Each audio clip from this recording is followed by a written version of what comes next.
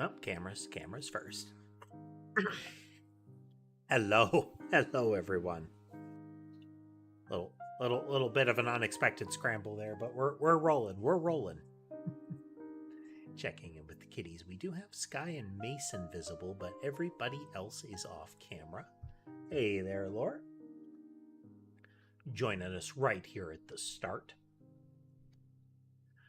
As might have been apparent by the flash of the game screen, we are going to be playing PowerWash 2. I've been looking forward to it, but I lost track of when it was going to release. Sort of snuck up on me this week. Yes, we're once again in display name land. Or at least, account handle land instead of, chosen display name. Which is annoying. But I guess is what it is for now. It's one of those sort of backwards logical flows. It's the Twitch, we don't want you to merge the chat because we don't want to diminish the experience, as opposed to if we merge the chat, everybody is chatting with each other more directly kind of thing. Weird decisions are being made. But in any event, PowerWash. If it's anything like the first game, and based on what I have seen, it is like the first game. Relatively chill experience, plenty of time to chat, plenty of time to just sort of trance out. Ember is being kind of wild right now, so it's a combination of her licking my fingers, biting my fingers, and thrashing around.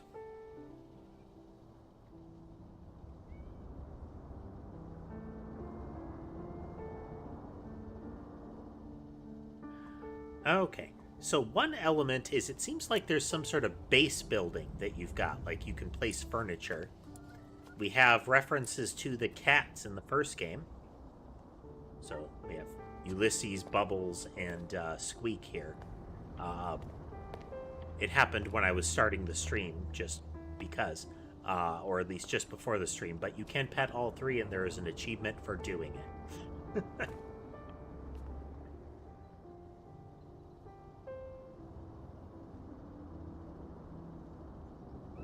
Hey there, is it Saeed or Syed? Unsure of pronunciation.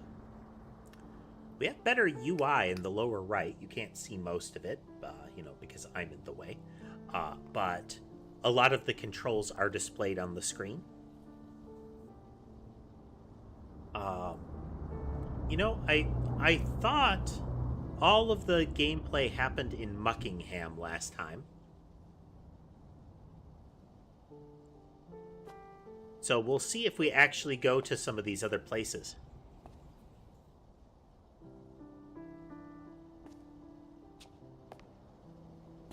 All right, I will attempt to do so, Syed. I will try to remember. In home base, examine an item on Harper's pinboard. Who were the pacifists? Since their discovery deep in the Mauka Aitu Desert, the mysterious civilization behind these curious artifacts has been a subject of a million memes. But behind all the jokes, there are genuine anomalies which have thus far baffled science. The curious statue, which has become lovingly known to the locals as the Muckingham Merman, has issued a constant beam from a large gemstone in its forehead since its unearthing. No one knows how it's doing this or even why. That was a level in the first game. There is a giant statue in the desert that you unearth, and once cleaned, it projects a beam out into the ocean, which raises up a Rylan kind of sunken temple, which references a ancient cult centered around what is very clearly a person in your power washing outfit. That was caused by time-traveling aliens who were setting up your existence in that area in order for you to solve a problem. This game has lore, folks. Spoilers for the first game, but if you're here for the second game, what is your life? You don't show up for 2 without knowing about 1. There's complex narrative here that you're missing out on.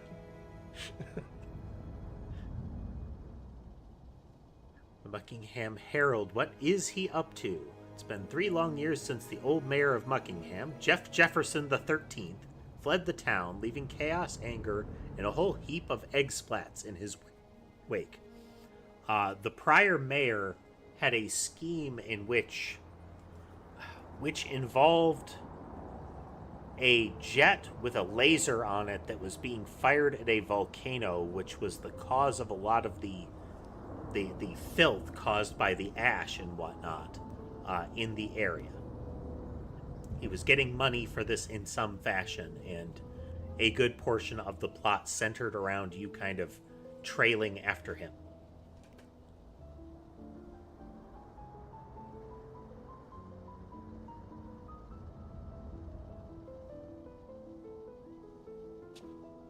Here are the kitty cats. His cat, the mayor's cat, was a recurring image in that it would show up in every map. You would find, like, paw prints through the muck.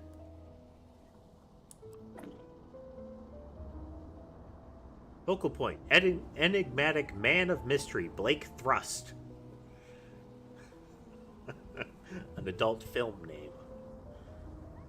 With the dust having literally settled from Mount Rushless's brief, the inexplicable foray out of dormancy, one lingering question remains.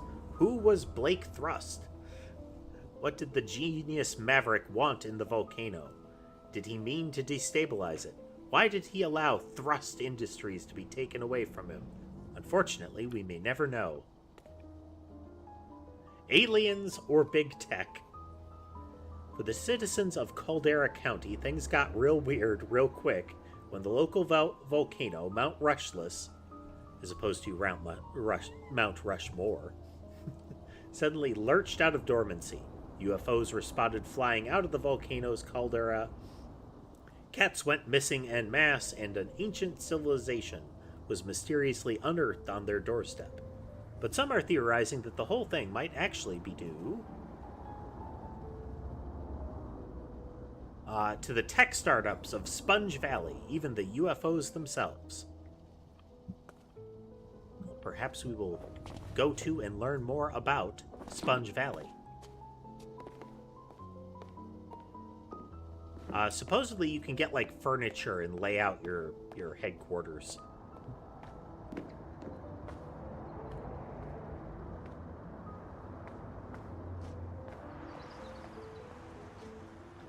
Our van. The arbitrary location of our current ladder.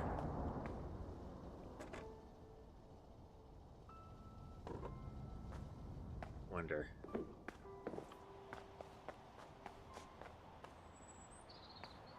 there a way that I can get on the roof?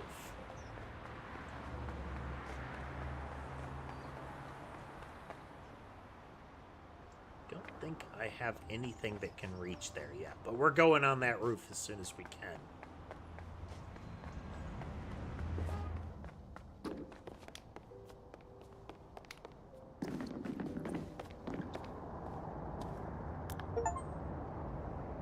Great news! You're fully moved in and the removals van moved to the wash bay, awaiting your expertise. Don't think the van should pose too much trouble, despite you having to sell off most of your equipment. This is our Metroidvania style excuse for why we don't have all the cool stuff we had at the end of the first game.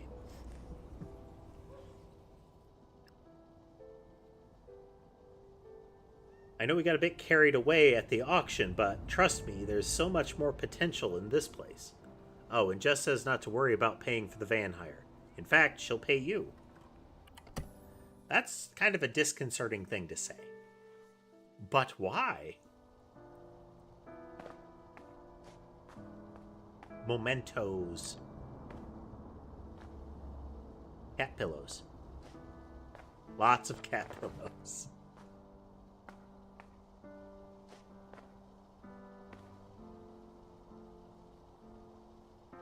guess you can only pet them from certain angles. It's much more of a wave at them than a pet them, but okay.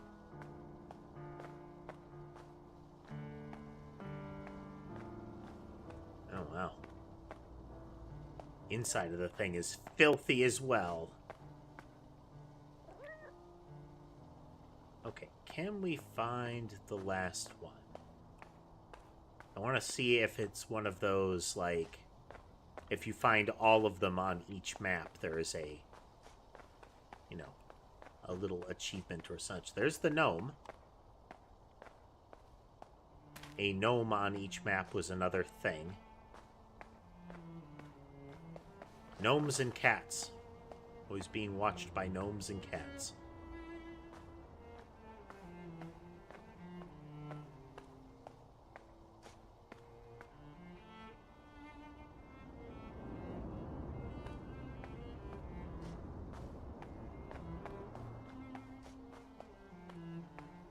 And find third cat. Washing liquid ultra. Oh, there they are. Squeak.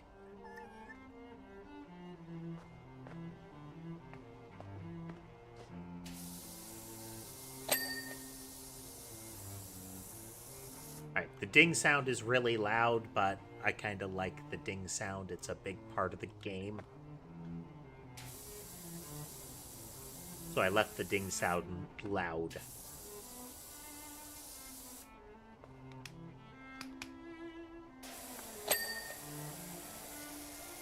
If we need to, we'll turn it down.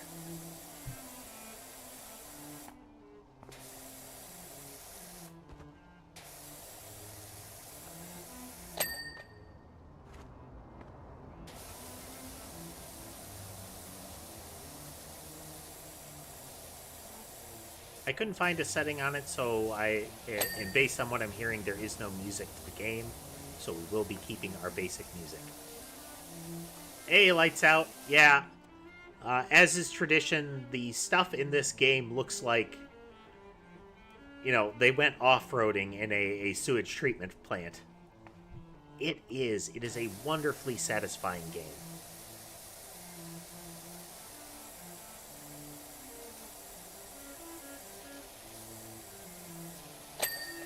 As I mentioned, we're keeping the ding sound real loud, all things considered. Because the ding sound is important.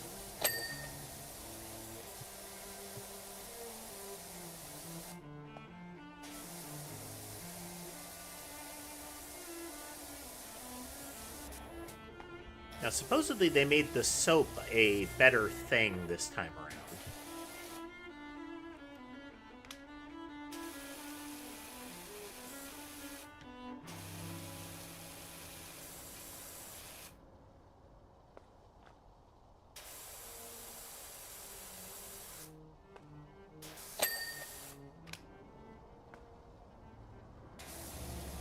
We'll see if that ends up being true. The different cleaning solutions were largely not good to use in the original one. Oh yeah, we have the brothers in Sky on camera right now. Right to left, top to bottom, we have Mason, Sherbet, and Sky.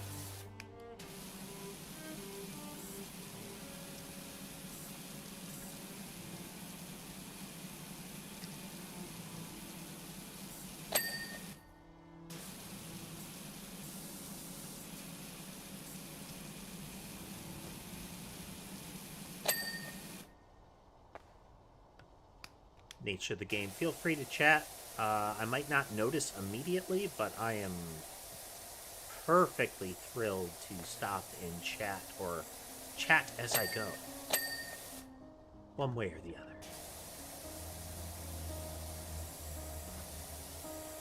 I find this game very relaxing. Supposedly they have multiplayer baked in from the beginning, so depending on how that is, I might set up some subsequent streams with some other folks I occasionally stream with.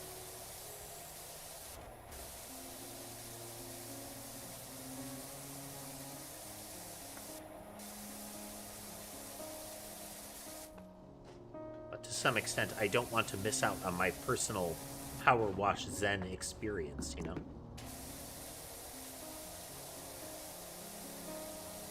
What's the button? This? Yeah, there we go.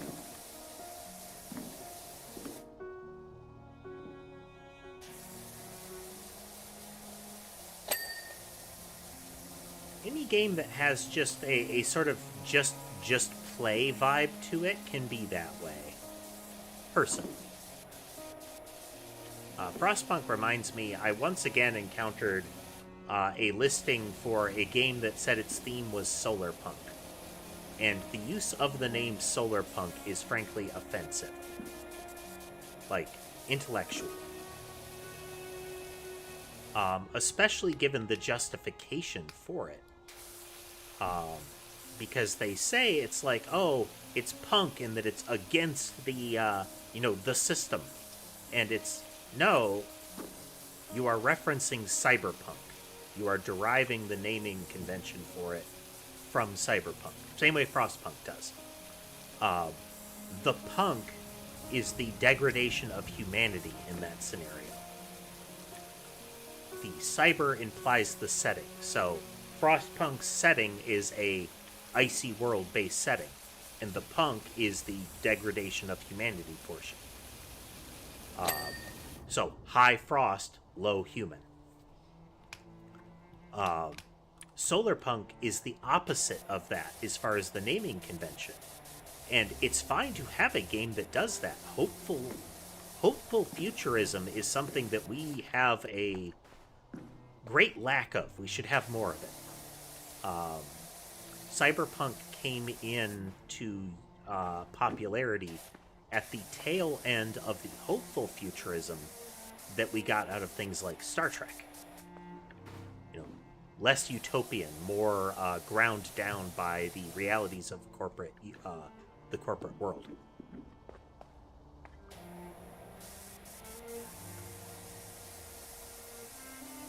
So it's cool to see opposition to that, to see fiction that says, but what if not that? Neat.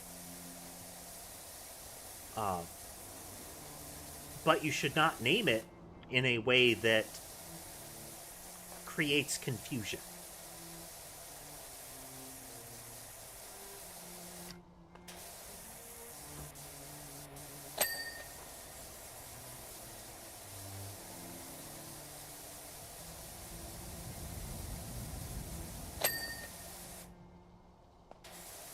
I grew up on the tail end of the original Star Trek, and primarily the one that I was familiar with was Next Generation.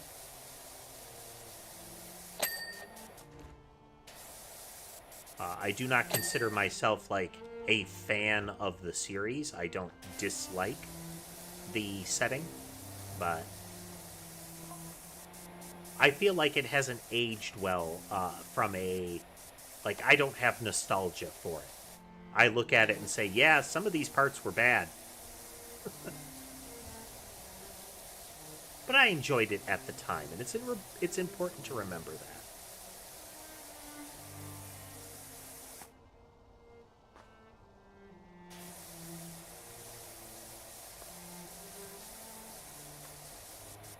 It separates the enjoyment you had from the quality of the product.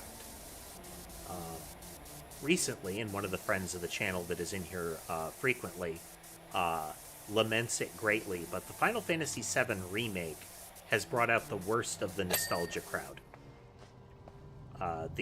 It's different than how I remember it, and thus it is bad in every way.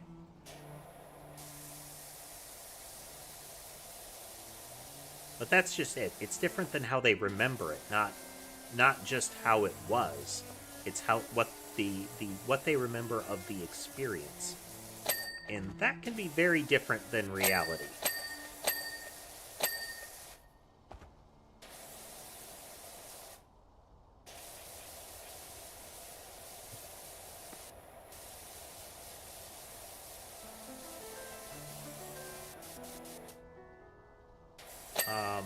I have played many of the Final Fantasy games, but I haven't kept up on them, you know? for me, like, if I were to look back with nostalgia lenses, and hey there, sharpshooter. Yeah, we have, we have 4 of the 6 visible now.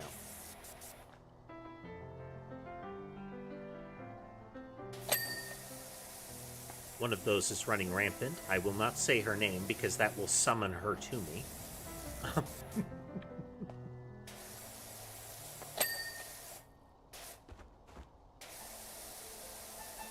The tuxedo.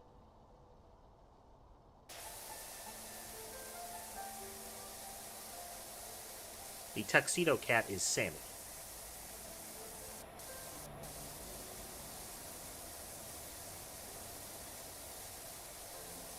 Like, I have fond memories of playing Final Fantasy 1.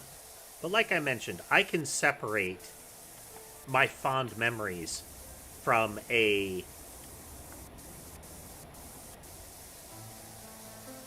objective review of the game. And there are elements of that game that are straight up bad. They were not uncommon for the time, but the narrative flow of that game was jank as all get out.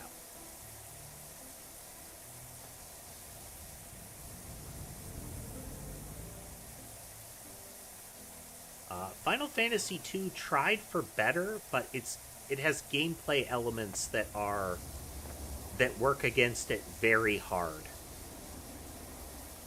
It has a very old-school point-and-click adventure word system, where you are given keywords, and you need to remember how and where to use them.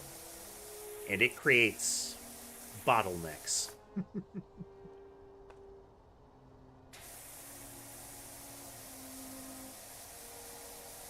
3 loops back to 1. 4, they get back into let's try to have a strong narrative. I think it played out. It's not groundbreaking, but they've got some good characters.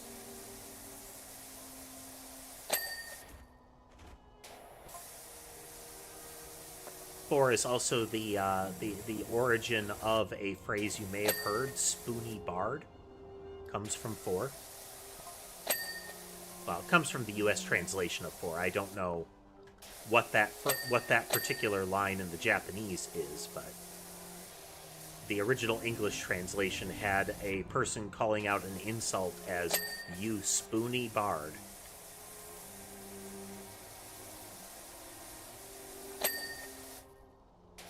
Which is just objectively funny.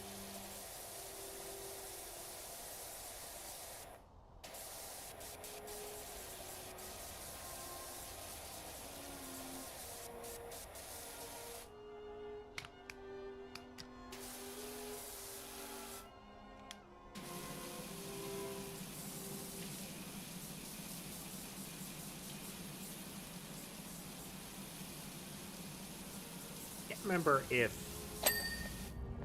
Dragon Quest, at the time Dragon Warrior in the US, I can't remember if that was released before Final Fantasy 1. I feel like it had to be before because it is very... There are elements of Final Fantasy that are kind of the next stage in what we expect out of a classic, like, JRPG. Which by itself is not a great genre name, but for our immediate purposes, we shall use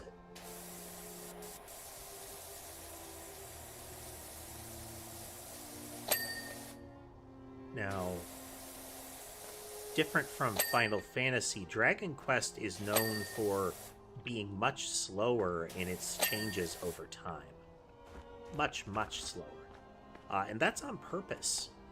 The creators of Dragon Quest, I recall once somebody had said they view Dragon Quest, or they build Dragon Quest to be like a hot bath. It's very cozy and comfortable, and you can rely upon it. So while narratively they have progressively made more stuff, and they have added new gameplay systems, and kept some of the new ones.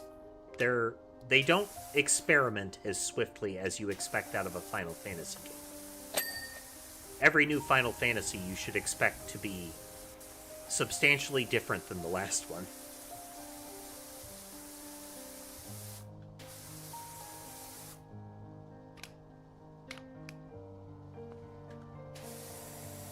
Yeah. They look at it as a, hey, would it be fun to add a new thing, or do we need to change this thing? As opposed to, let's try something new. The Final Fantasy folks love to just try new stuff, and they do, like, every time.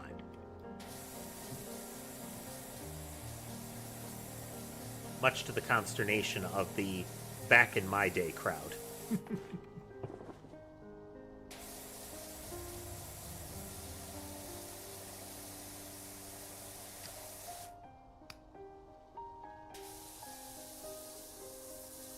Hey, Sticky Man.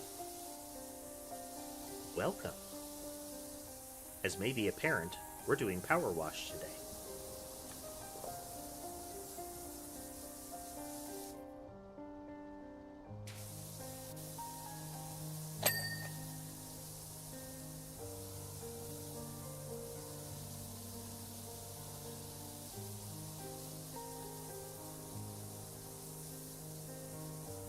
Sometimes a new old laptop is substantially better than the old laptop.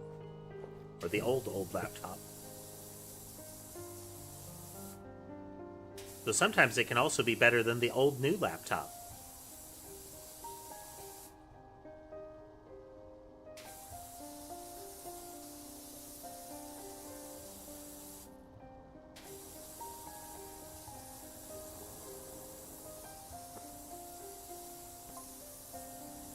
Word up, people. Caldera County's premier power washer is back up and running.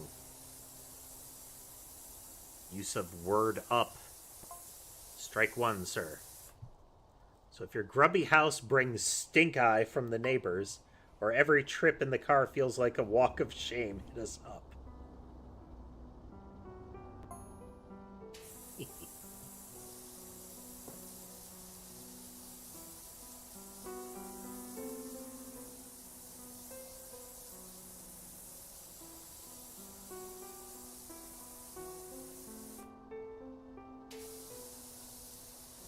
It can be interesting to see the results of different design objectives.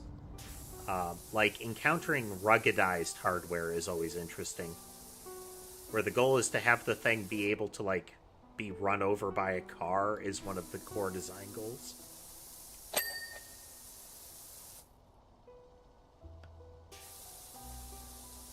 If I drop this off of a cliff or, onto concrete, it should bounce, not break. Results in some very different design choices.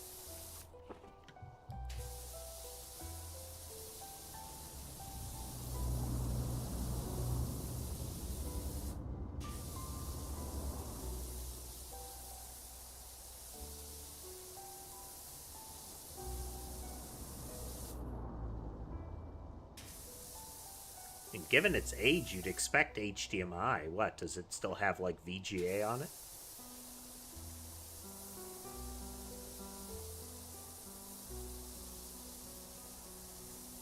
Wow.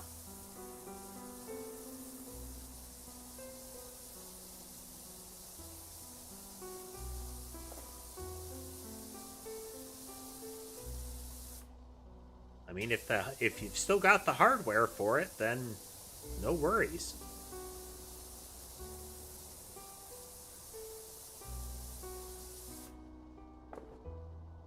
Remember encountering laptops that had zip drives built into them.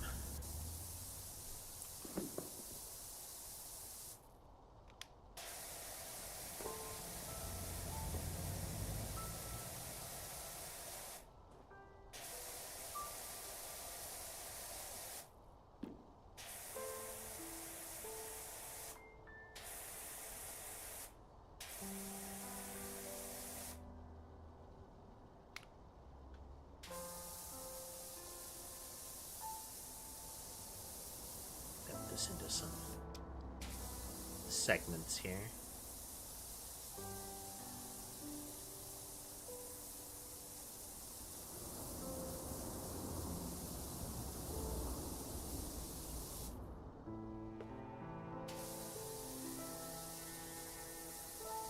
I mean, it's nice when they create accessibility to some of the components, both from a maintenance perspective, but also from an upgrade perspective.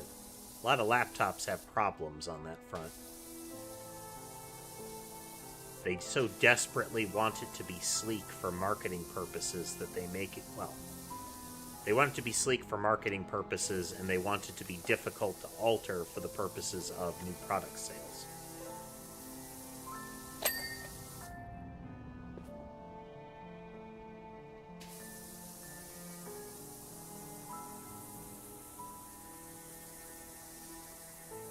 We're going to need this stool in a moment.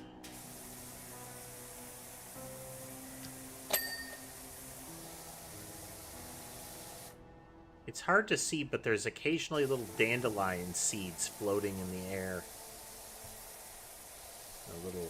Little tufts.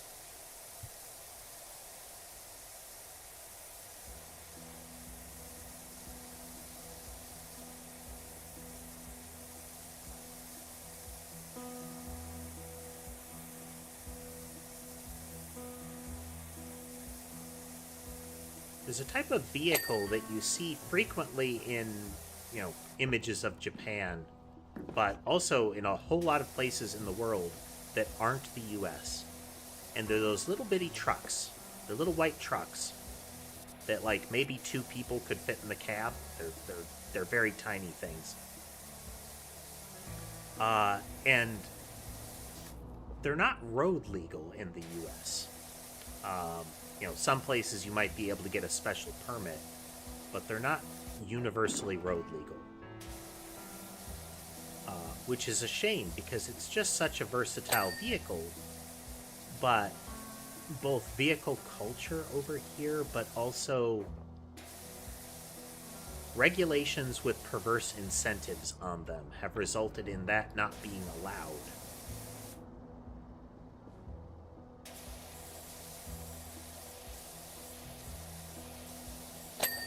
But it's such a practical little thing, you know?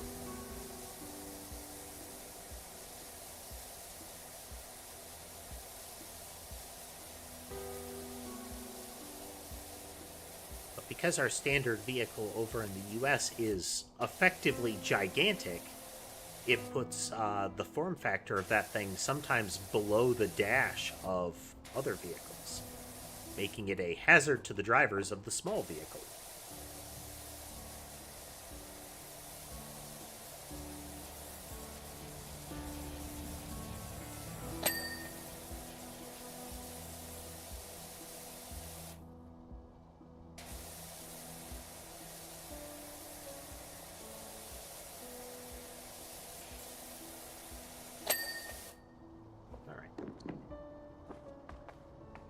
Get up on top.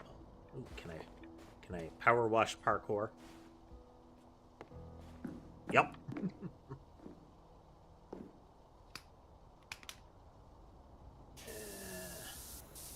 Bird poo. All right, let's try this.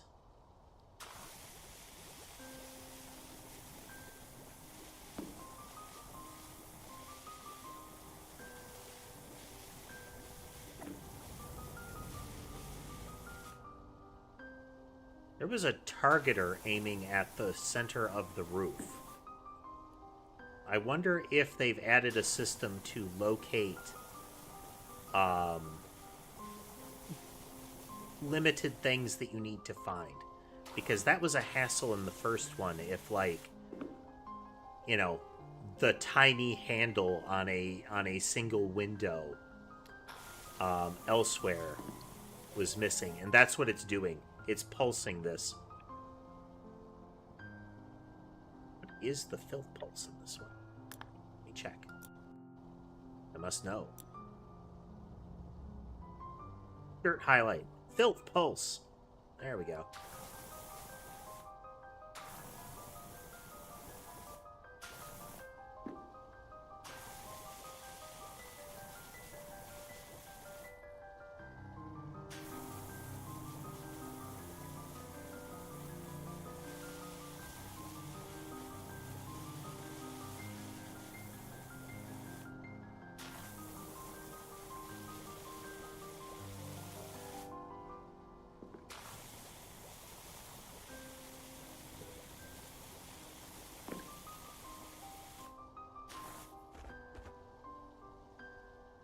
texture gives it kind of a 3D look.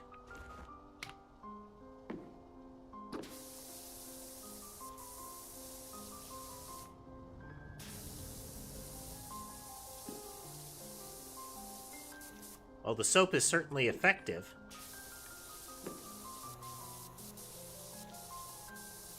So the question becomes, is that something that I have to pay money to top up again? Because if it is, we're going the same route we did last time, and that's tools in sprayer upgrades, ignore soap.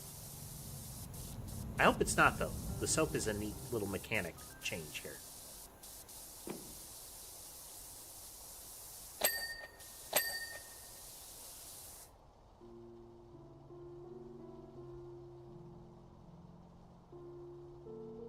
Shutter door, the hubcaps, the barrel, and the rail, as well as tires and one of the wipers. Just use some soap there, Tess.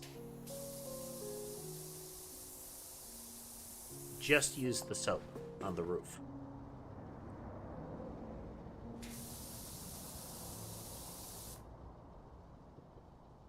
Leanne, this is PowerWash Simulator.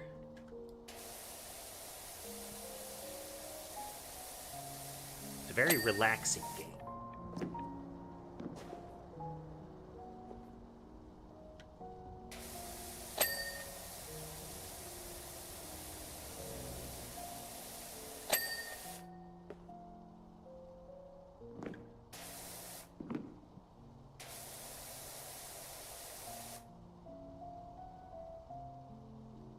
Cap, tire, windshield wiper.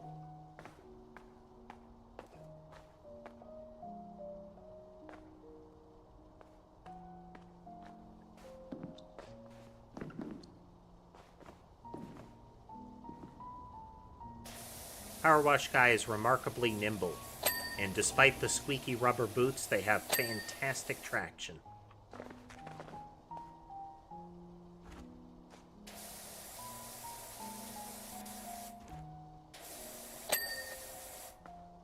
It is a very chill game, so do not worry if you want to try to chat or anything like that.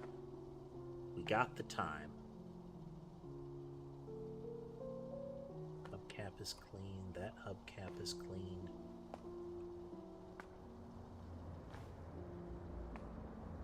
That hubcap is not. Or a couple little specks there. Is this Muckingham's premier power washer? Rinse and repeat? The name of the company changes repeatedly based on, you know, the guy promoting us. That's something that held through the first one. Here's the time lapse.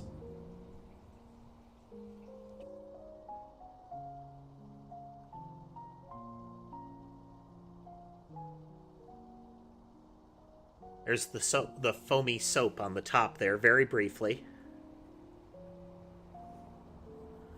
Wishy, Jess is enthralled by her sparkling removals van. She says she'll give you first dibs on any furniture that she comes across. So keep an eye out for any new items appearing in the shop. It's all pre-restoration stuff, so pretty dirty, but I'm sure you're okay with that. Told you it'd all come in handy. PowerWash point bonus and cash earnings. Okay, so there's 2 currencies now.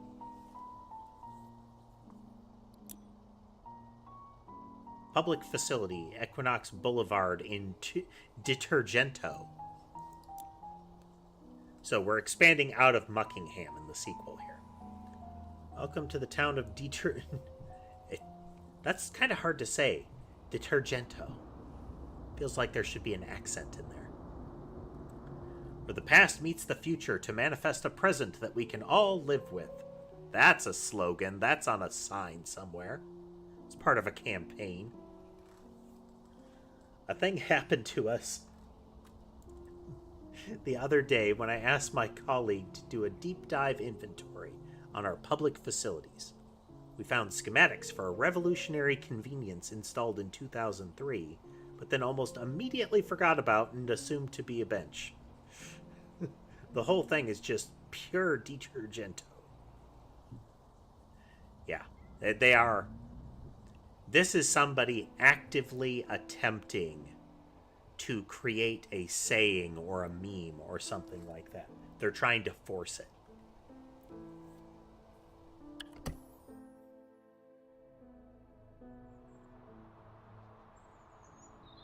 Kitty. We have 3 cats in this game, and they follow us around. So before we begin, we must do the more important task of find the 3 cats. It's Ulysses, Bubbles, and Squeak.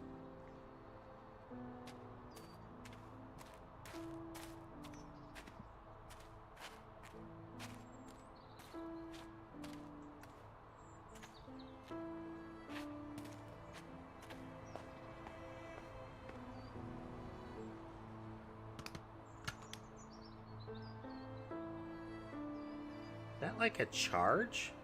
That meter is filling. It is. I think soap is a kind of a charge-up meter. Okay. I'm down for that. Again, in the prior one, soap was a consumable. So it was actively against your interest to use it. You've seen this person. Mysterious hero spotted washing various objects around Caldera County. Us from the prior game. Where is the other kitty?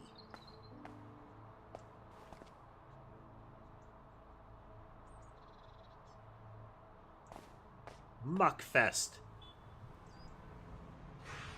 Binny Smalls, A-N-T. The Soapy Sponges. Triple N. Naz-O. Normaliza. Earl's Don Scrubs. McGrunge. Panic Pineapple. The Greasy Friars. Mr. Yucky. And Squeaky Rhymes. Tickets are non-refundable in the event that Mount Rushless were to erupt. The event organizers have closed the ski slope during the event due to attendants skiing down the mountain and leaping over the venue in previous years.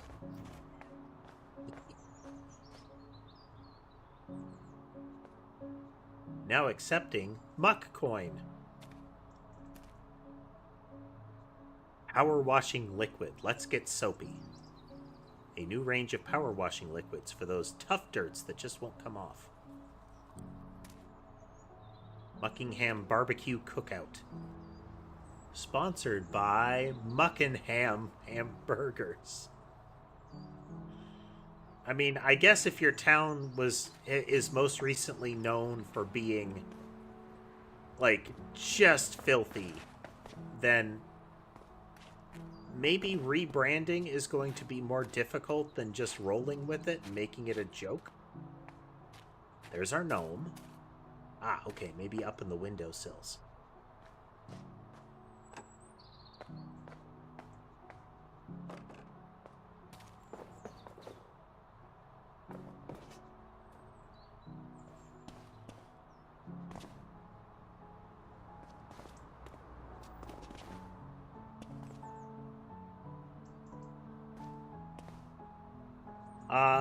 PowerWash Simulator appeared during the rise of the real job simulator games. This one kind of, I mean, it's simultaneously more and less robust in that regard. They don't try for intense verisimilitude.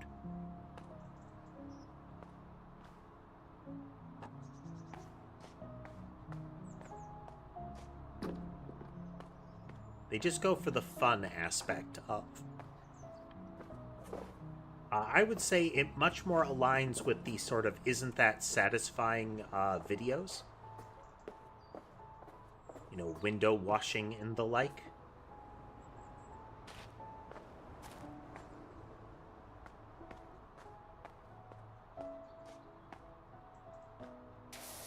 mean, I like this particular one. So...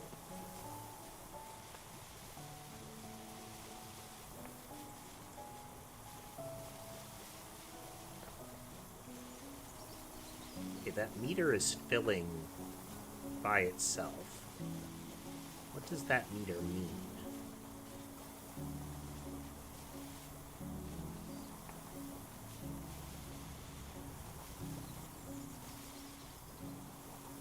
I find this one particularly fun. I feel like it's well executed. Like, I'm not a big fan of the business simulator ones. I feel like those are kind of... those are too frequently slapdash. Though apparently farming simulator is remarkably plausible. Not, like, hyper-realistic, but remarkably plausible. And apparently people have tournaments about farming simulator.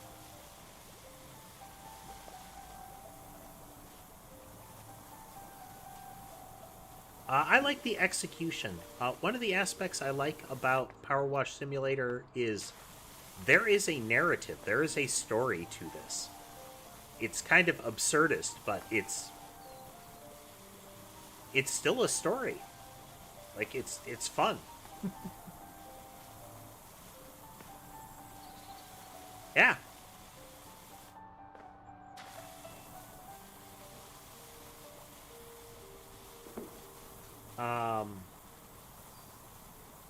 Let's see.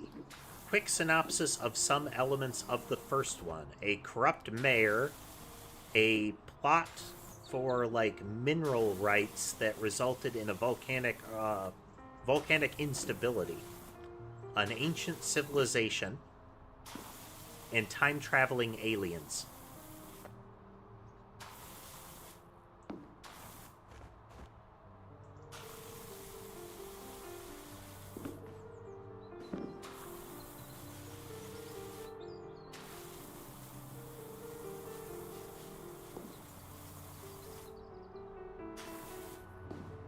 Well, the ancient civilization worships you as a god because of what the time-traveling aliens did.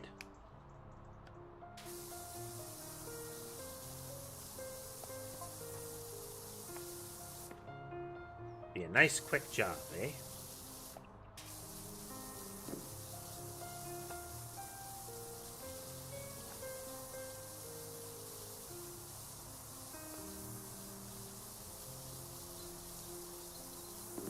So I feel like there are... I would say there's generally two broad categories of legitimate simulator games. There are ones that try to be hyper-realistic. Like, your farming simulators, your train simulators. I can't remember what it's called, but there's one where you, like, drive around construction vehicles over a map, navigating, like, muddy dirt roads and whatnot to take cargo from one place to another or similar. That one tries to go for hyper-realism. Farming simulator, within boundaries, is going for realism. There are the ones that are...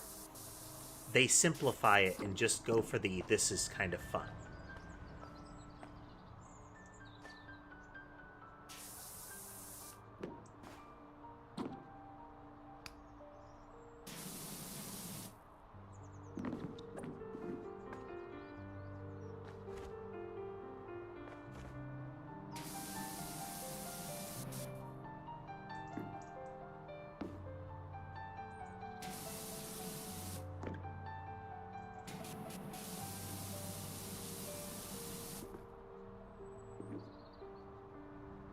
Oh yeah, as soon as there's any sort of popularity, you get cash grabs. Surprise! Is this a literal pop-up shop? Please tell me they're gonna say it's a pop-up shop.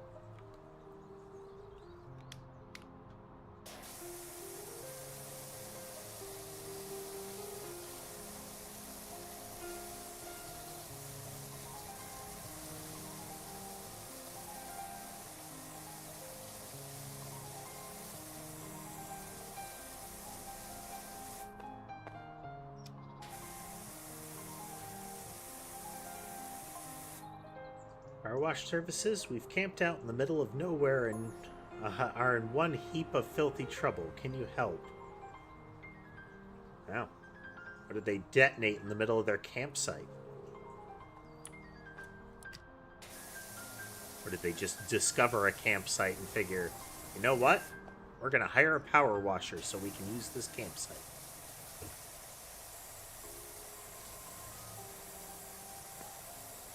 Driving me barking. Here we woof again.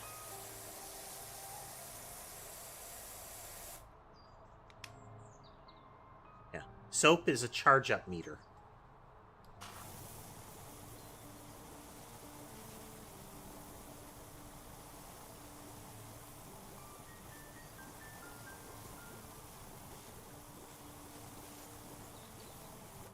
Down for that. I think that's a good addition. Makes it a mechanic you are encouraged to actually use.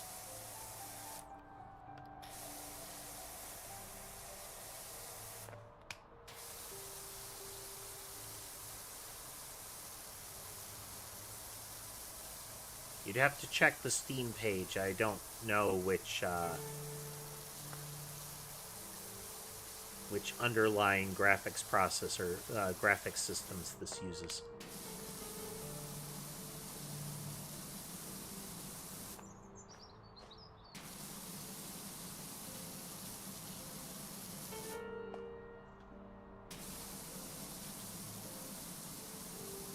But Steam page will usually specify the minimum expectations.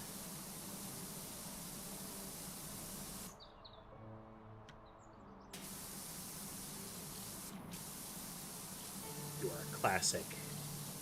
Create arbitrary boundaries, you know.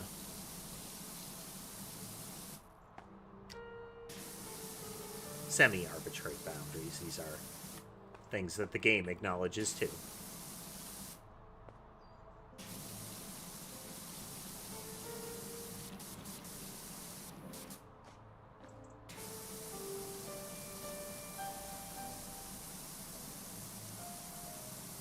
I recall one person popping into stream once and getting annoyed that we were using the red nozzle pretty much constantly. Red nozzle is pretty much the most reliable one. There were a couple smaller nozzles that you could use. There was the, like, oscillating one that was really capable as well. But especially with the high-end washers, the red nozzle was pretty much the go-to.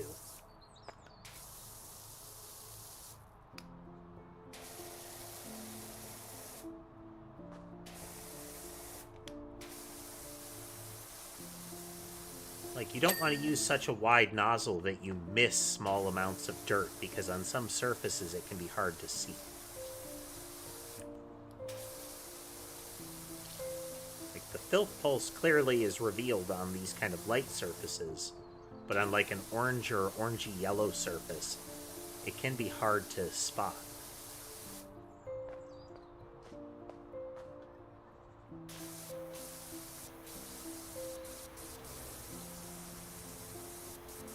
But since they made it so it will show you when you're near the end, it will reveal targets to you, like it'll put targeters on you.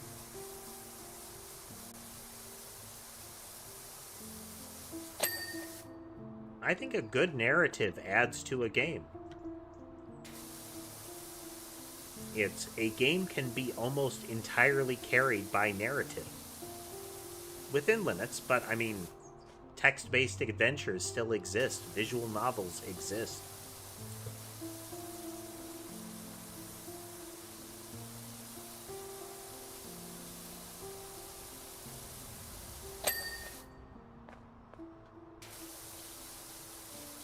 So if you got a real good story, and you have a game that you're adding it to, then that's just that much more that you got going for you.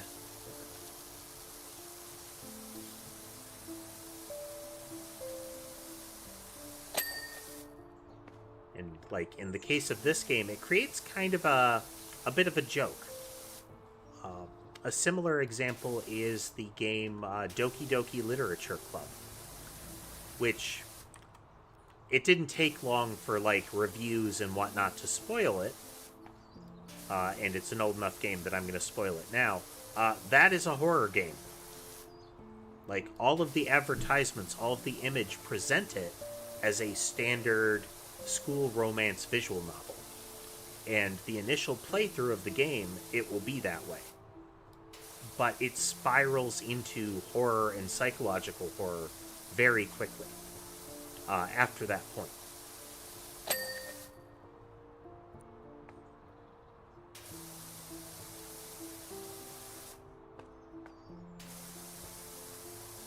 So sometimes you can use that as kind of like a surprise. This game, the first game did that. This was a simulator game, and a lot of times those have effectively no plot.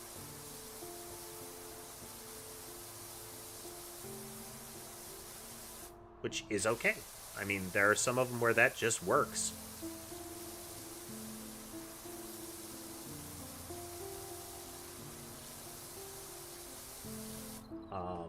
There was a game that I really liked. Was it called Unpacking or something like that? Where the whole gimmick is just taking things out of boxes and putting them in the right places in a house. That's it. But there is a powerful narrative behind that.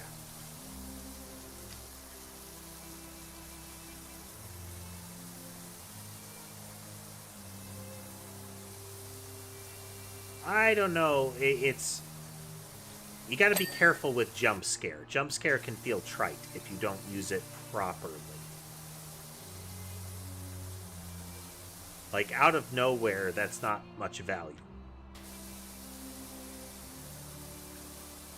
Jump scare in and of itself is a tension release mechanism. And if you constantly use it, there's no tension that you're releasing. You're just creating the tension of these jump scares keep happening and it's startling me. As opposed to there's this build-up and a build-up, and then there's the payoff of making you jump out of your chair.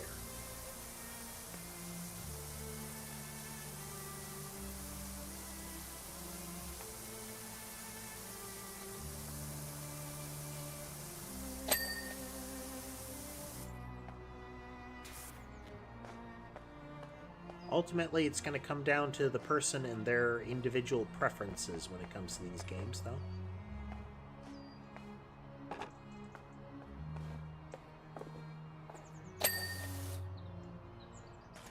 Like, this game in particular, if you don't like this thing I'm doing right now, like, taking a shape and revealing it steadily through this operation, you're probably not going to like the game.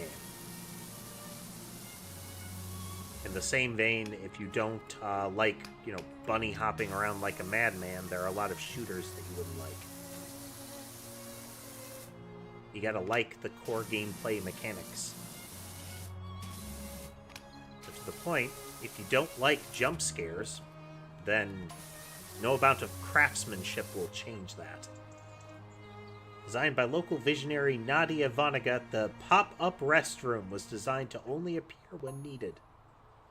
Relying on a state-of-the-art camera system and kinetic motion sensors buried deep within the sidewalk, it would detect from the gate of passers-by when relief was required and pop up in the nick of time. Oftentimes it knew before they did. How many people ceased to need a bathroom because they were sent into orbit by the bathroom deploying unexpectedly?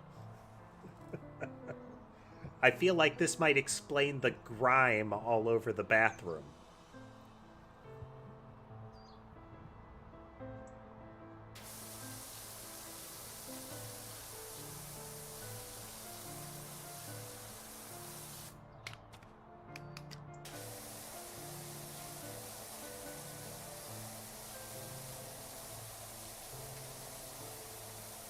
That sort of design that, like, you never actually tested this, did you, kind of design.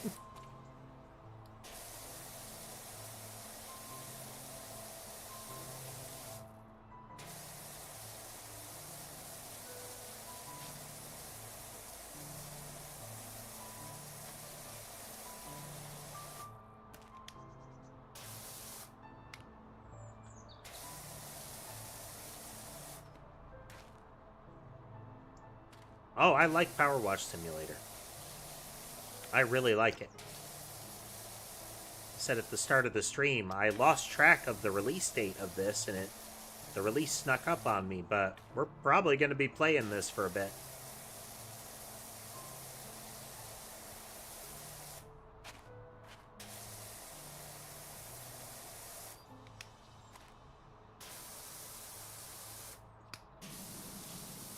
Greatly enjoy this game. It's cathartic.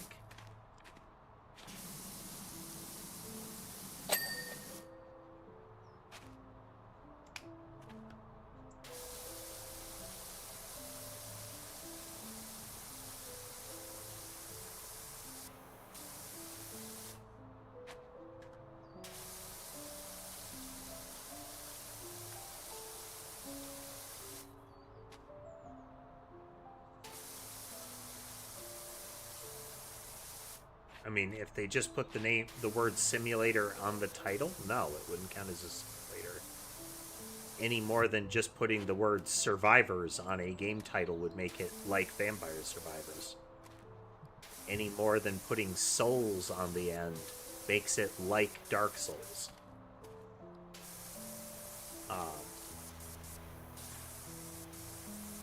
If you have simulator aspects in the game, then it would be a simulator.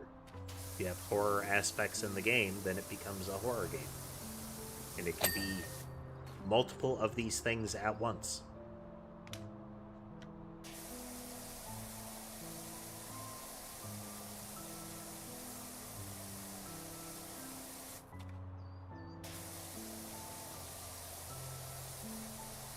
Pop-up restroom, though.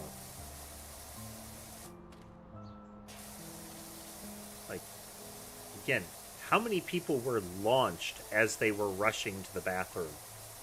How many people were trapped inside because the thing ceased to detect them properly?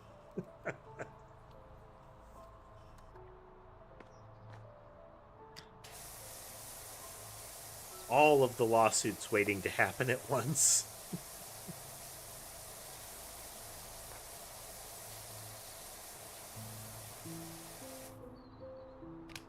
Deploy the soap.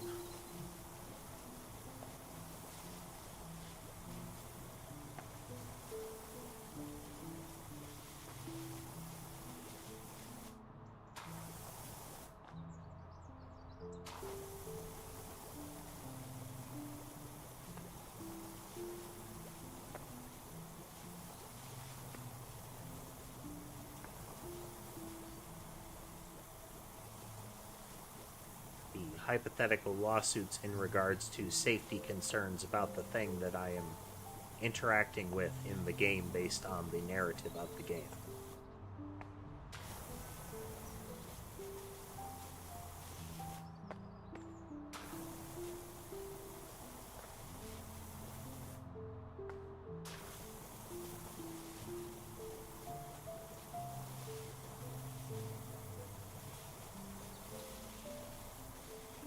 I do like the soap.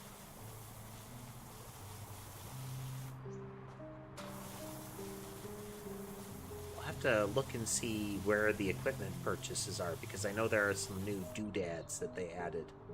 New tools.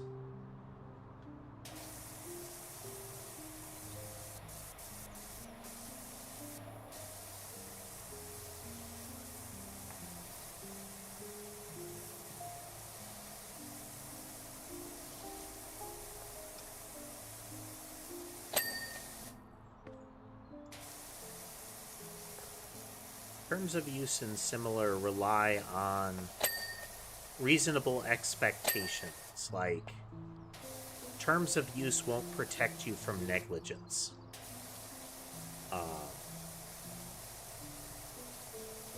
Like, you can't have a policy that says you can't sue us at all, and followed by you doing something that is actively dangerous that wasn't disclosed.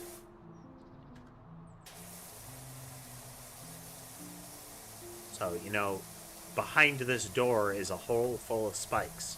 If you go through this door, there's a hole full of spikes, and you'll get hurt. that is a disclaimer that could protect you. Now, if you make that hole full of spikes really easy to get to without seeing that disclaimer or not putting that disclaimer prominently enough to stop somebody from getting through that door without seeing it, then you've been negligent.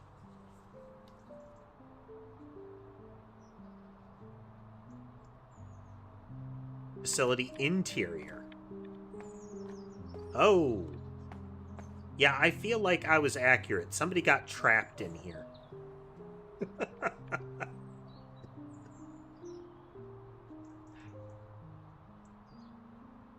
Like, there were people put onto those roofs, and there were people that got stuck in here for a disturbing amount of time.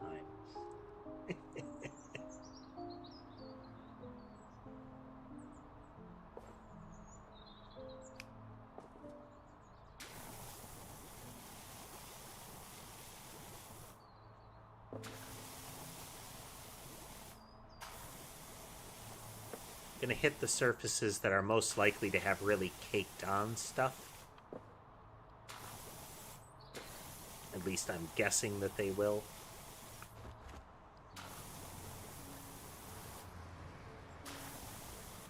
Sinks, toilets, mirrors.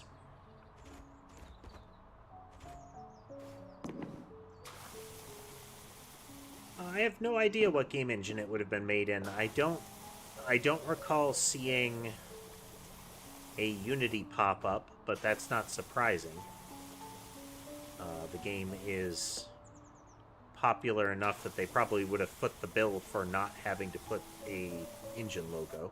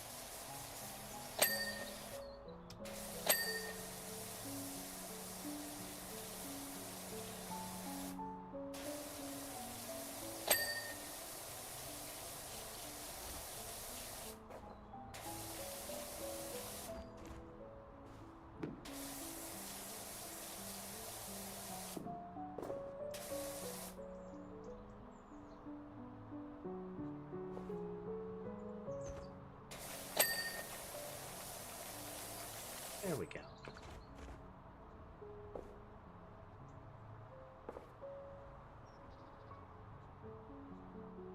Made with Unity is automatic, but if you have depending on what kind of license you get with them, you can show that or not.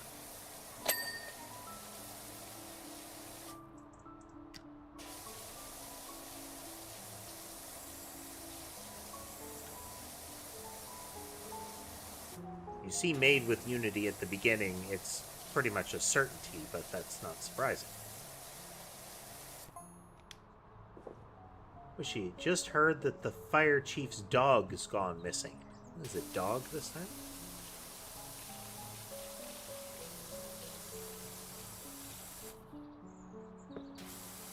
Guess it's gonna be dogs this time.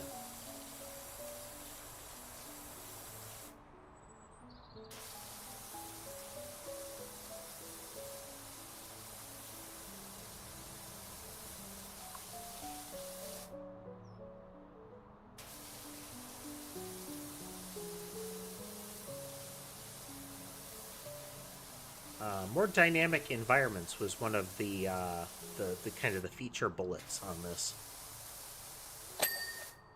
So the idea of this place kind of expanding as we go.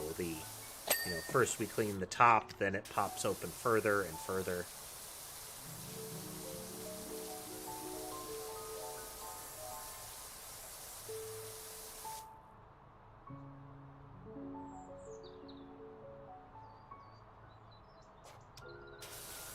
That's why you see a whole lot of the Unity games just have the made with Unity. That, it's not a burden for them to have that logo.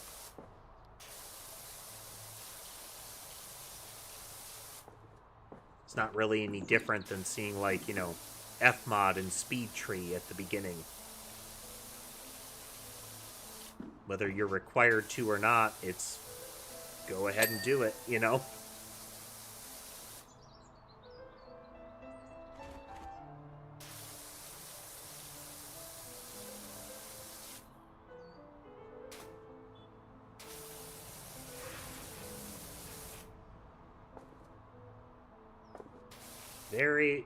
Custom engine is very rare.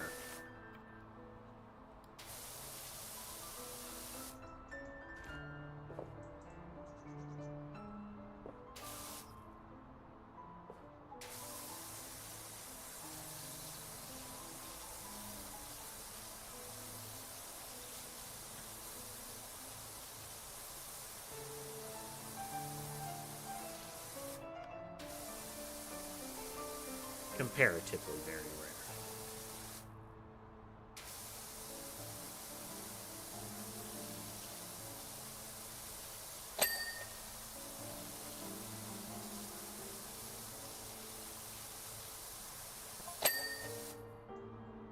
Panic over. The fire chief just left the back gate open. Vulcan's home now.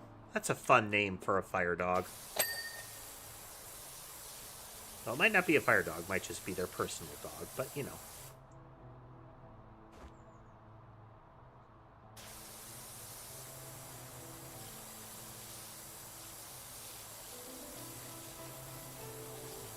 A lot of old games that don't run properly anymore.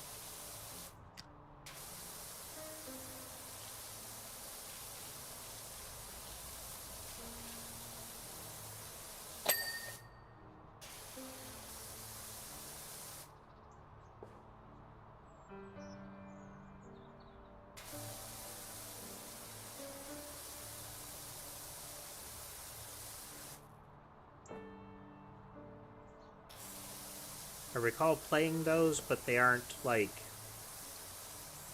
strongly in my memory. So I wouldn't be able to quote you anything about, like, mechanics that I liked.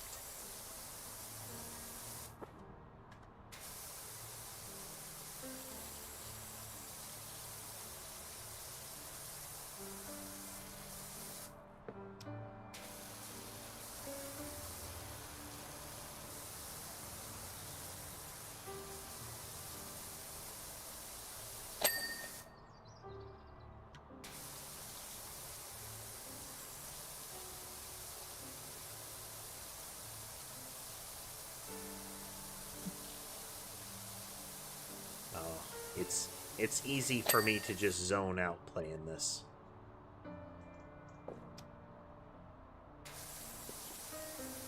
It's quite relaxing. Yeah, we're getting very dynamic environments right from the get-go.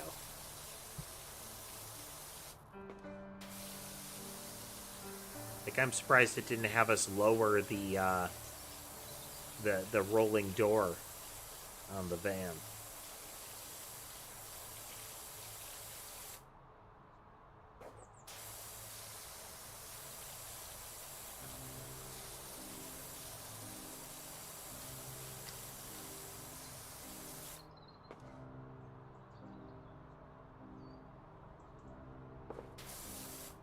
That is exactly what I am doing right now. Cool.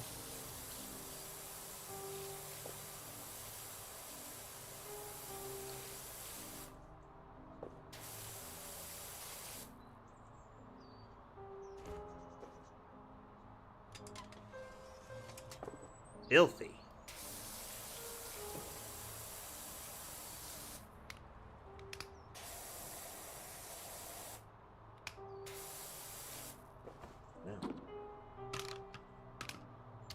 is Urban X.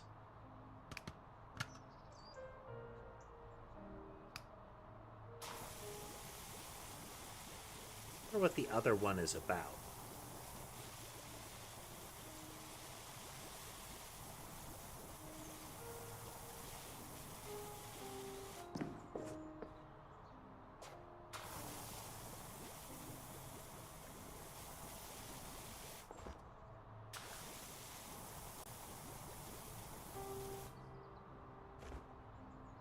That might do it.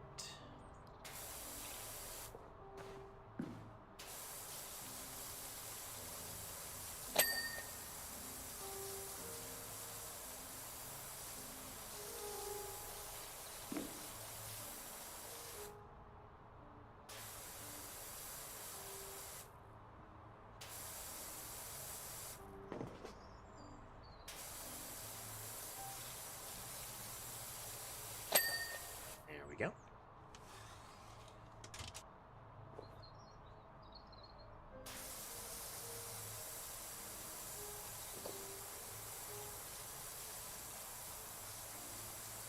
Mixing multiple genres can result in new genres.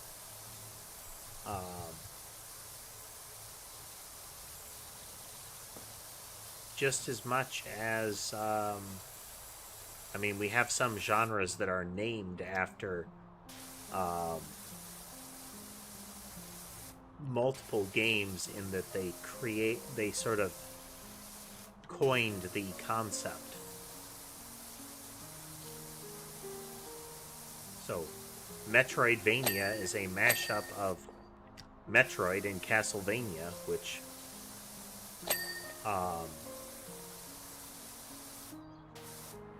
it's two of them that were like notable for certain things at the time, but the concept came before.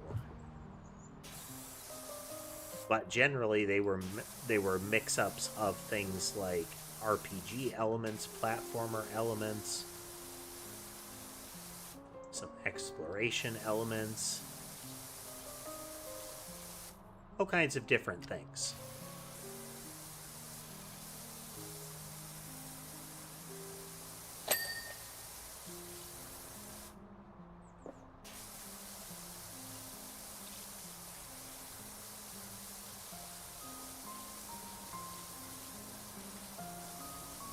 Why gameplay generally is a better descriptor. Like, what does the game play like?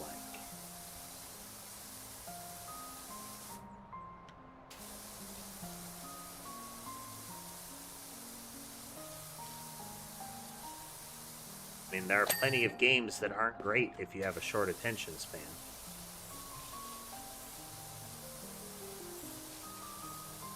And there are plenty of game types that work well if you have a short attention span.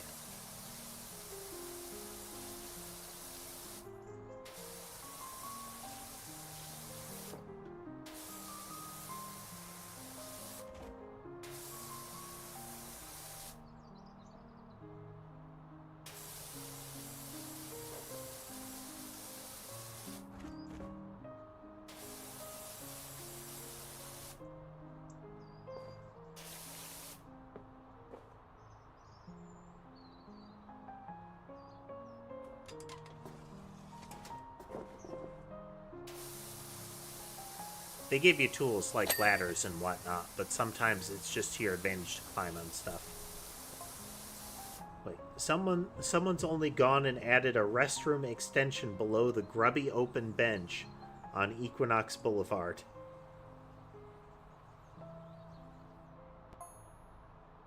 Iconic. I'm already feeling the need. This is next level ingenuity.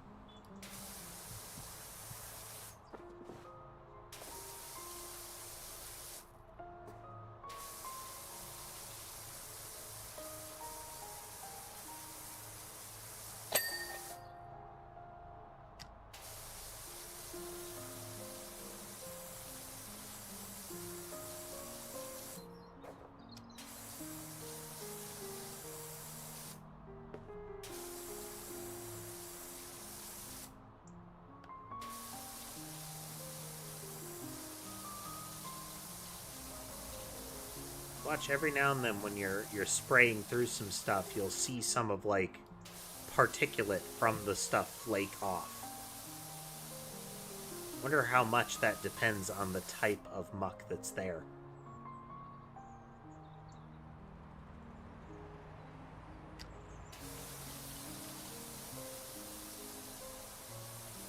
I mean, I don't like tool durability mechanics in general, so I wouldn't like to see them added to a game. At least for me, inexplicably, there are people that seem to like that sort of thing. So it keeps getting into games.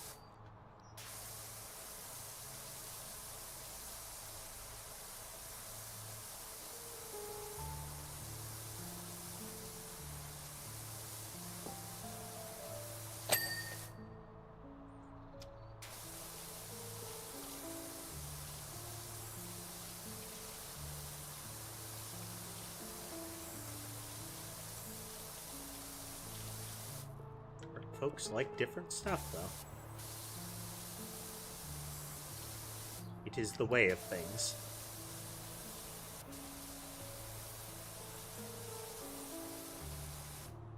Much like this game, I'm sure there are people that would be bored to tears trying to play it.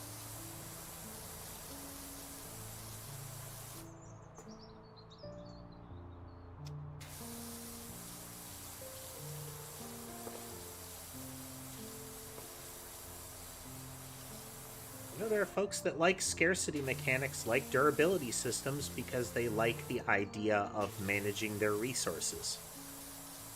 Like, you know, I only have 10 of these. Can I stretch those 10 longer than you might otherwise be able to? Again, not my thing. I don't like it at all, and I don't like to see it in new games. But there is clearly an audience for it.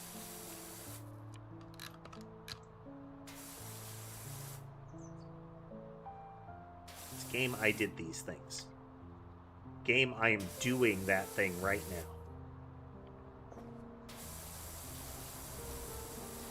Like, I appreciate the tutorials, but please register. I did that thing. I'm doing that thing.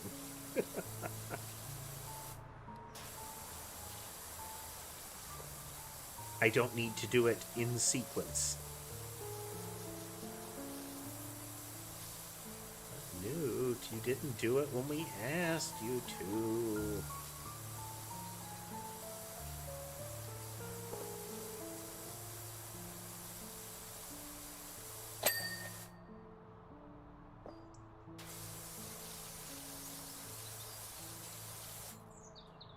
At least it's not a blocking tutorial. It's only obnoxious because there was that thing in the way.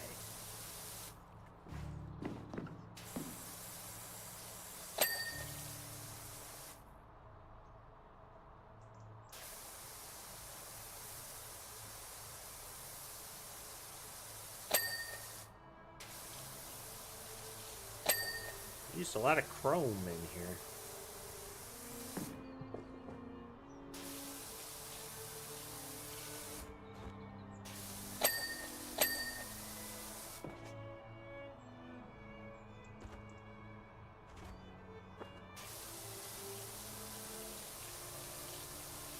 I like to segment the things off. I don't always remember to, but it can be nice. Makes it easier to get the positive feedback ding. You don't do any less work overall, but it gets you these, like, intermediate successes more quickly. Like, box this in, it's easier for me to complete that segment right now and get the feedback. Do the thing, obtain the cookie.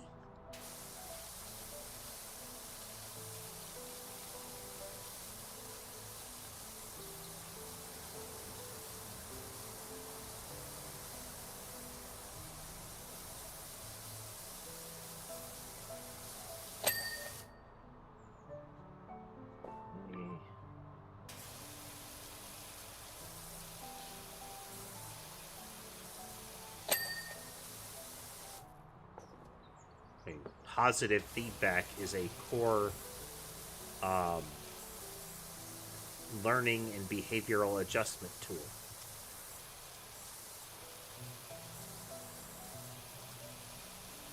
Similar to negative feedback, but generally more effective.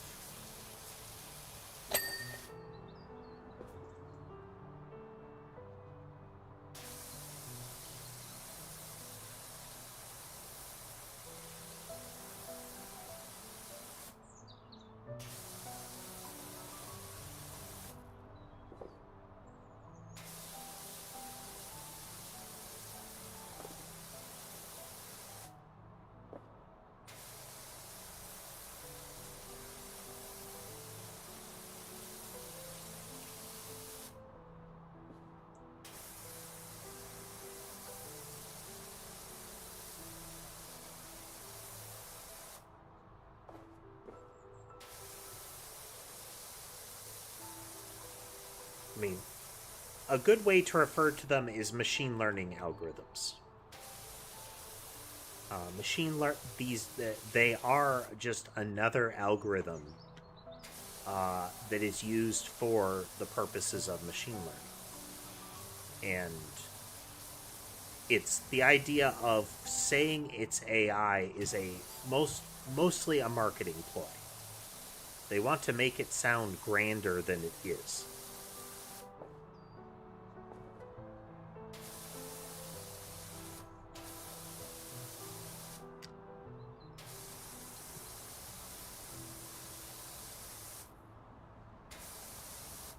Like, it's accomplished a lot, but we can definitely see now that they have overextended promise for deliverable.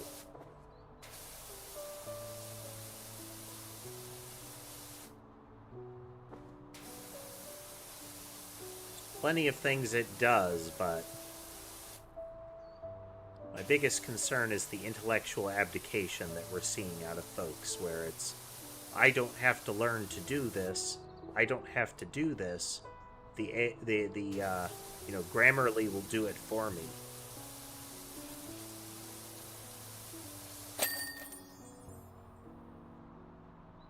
New item is available in shop.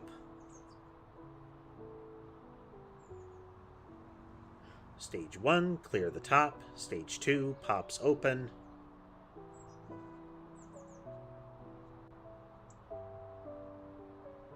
Stage 3, clear the inside.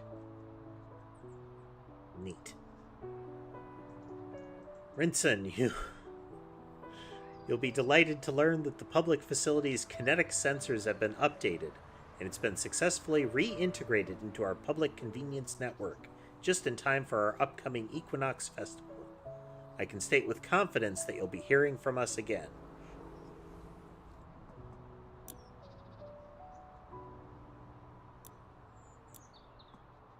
Washer equipment, cosmetics, furniture. Okay, equipment. The Swirl Force Surf Ace.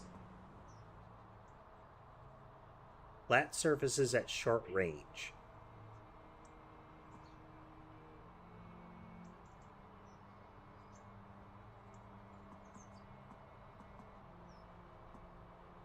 Okay, the Urban X. Power comparable to medium-duty washers of its competitors. But, okay, this one is for more power in lieu of area.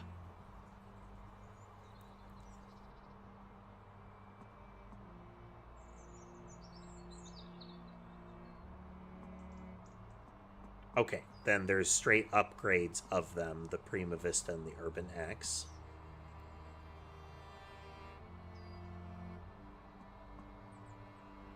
The Urban Extreme. This one I'm interested in, though. But I don't have enough for the attachments that I'm interested in. This is a flat surface head.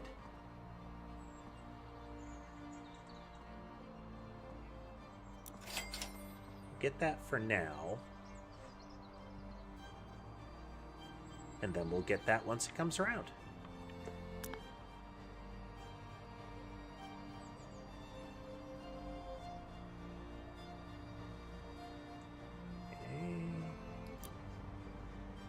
To the campsite. Let me know when you've found the place. We've already headed for home. Camping is definitely not for us, and a pair of boggy sprogs and one grubby hubby were in no mood to hang about. You know what I mean? Don't really know what else to say about it all. Suppose the muck tells its own story, don't it? What did you do to that campsite?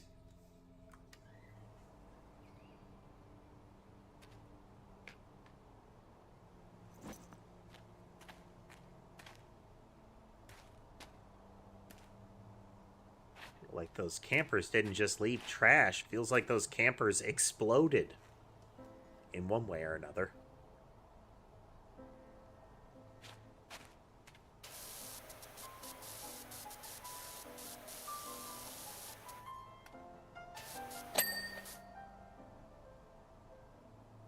Oh, it comes with an attachment. Nice.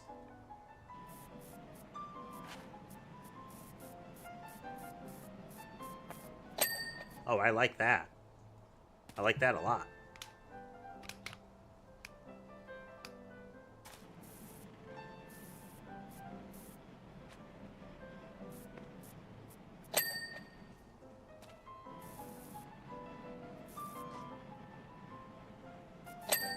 Very nice.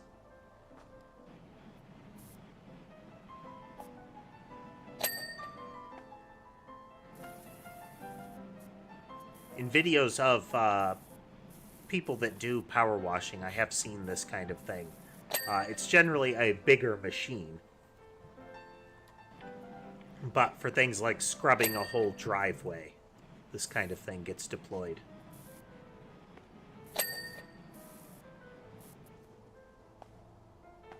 Neat.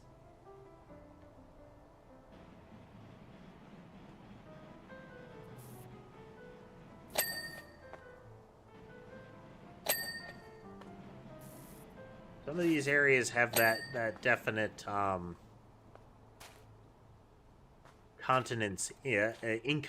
incontinence incident going, vibe going.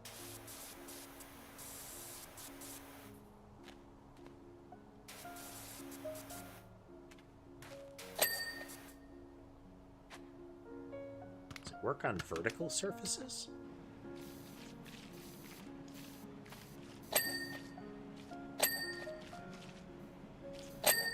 It does. Well, this is just the greatest thing ever.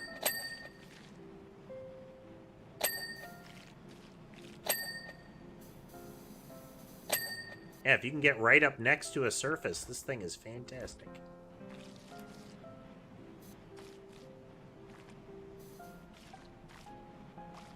And you can see how it functions if we can get the right angle.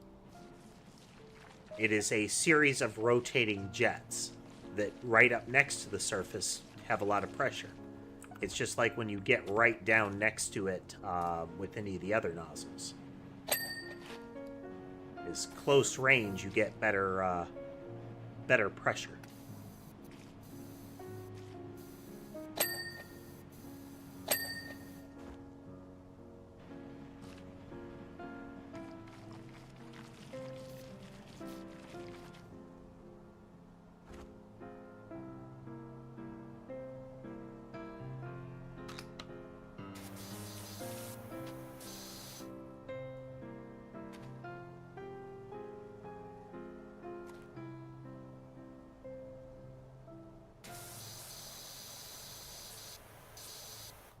But it's awkward to use on these edges and whatnot.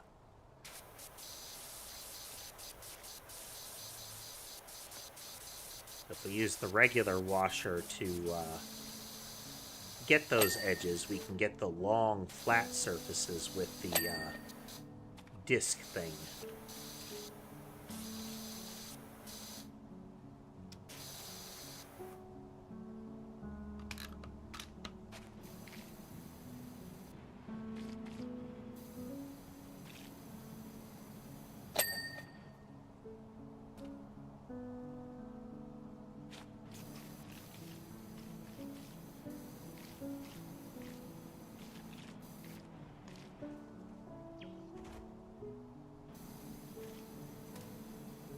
The little armature extends a little bit to try to get it to hit those flat surfaces.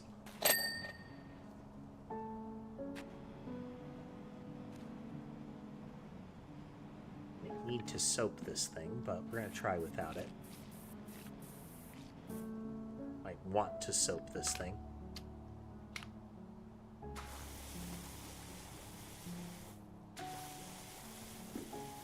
Some of the denser grime off of it in one pass.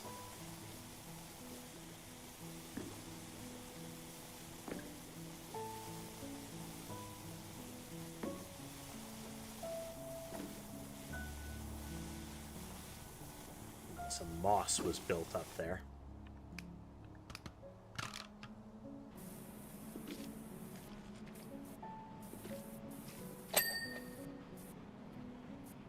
Suds off there. There we go.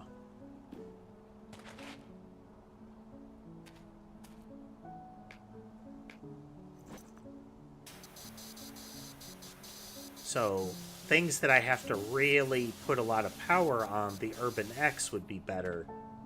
But it's going to be rare that I need really fine power if the game is anything like before.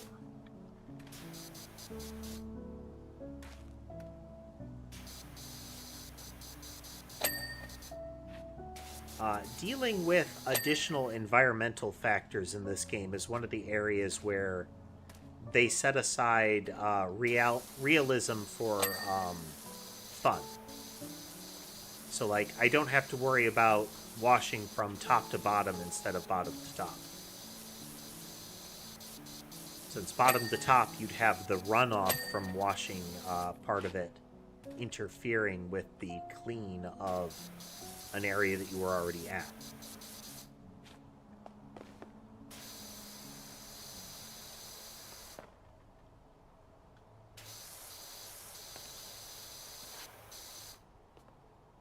But I would fully suspect that there are folks that would like to have a version of a game like this where you have to deal with that level of physics consideration.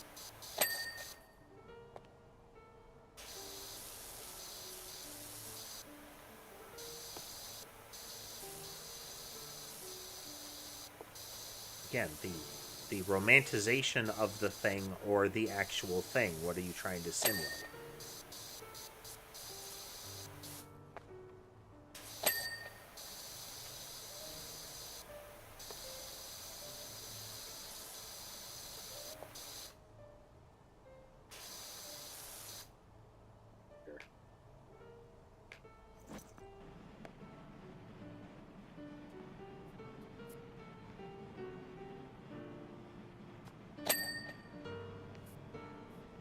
Definitely the right investment. Wow.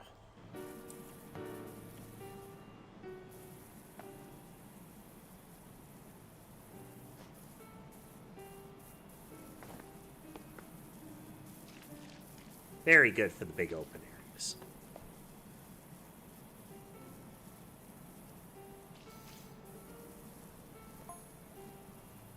Camping is just something else, huh?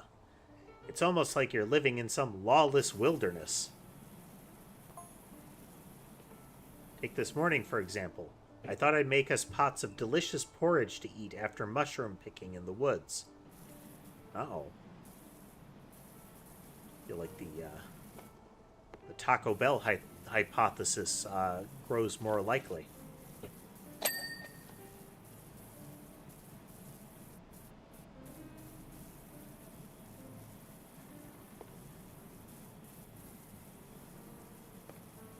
Porridge contained the wrong sort of mushroom.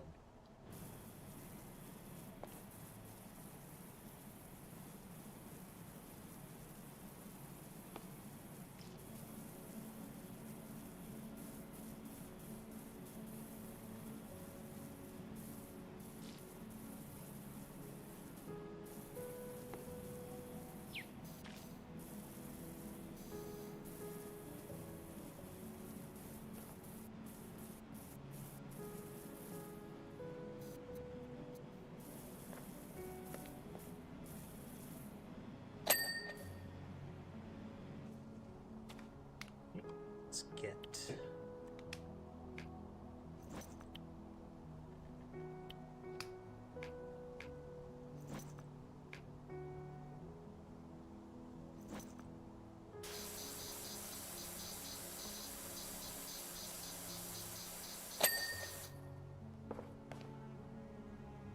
Please wipe your paws.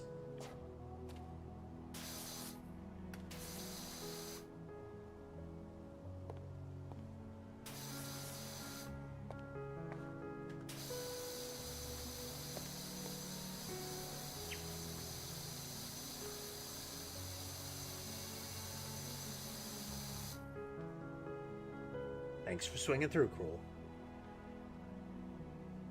Hey there, Lunar. I'm liking the additions they've made to the game so far.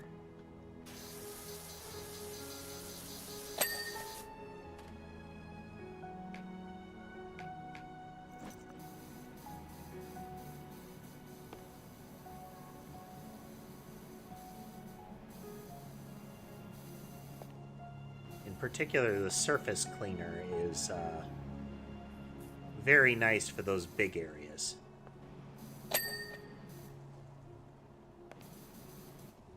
It works on other things, but not as well.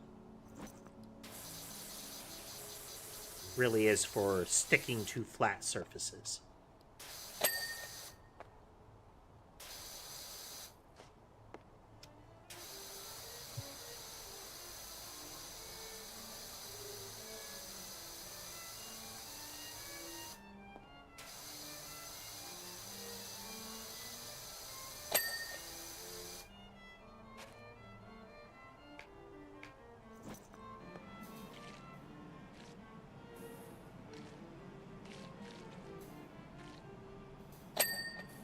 Makes it excellent for things like doors like this.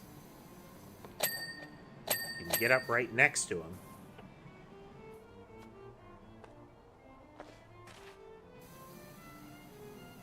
And you get a lot of high-intensity coverage.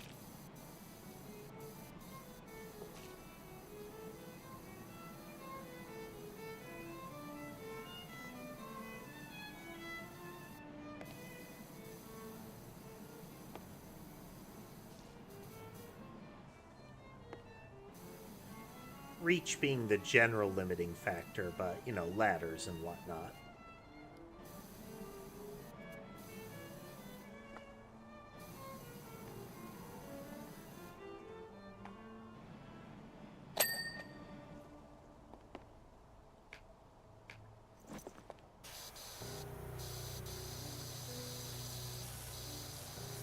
They actually made the soap worth using, which is a big perk.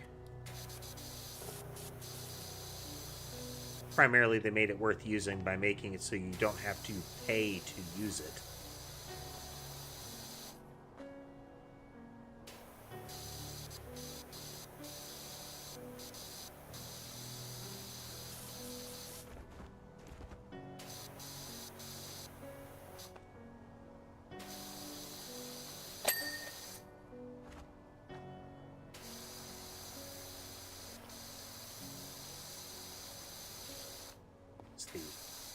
Why should I spend money on a consumable when I can just save up and get something that rapidly outmodes the consumable?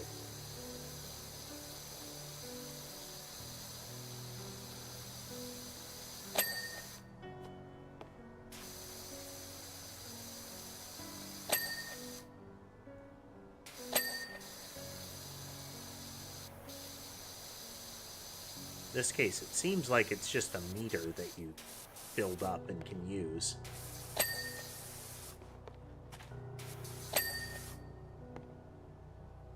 And that meter seems to mitigate the need to use narrower nozzles up close to really scrape away some of the stuff. You still can, or you can just, you know, hose it down in foam.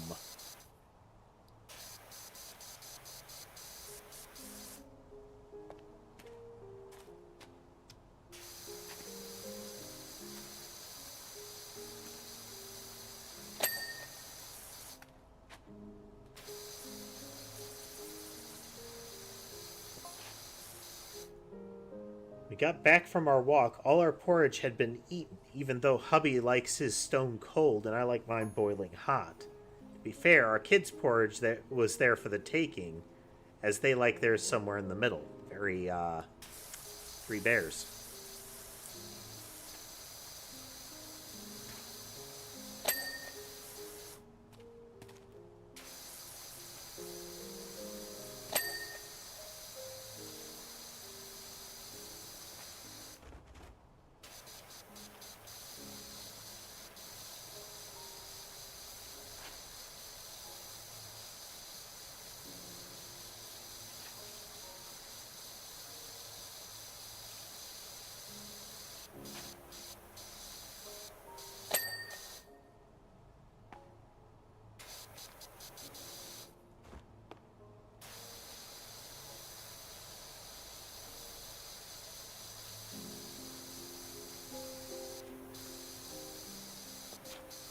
joints out of the way. Corners.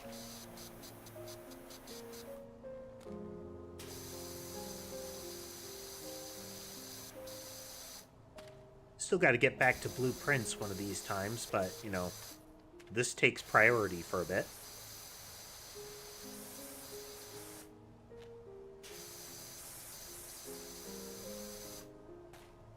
How long will it take priority? As long as it takes.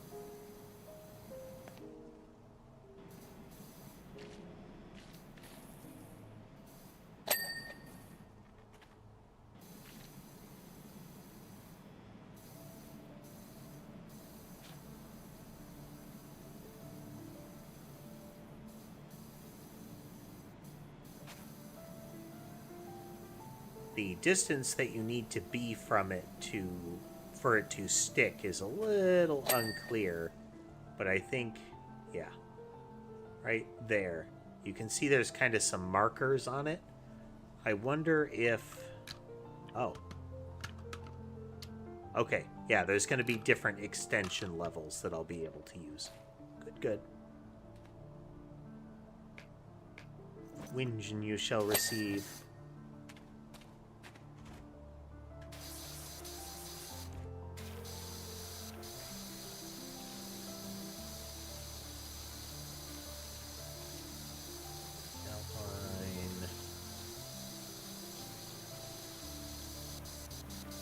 I do like that they are continuing the tradition of everybody having been told a different name for the power washing service.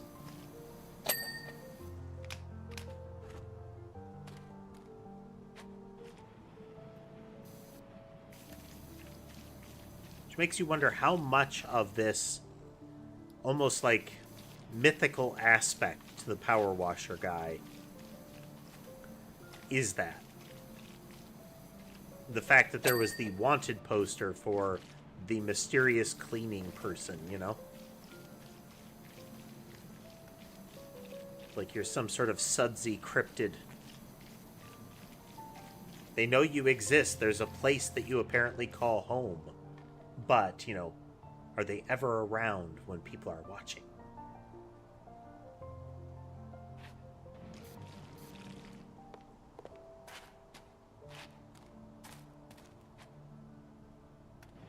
Like a craftsman gnome with a high-pressure tank on its back.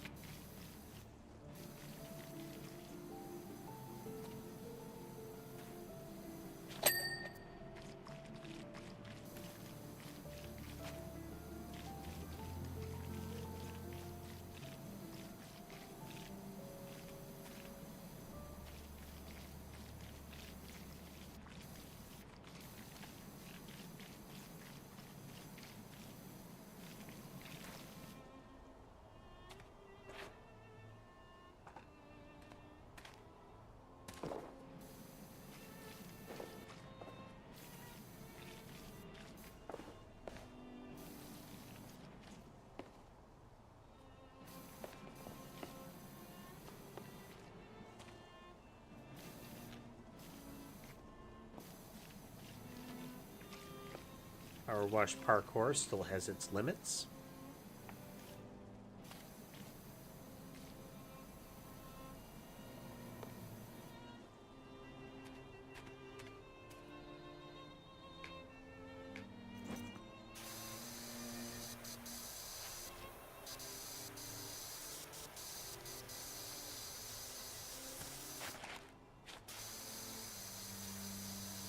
Some more of it from the ground here.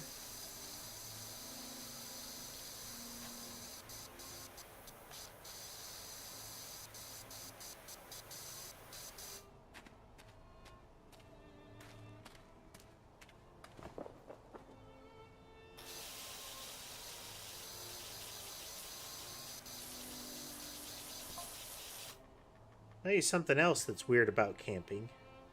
Out here, everything has legs, even the logs.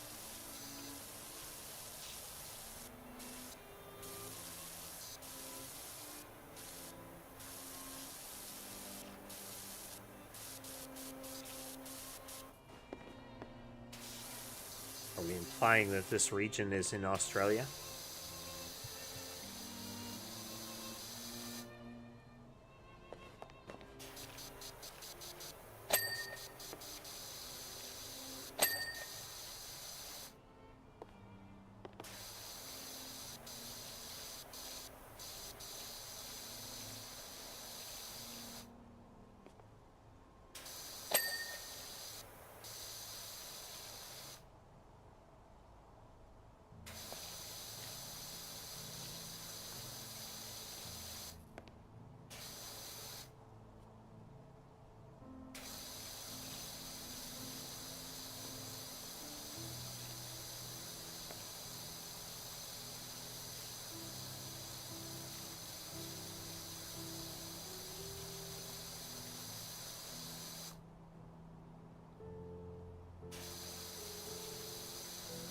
Nice and smooth thing.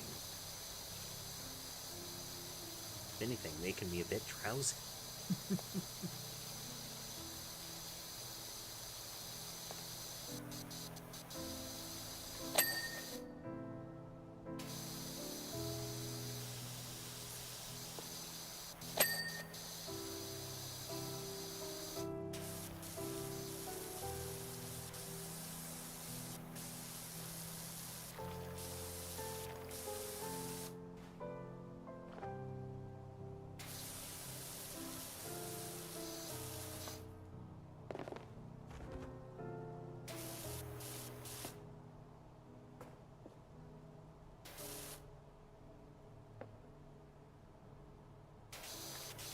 Which part of the chimney is still grubby? This entire part. All of this right here.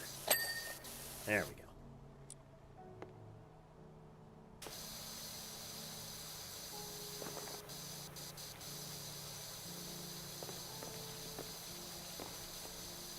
We'll get the longer handle on that surface scrubber, assuming we can. That'll be a big difference.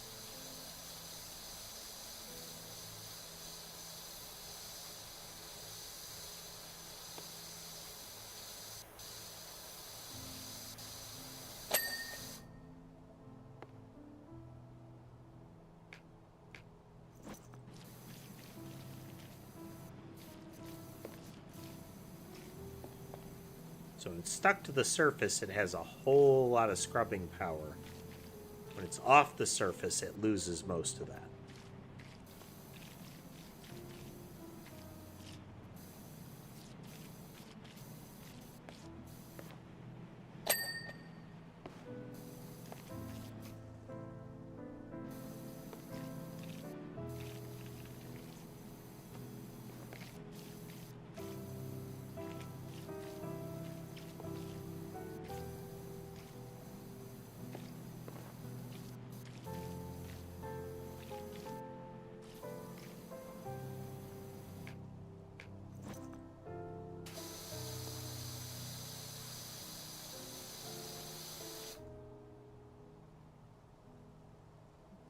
Some stuff here.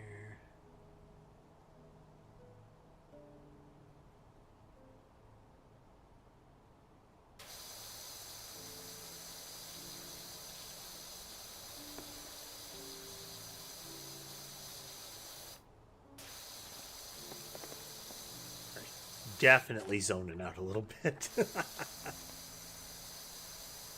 Sort of locked in, you know?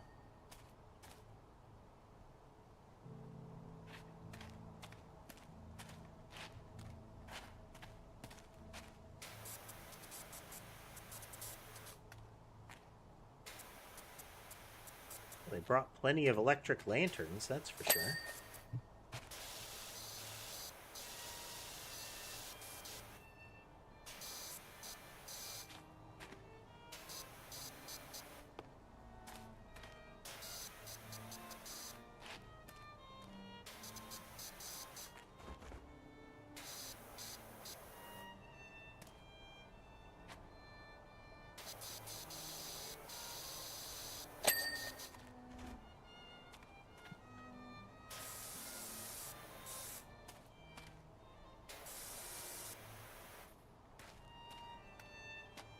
Imagine how corroded that thing has to be in all ways, given how mucky it is.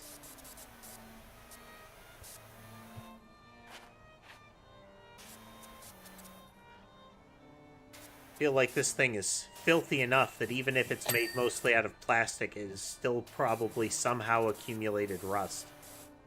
Oh, that's neat. It's reacting to the impact of the water.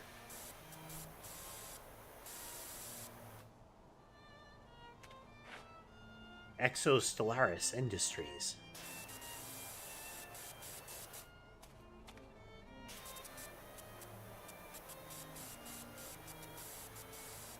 Something like outer stars, you know?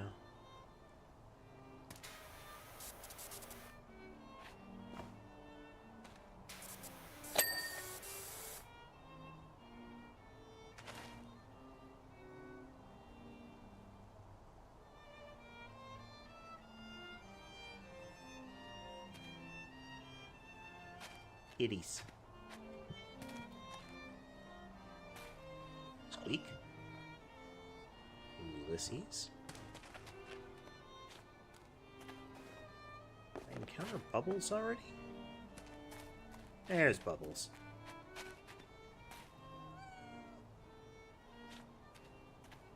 Critical gameplay element.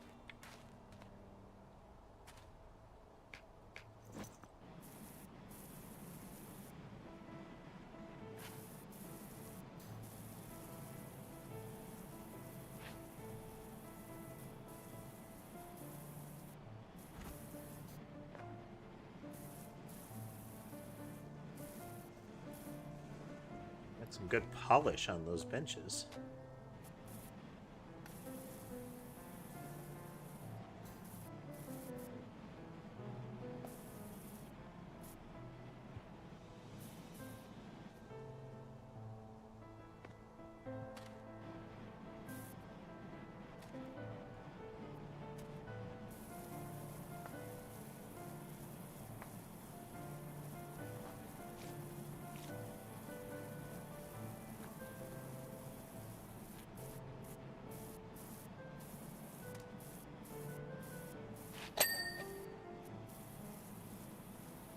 Random part of the cooler.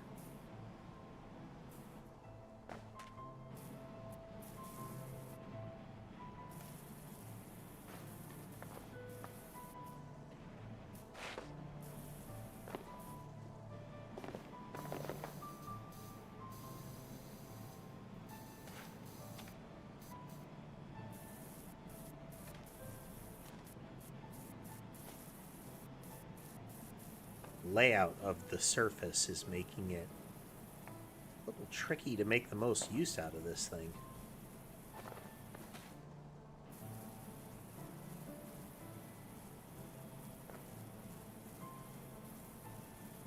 Yeah, any sort of wobble to the surface or you get too close to a wall and it throws off its utility a bit.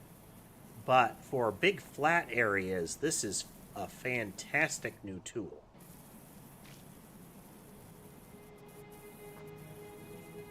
It just covers so much ground.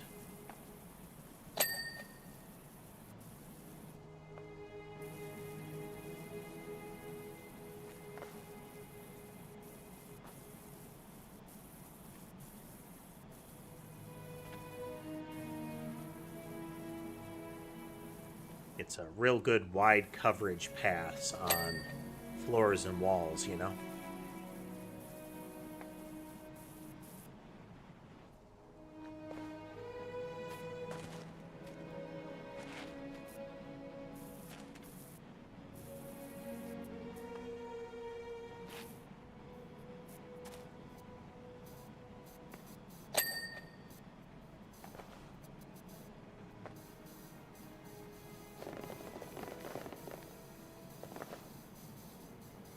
Ultimately, if the little extendo handle was longer,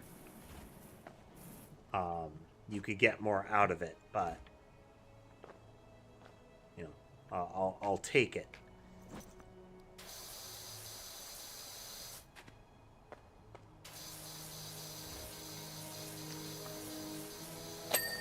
It is a welcome addition as it is.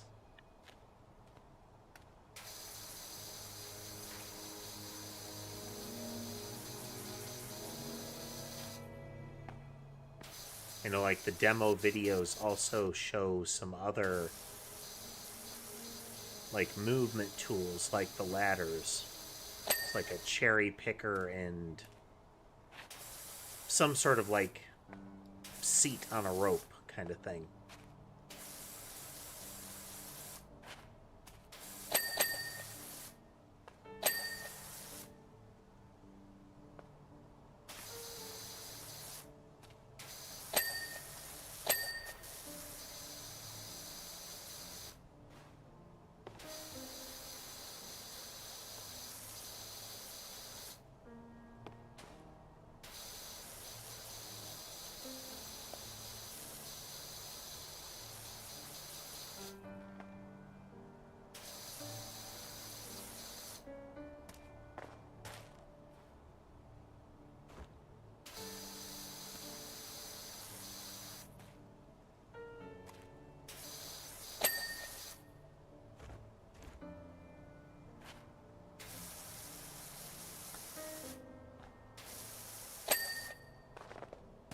Like a grill like this out in the open, I would definitely expect to start to get kind of awful if it wasn't regularly maintained.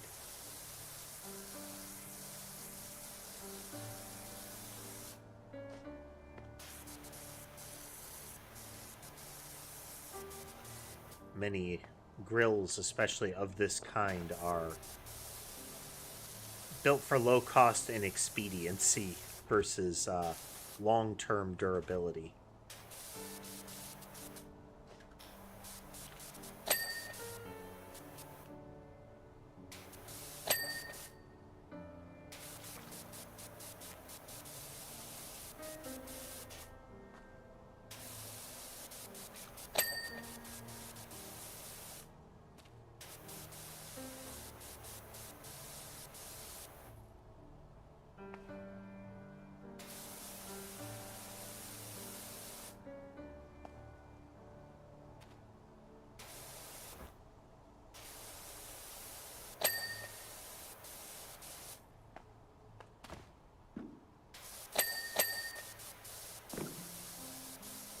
Got to be a thing coming back, you know, watching the job site and seeing the guy leaping up around the building, standing on top of furniture to aim down at it, you know?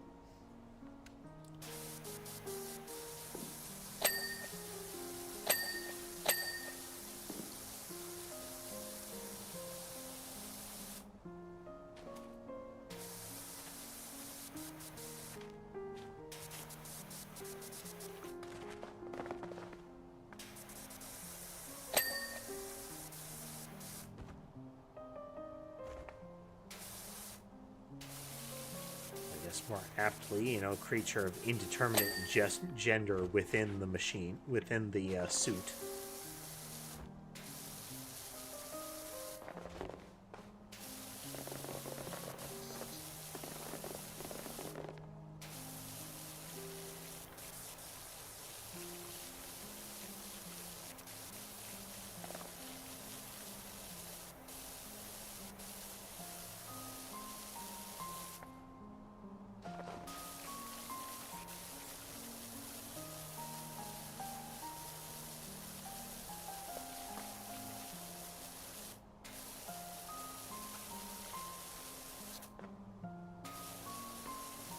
Guessing the lower brickwork will be a completion area, yeah, fire pit wall.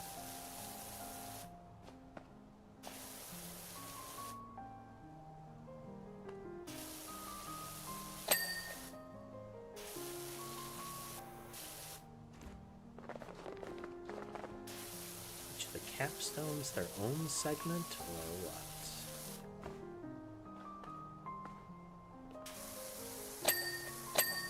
Yep, they are. Good.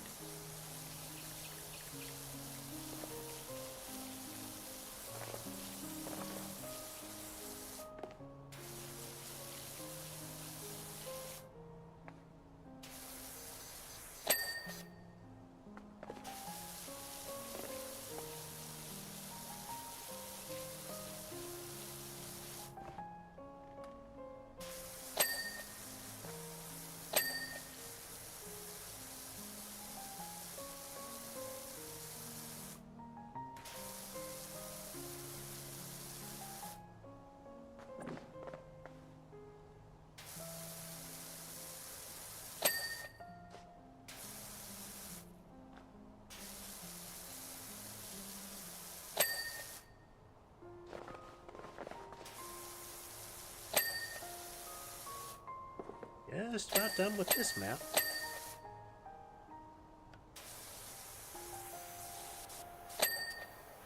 We're hitting those final, like, small rapid-fire ones here.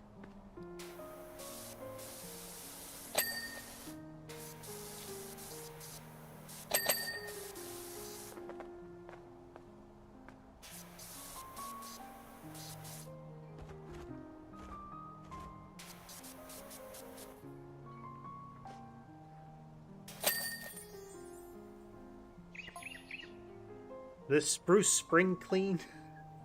Your friend Harper said you'd be up for helping me. My house is nothing short of a national disgrace. I mean, the shape of it says that is true before we even see the level of dirt. Nyom.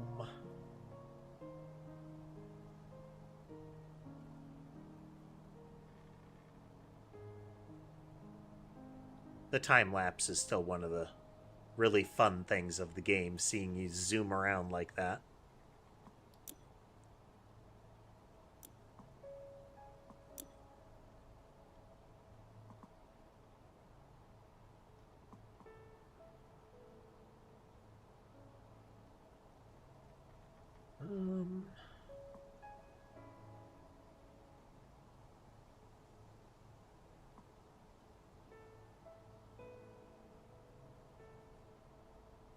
An adaptable nozzle.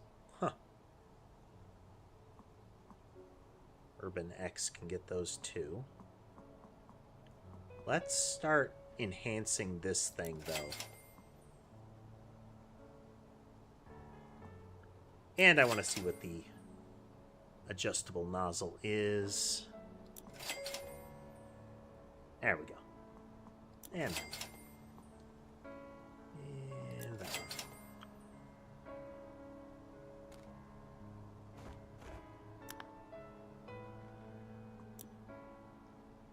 Art Deco house. Yeah, that about scans. There's the beam of light that extends from the weird statue in the desert. But this is Trilobite Lodge. Apologies for how filthy it is. Just got back from a dig in Alaska to find the house looking like this, and my other half, Karen, apparently vanished into thin air. Wouldn't be the first time. Whenever she gets a whiff of anything interesting, that's her gone for months.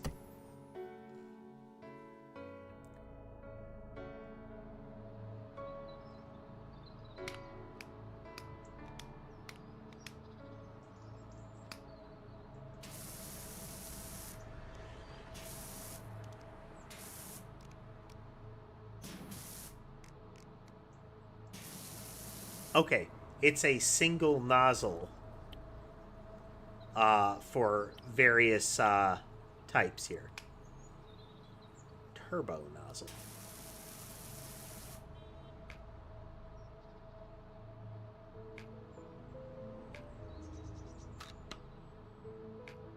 The various extensions there.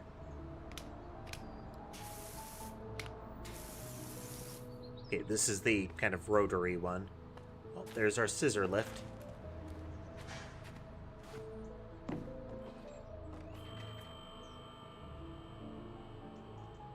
Okay, yeah, that's fantastically better than the big scaffold. Alright, let's find the kitties.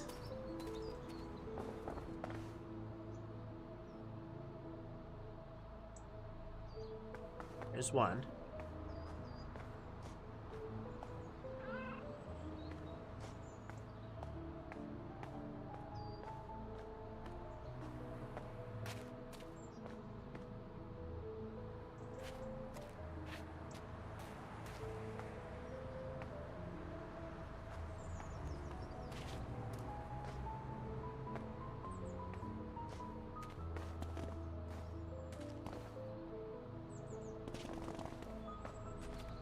There's another. Where is Squeak?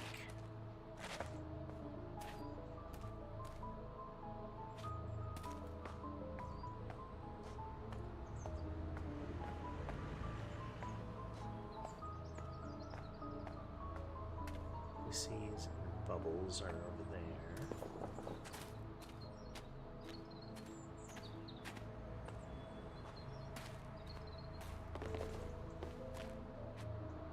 Despite its looks, that bush is remarkably solid.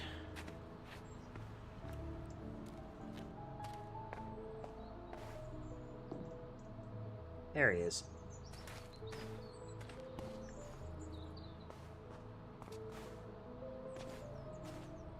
This implies to me that petting them is not a thing.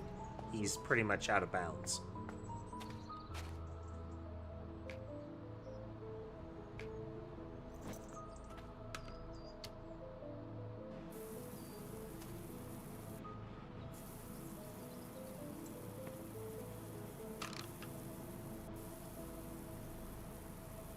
Oh yeah, with the range, with the extra long extension on it, it's much more usable. Or at least intuitively usable.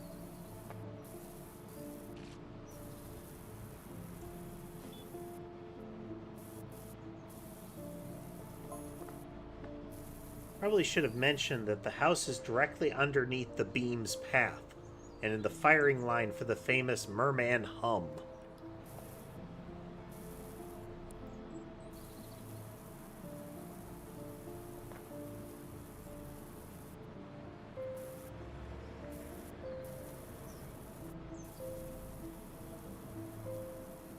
Again, that is the sort of energy beam that was emitted by a giant statue in the desert, which revealed a undersea temple to a ancient civilization that worshipped somebody that looked like a person in a power washer outfit wielding a trident, which is one of the types of nozzle that you could get, like a three-pronged nozzle.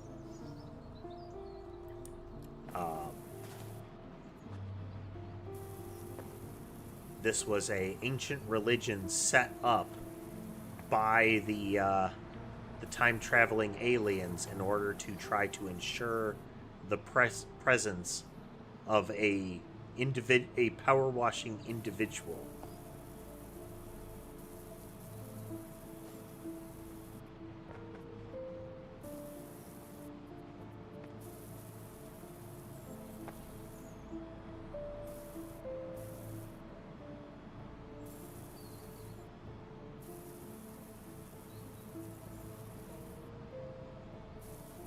There is a point where one must cut their losses, you know? And I do agree, ancient statue laser beam might be a time to consider just selling the property. I mean, hell, there are probably some circles of folks that would pay extra to live under an ancient statue laser beam.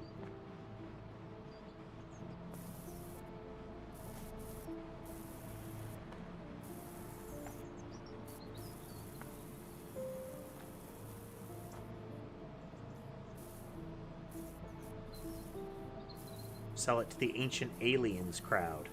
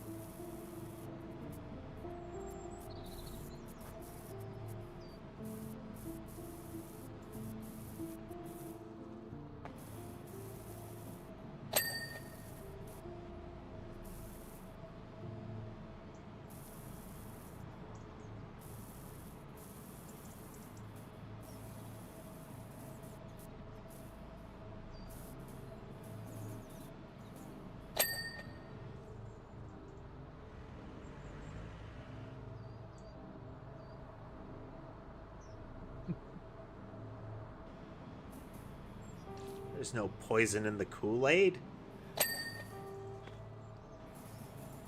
It's our sacramental sugar water you're talking about here. Don't make light of our beliefs.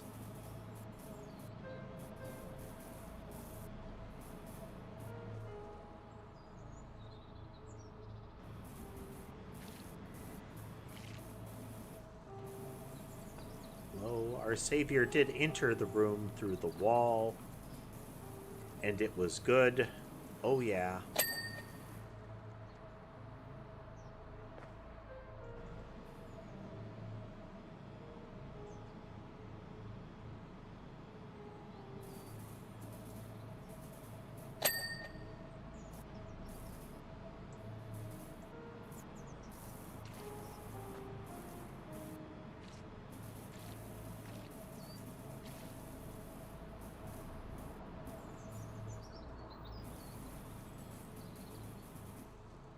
Buff science nerd engineers, right-wing nut jobs. Let's go.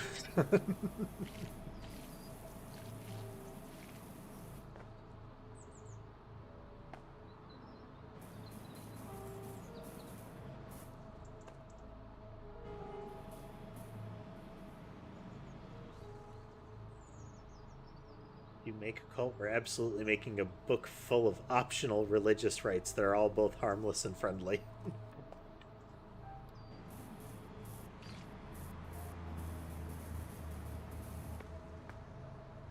Yes, you will make a giant book full of principles that are suited to being a good neighbor and a good person, and within like a couple thousand years at the most, it's going to be used for the most heinous things.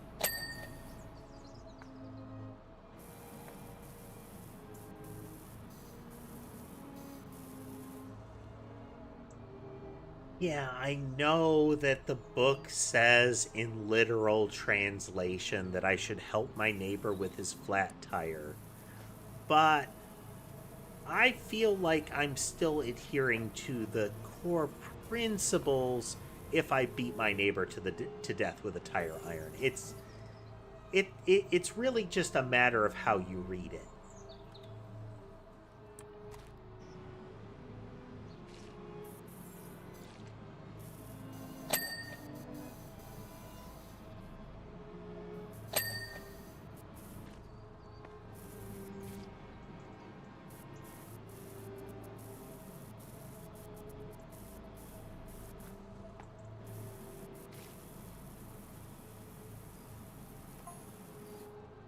Personally, I love the beam's gentle hum, but it drove Karen into distraction. Actually, maybe that's why she's not here.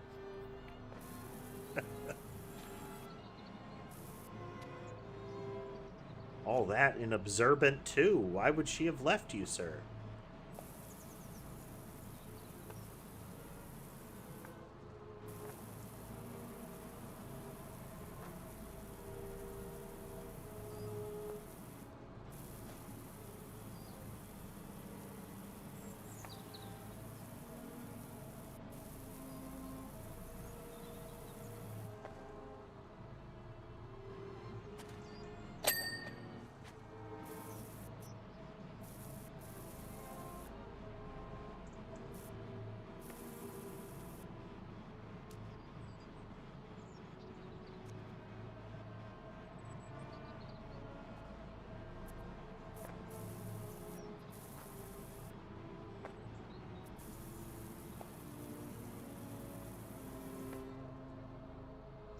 Those little edges is a little easier.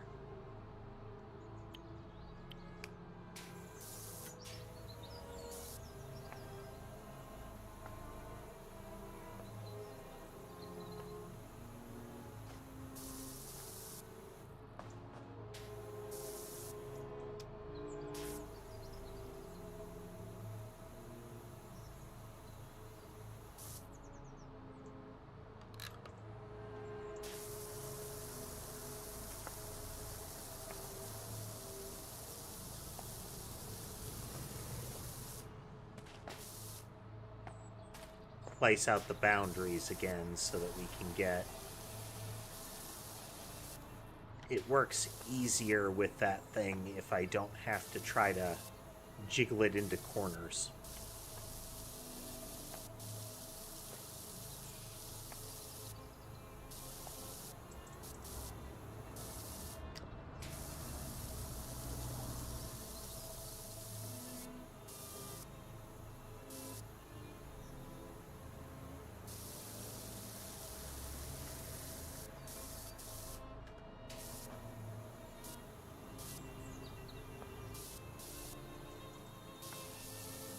I just like how they've settled into the idea that there is a ancient civilization statue that fires a laser beam out into the ocean. That's just a thing that happens here now. Is what it is kind of thing.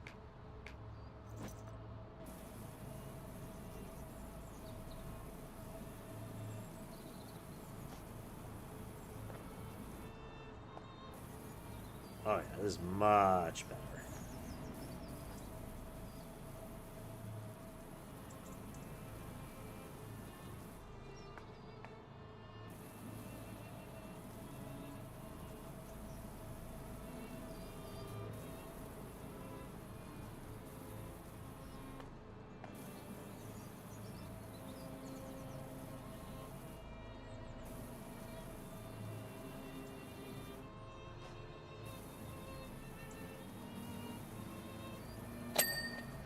Nice.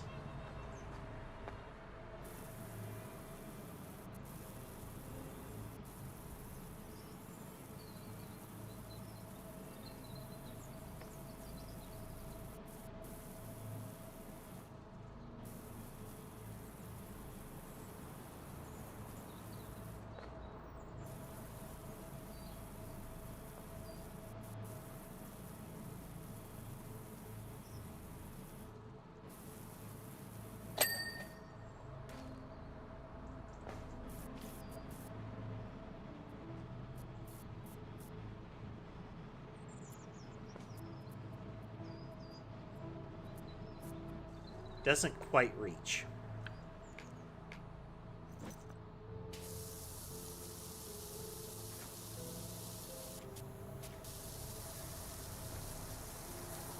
Doesn't quite reach.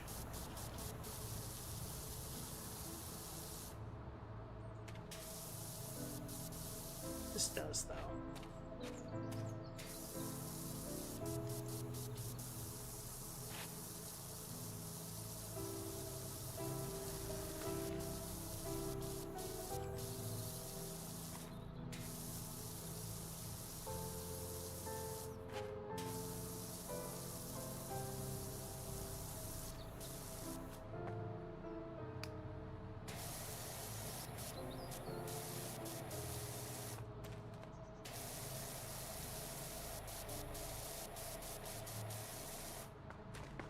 White nozzle isn't quite good enough for this. We'll switch down to green.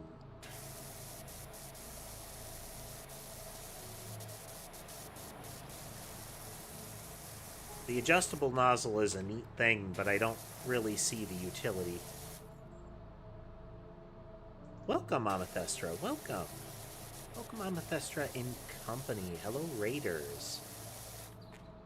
For joining us for PowerWash Simulator 2.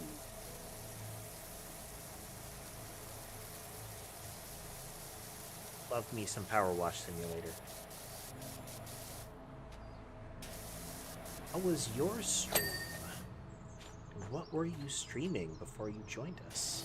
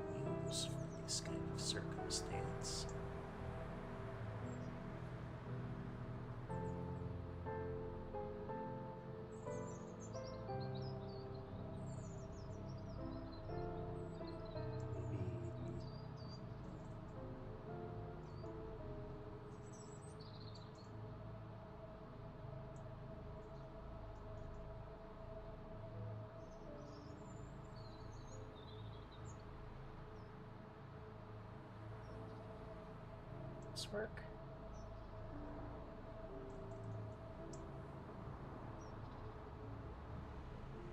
Well, thanks for swinging through, Amethyst. Thank you. You have a good rest of your day.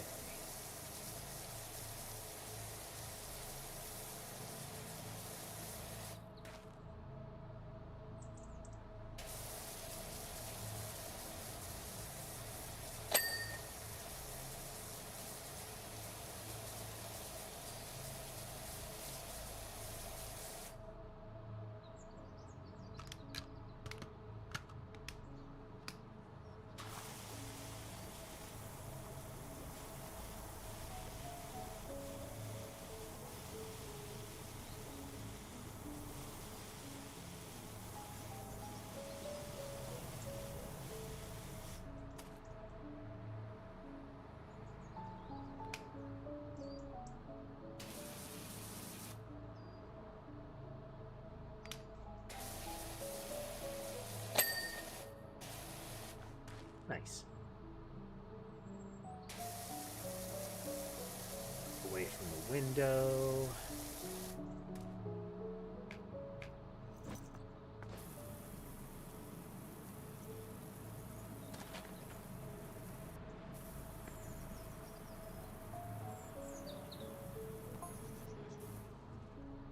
Study Rich, fancy a shot at the movie business? Our star dog needs a good washing down before tomorrow's shoot. It's a movie poster on the pop-up restroom for that. It's a dog-eared / themed car. Real Herbie the Love Bug vibes. Anybody recall that that was a thing?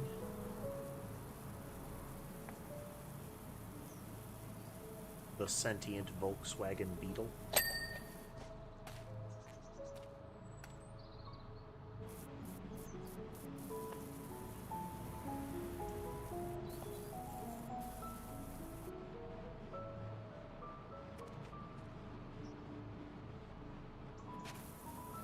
Like current day, that would absolutely be an advertisement.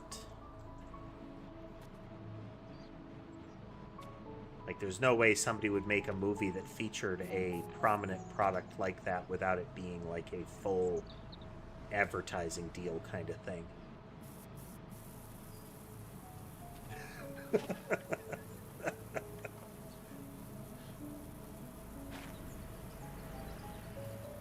Feels like that is too frequently the situation there.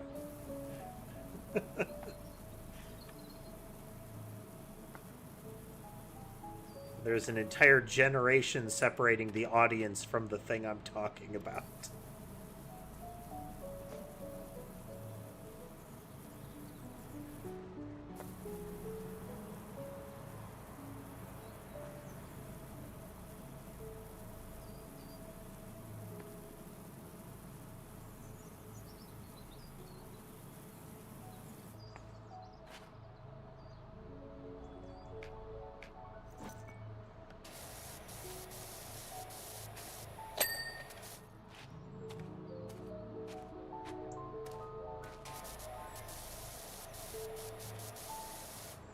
Still pained how I was describing typecasting once, and I used Robin Williams as an example, a very flexible and capable actor, but most people knew them for their comedy work, and at least for most of their career, that was all that they did.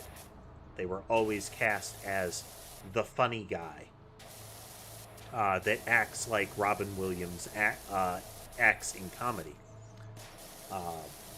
And in describing that, there was a pause, and then I was asked, who's Robin Williams?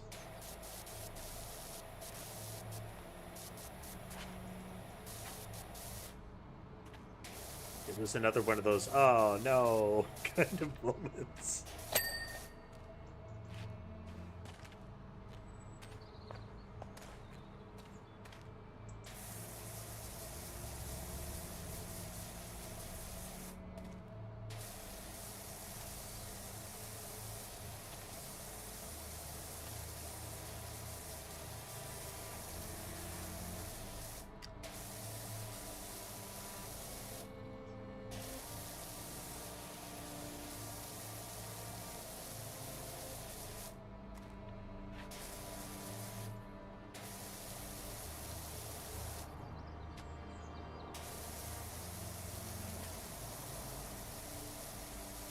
Like, when you're thinking about a TV show, the fact that I call them TV shows at all, but when you're thinking about a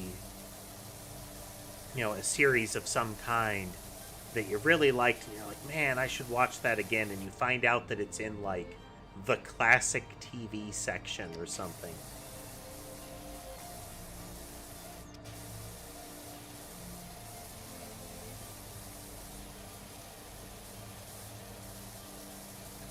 Like, remembering some, like, pop band music that you used to like, and you have to find it in the oldies section.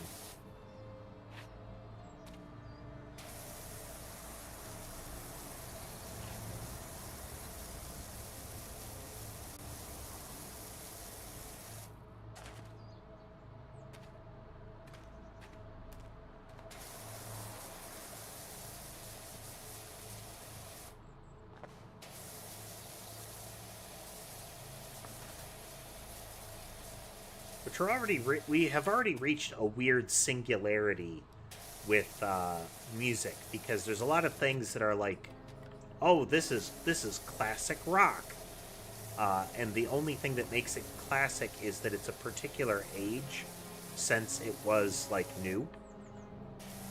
But that lumps it in with things that were in that category when that thing was new, and so on and so on, and it has become everything that is at least this old, so it is no longer a category so much as just a pile.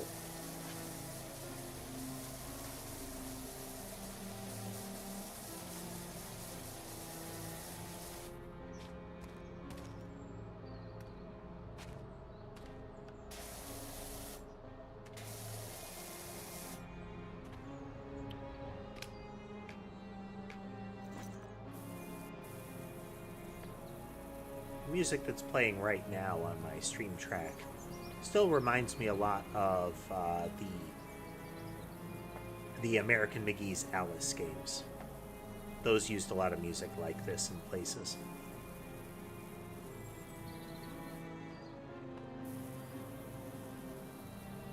You never really expect anything groundbreaking when it comes to something that has American McGee, let alone like Seth MacFarlane or something like that, attached to it as a, from the mind of kind of thing. But the Alice games were solid.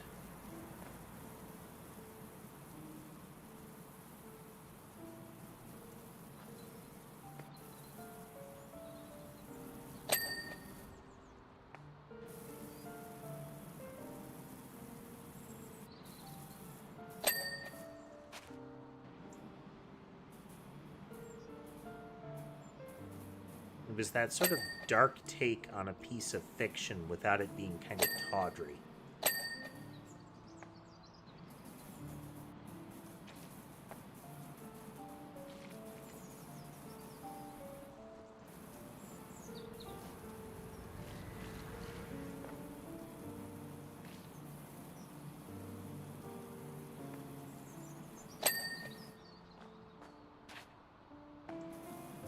I do like the large flat surface cleaner. It is nice.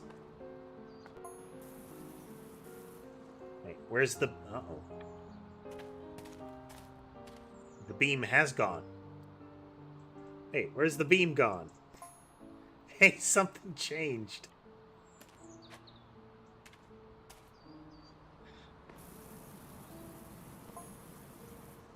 Wasn't that beam keeping the volcano in check?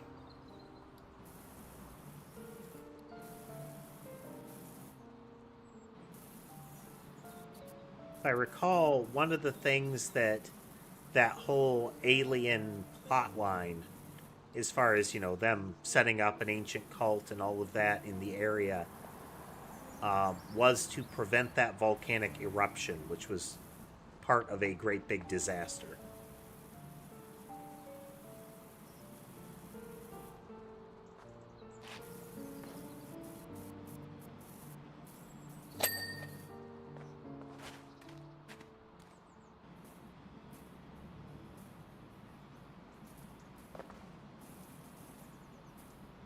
Scrubby, scrubby.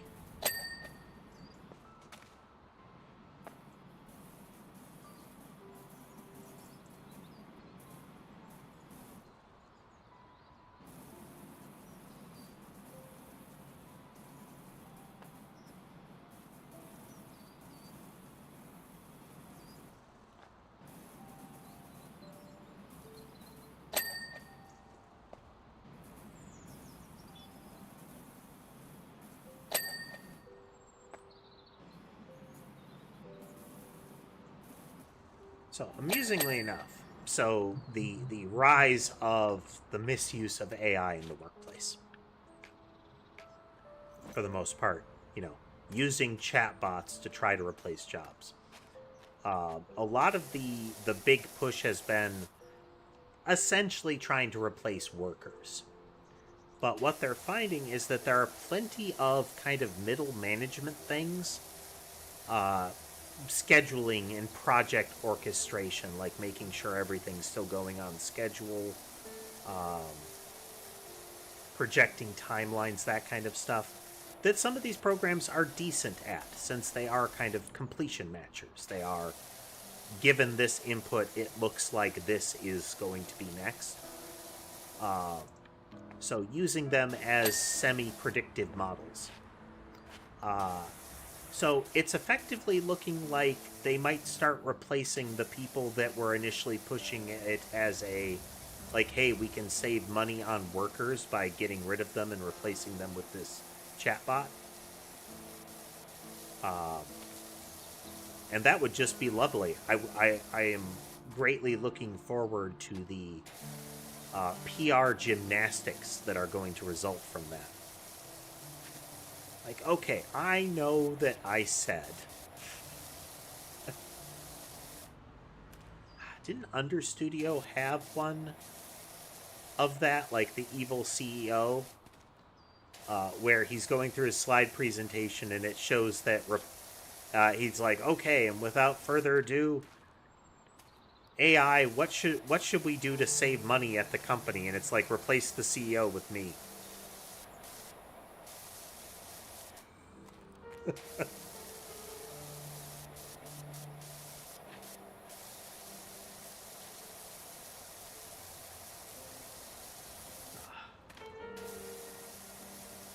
Kind of flinch a little every time I see somebody talking about prompt engineer or prompt engineering as a thing.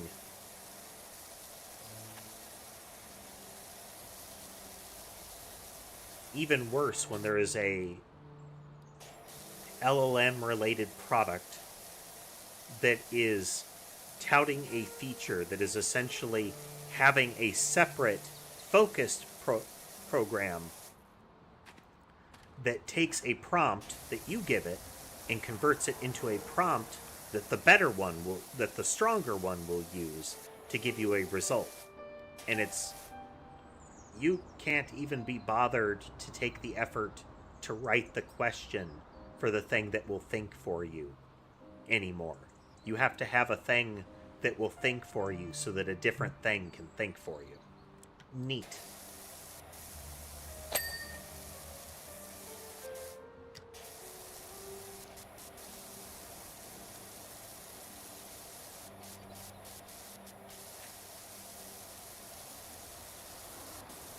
Then along with that, you have a lot of the disingenuous, well, you're just being a Luddite. People make new tools all the time. It's like, yeah, but you have to use those tools. My greatest concern is that people are not using the tools. They're just saying, do this for me, and walking away as if they have accomplished something.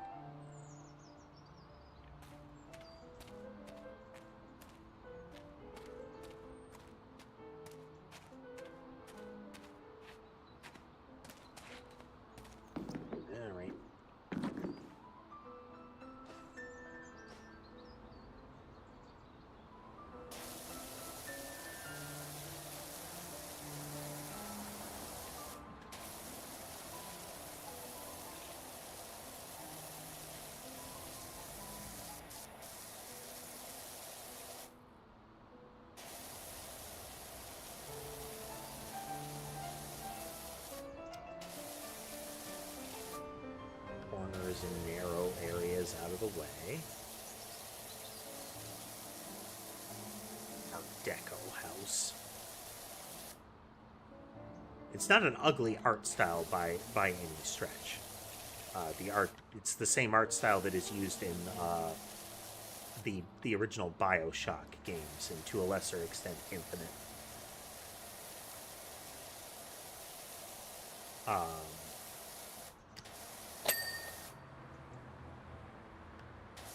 But actual, like, construction in that style, as opposed to decoration,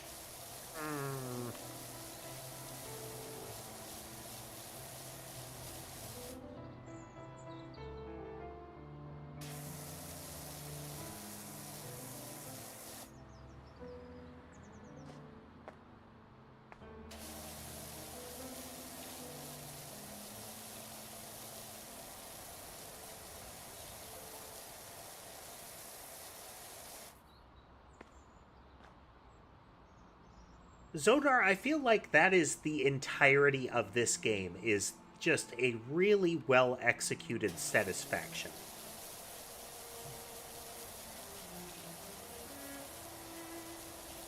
And the strongest indication of that to me is the ding sound when you have sufficiently cleaned a thing.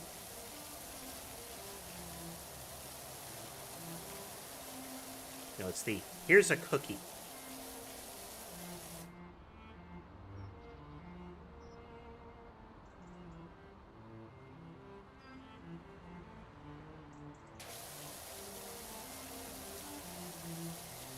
And a lot of times those are signs that there is a hard-coded thing in there to prevent it from failing in a way that is down to the fundamental way that the algorithm works. It's the, you know, there's a way that you have to tell it that there is a math problem involved. Otherwise, it might not see that this is, or it will probably not recognize that that's math and just sort of wing it.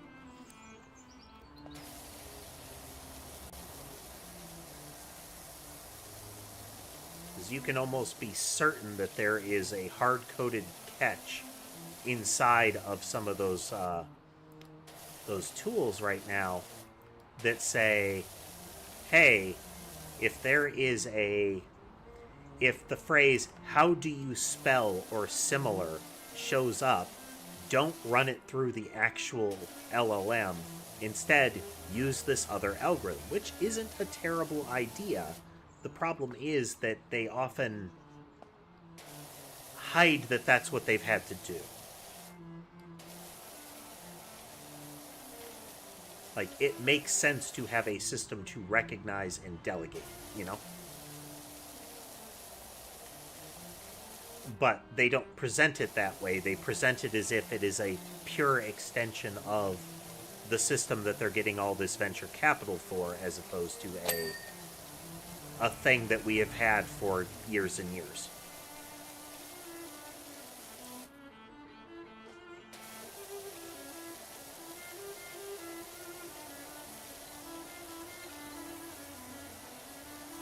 Like, hey, that's not a word that's spelled correctly, let alone that's not a word at all, has been part of, like, operating systems for years.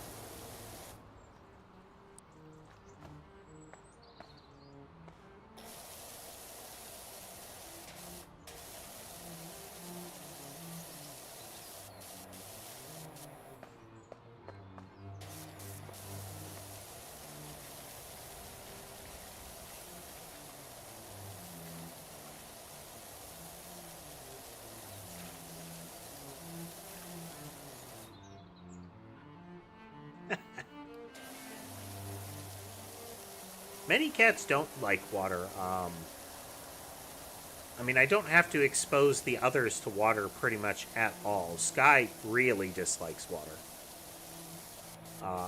But I have seen plenty of cats that really do like water in some ways.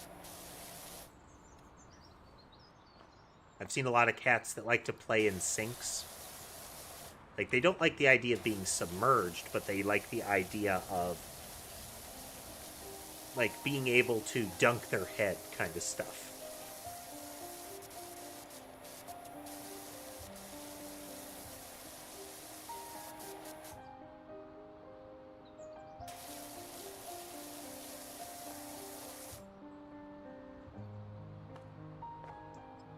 getting some of these edge markers in here. Jeff Jefferson the 13th. Oh, the prior mayor who's been in hiding. How do, Dirt Finder? It's been a while. I have a big job for you. Giant, in fact. A billboard with the greatest announcement in the history of our country. Going to be the biggest announcement. Nobody has made a bigger announcement. I make the biggest announcements. But also, hello, Floth. Hello, welcome.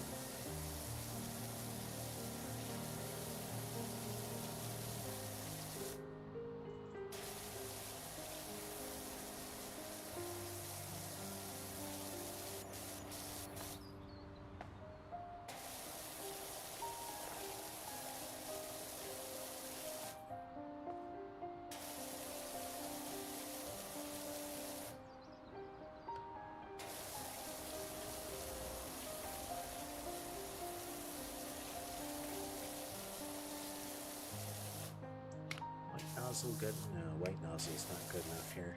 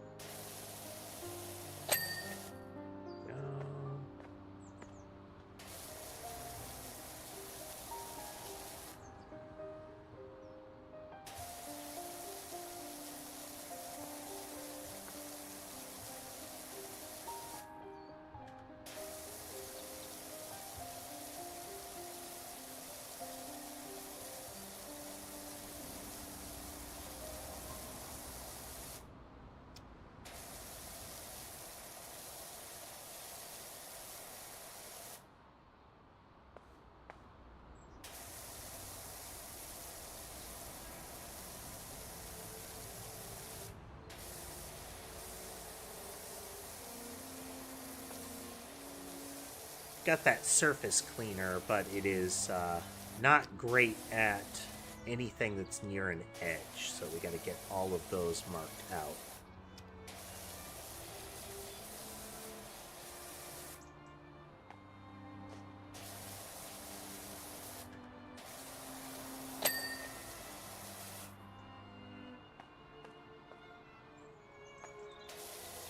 A lot of moss built up on this thing. Grubby.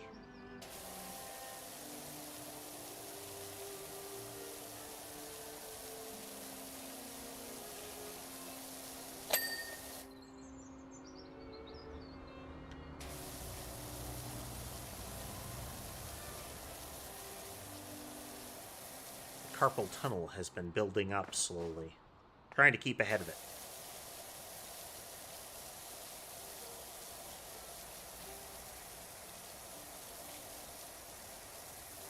Much wrist and arm exercise.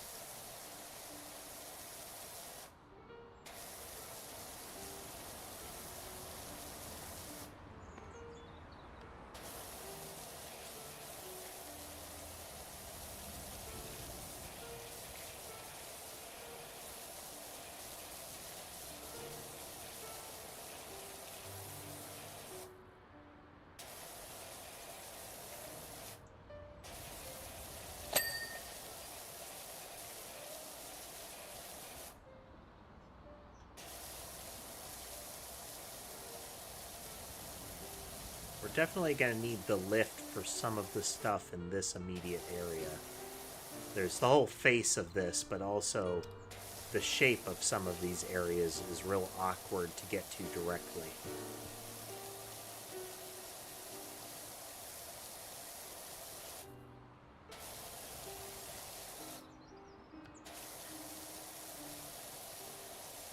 Yeah, just a real relaxing day. That said, I do need to get up and move around a little bit. Do some of those arm stretches and whatnot to make sure I don't, go full claw here shortly. I will be right back.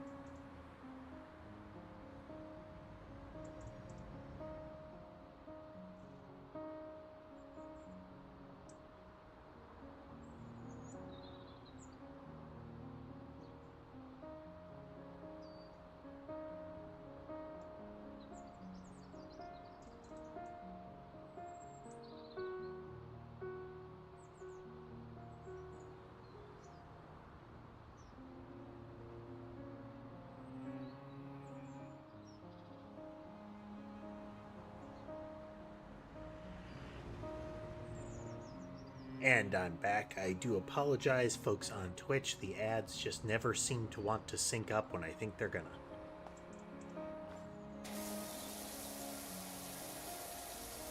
So your ad break is imminent.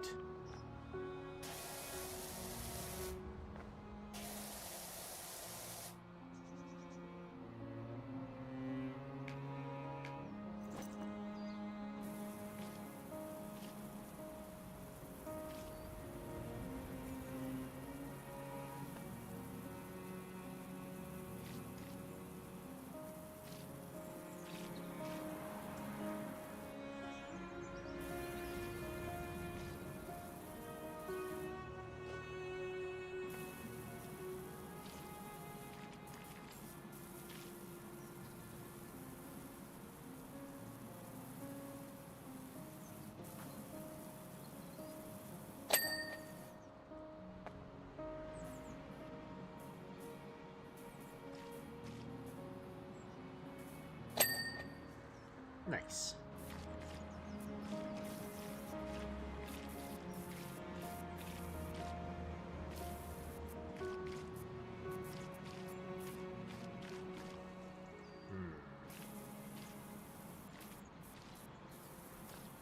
I'm going to do an initial pass with this thing and see if that will clear some of the tougher grime.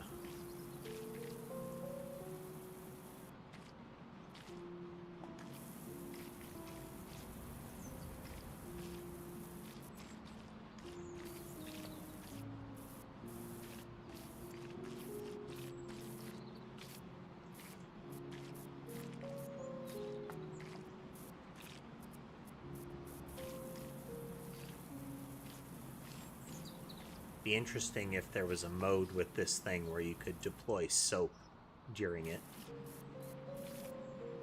But it looks like they shifted to having it be like a kind of the aggressive kind of foaming chemical soap where it is the foam is a stronger chemical reaction, you know?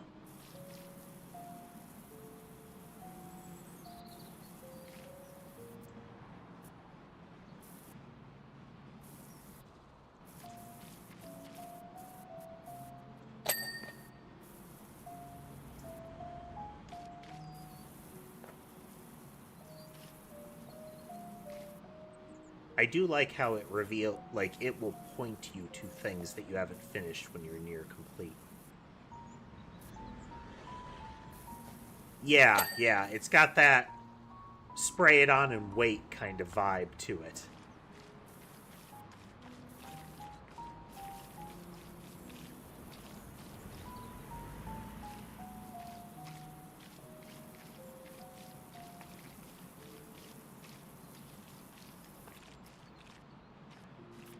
Let it sink in. Don't let it stay in contact with your skin for more than 10 seconds.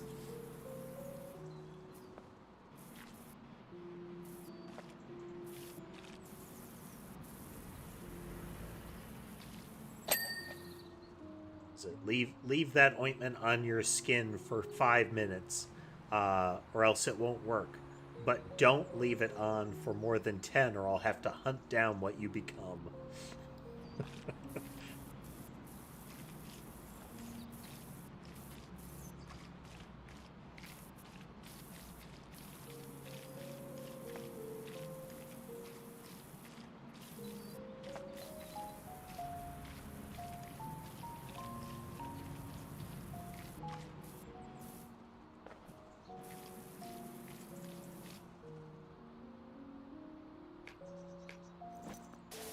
Unrelated. I saw an announcement from YouTube that they were working on functionality, which I fully expect is going to be one of those. It only works in like ad hoc cell phone video mode initially. But they were working on a way to effectively, during a video or similar, do a viewing of other content. And what I would hope is that there was a way to properly link and attribute the videos. So let's, like, say you do React content. Instead of just having the videos playing in a YouTube browser or just as much downloaded into videos or something like that, you could actually have it where I link that video and it plays like side by side on the stream or something like that, you know?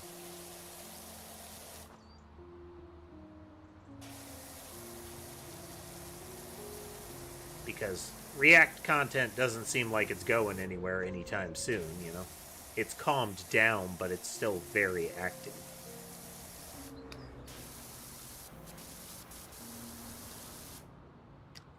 So having a way to do proper attribution in the videos to give everybody the credit that they deserve in the process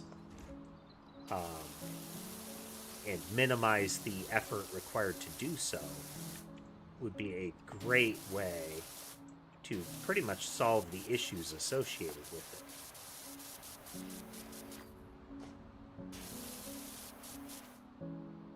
Indeed, JCR, indeed. PowerWash Simulator 2. For my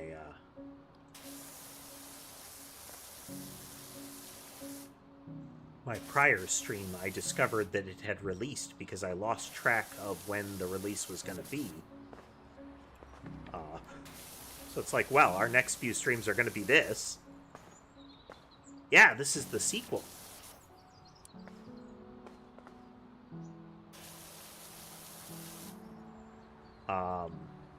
At the start of this map, the big energy beam from the statue in the first one was visible, and it has suddenly gone away.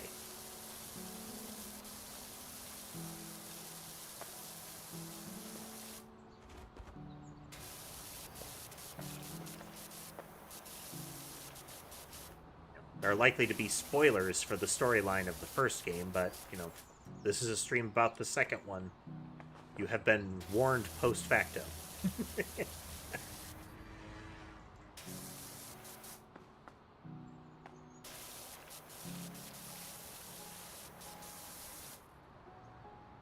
They improved a lot of things. Like, it's much easier to find the spots that you missed towards the end of a level. They added some good convenience tools, like that's a scissor lift down there.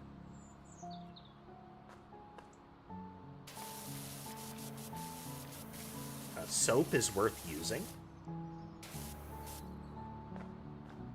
Like, I could absolutely be using it more. I haven't needed too much this level, but it's actually really convenient to use now.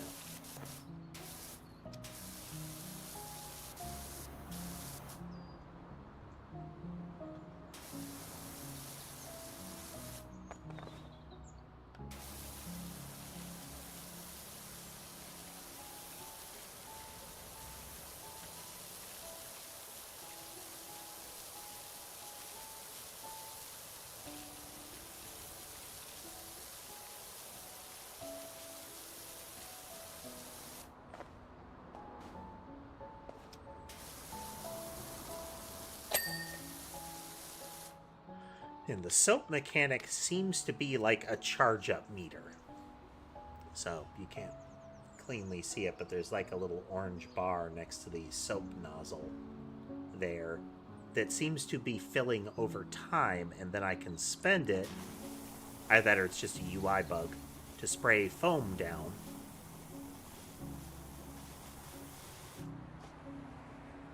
And we can see some of it's fading out, but it will very aggressively, like, pull away a majority of the muck under it.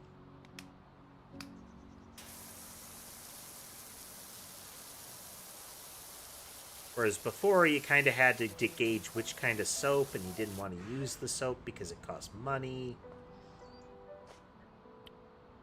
Now it's just, you can use soap. You've got the flat surface washer now.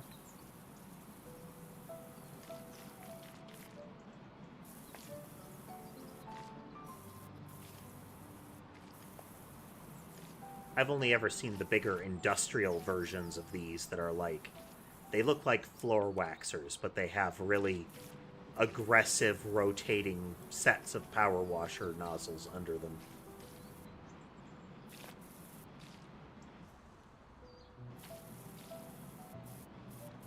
But these are great for like smooth walls and floors. Anything without a lot of sharp corners to it.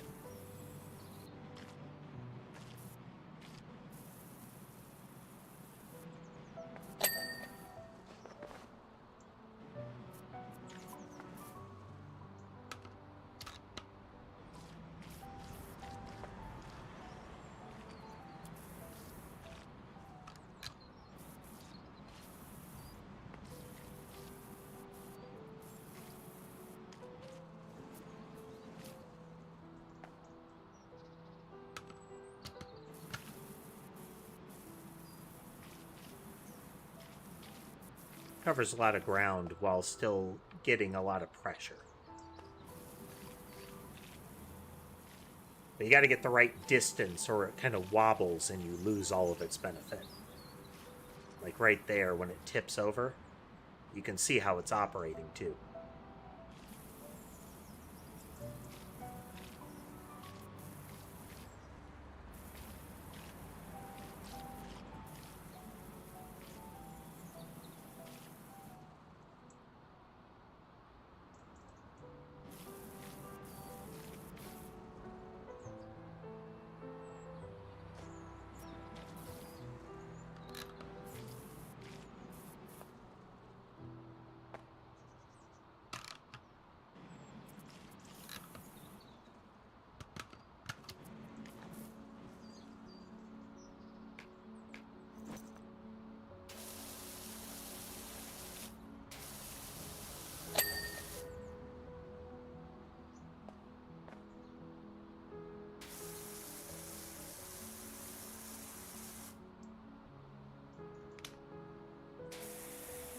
Interface for changing nozzles and lengths and different devices is presented to you in the lower right, and there's shortcuts for everything. Which sprayer, which nozzle, which length.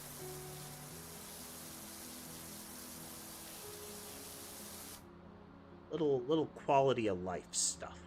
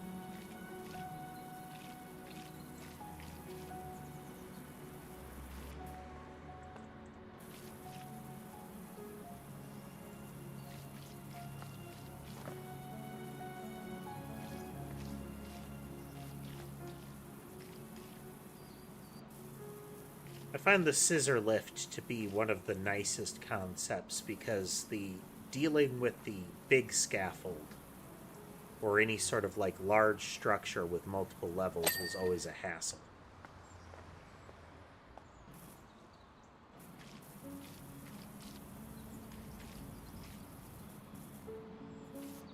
Like you could do it, but getting the right angle and whatnot was just tedious a lot of the time.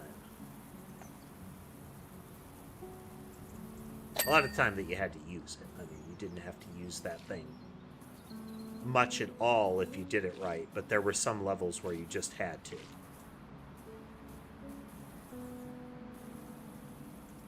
Power wash parkour is still a thing.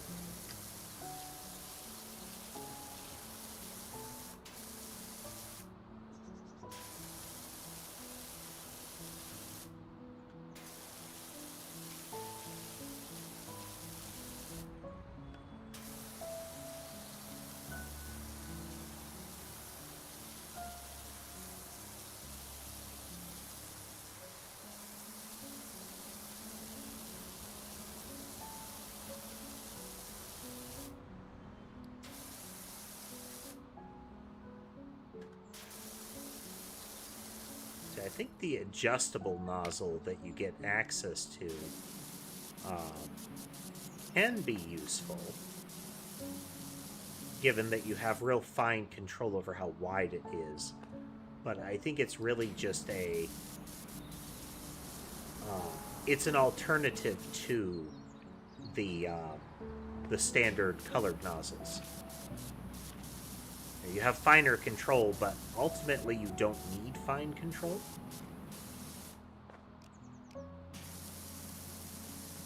And there is advantage to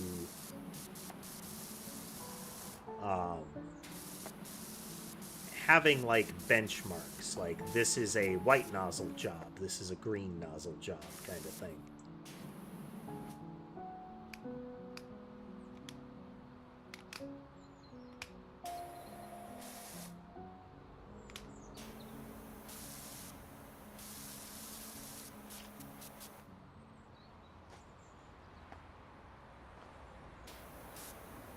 Those distinct power levels.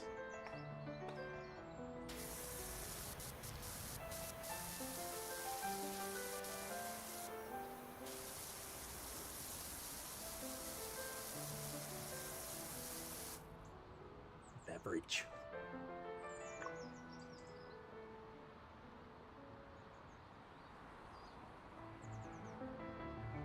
And it is. It's such a calm game. It's such a chill game.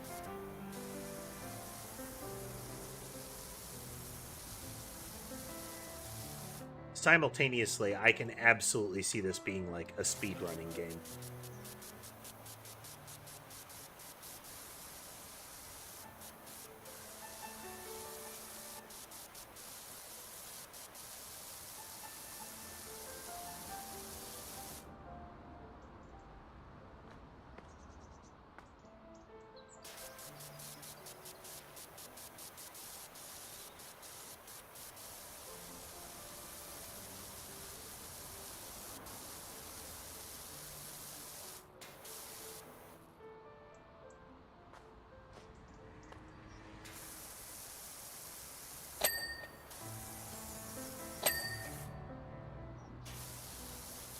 That ding.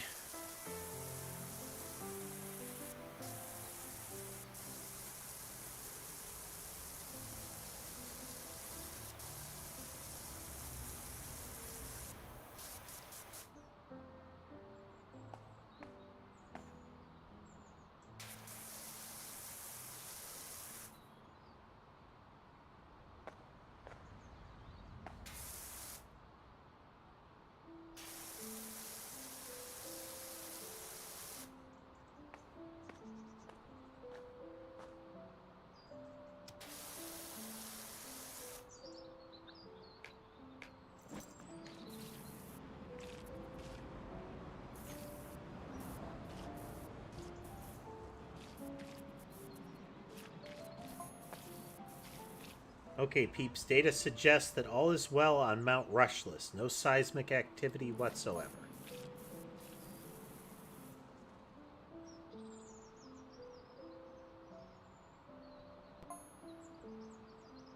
Thanks, son. Good to know. Don't be late tonight. Aunt Doris is round. We've got meatloaf.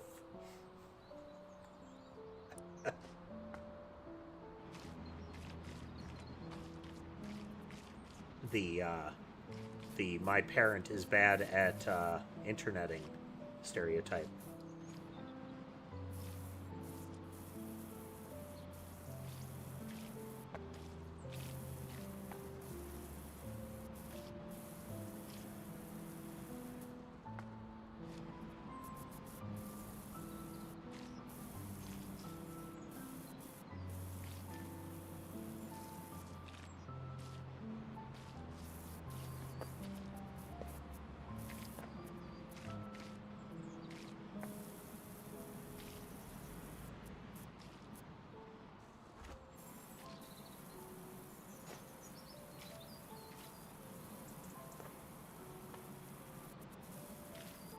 I want to get the right angle to make sure it keeps surface contact as much as possible per, like, brush stroke, you know?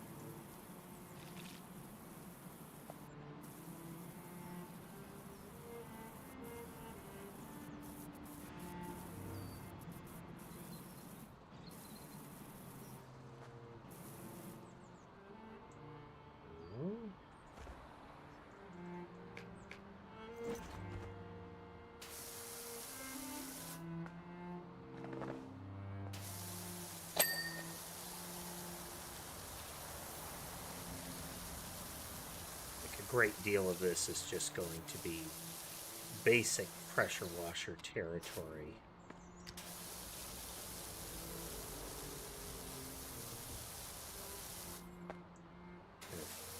Tight quarters for the surface cleaner.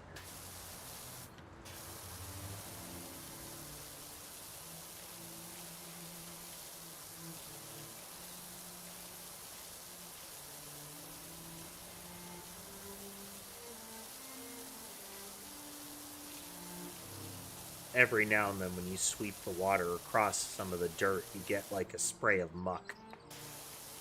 Like little chunks or a splash of black.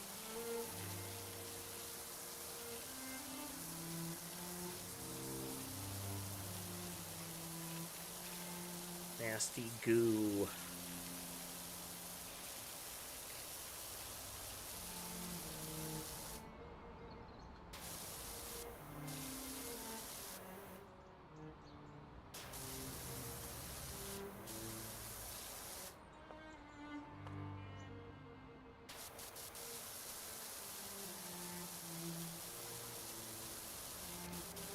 Yeah, if I do miss a chat message or something because I'm staring intently at the stream of water, please be patient. I will probably notice.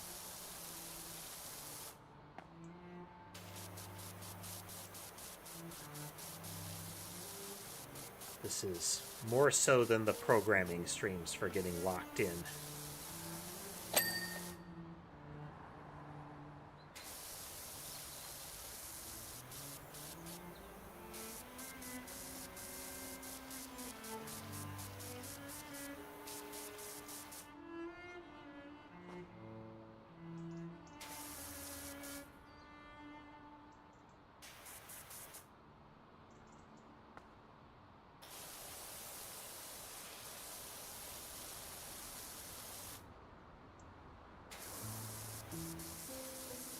That can be the hallmark of an excellent game in general, is how easy is it to just kind of lose yourself in it.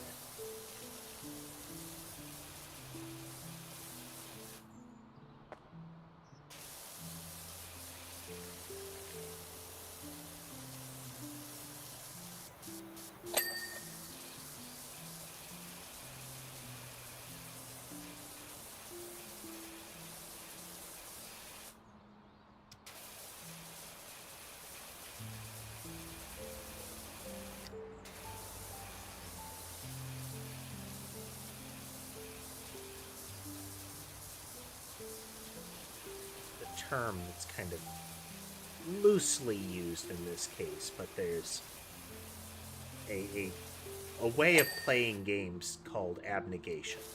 It's a broader term, but in terms of games, it is effectively that losing yourself. Just playing to be nothing but playing the game.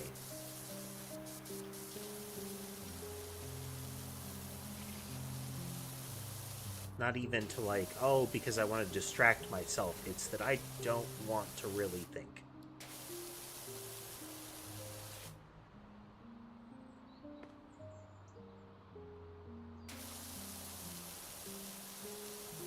Yeah.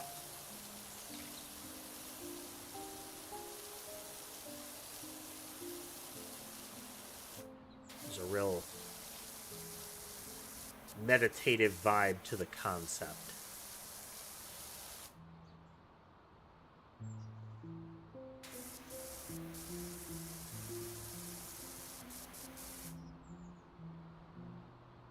Alright, let's get that scissor lift rolling.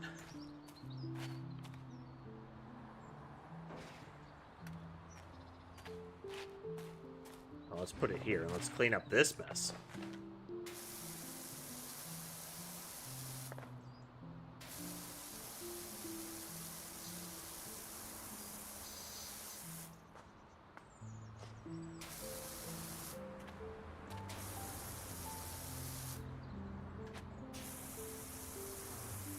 Frequently, you get on kind of a roll and you don't realize that you didn't complete a full circuit.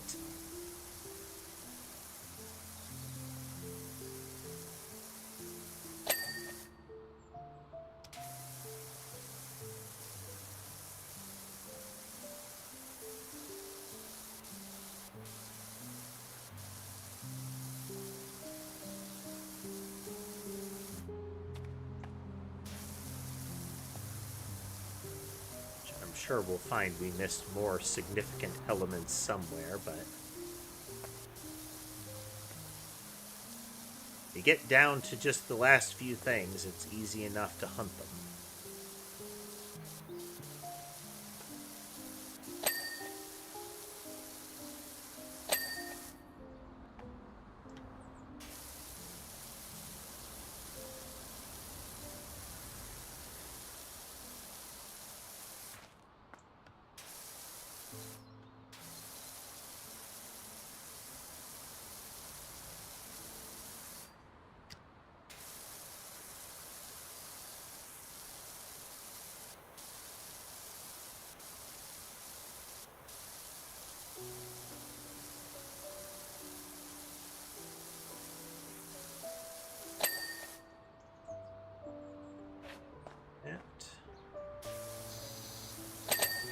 It's a nice little doorbell.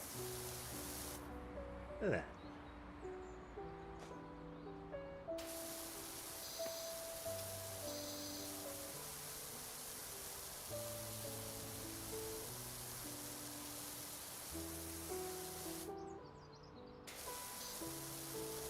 Little mirrored half dome, you know?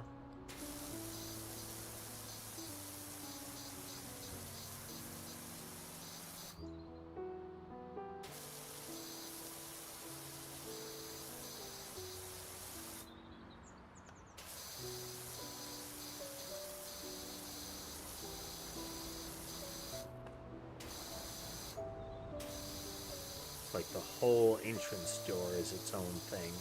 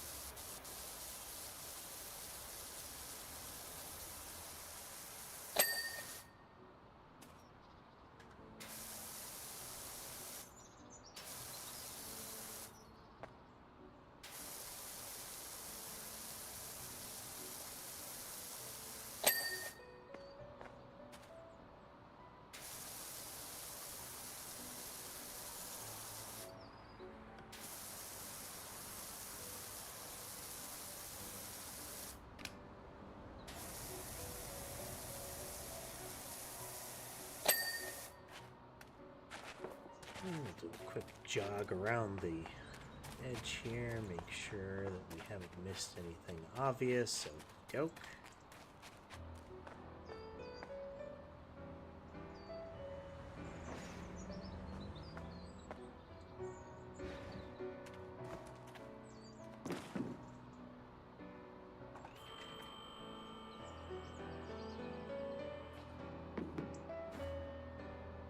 Whoops.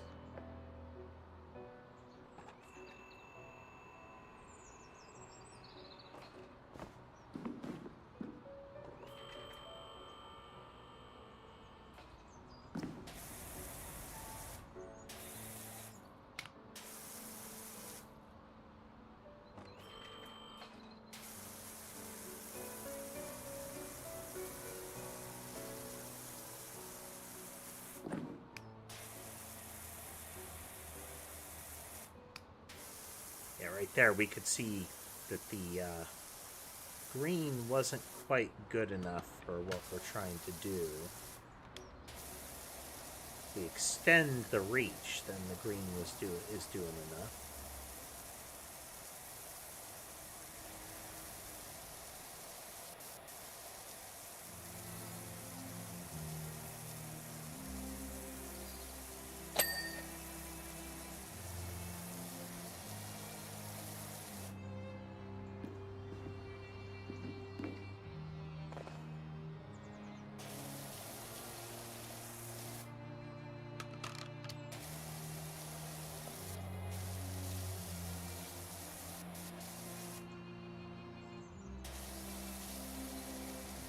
Scrubby.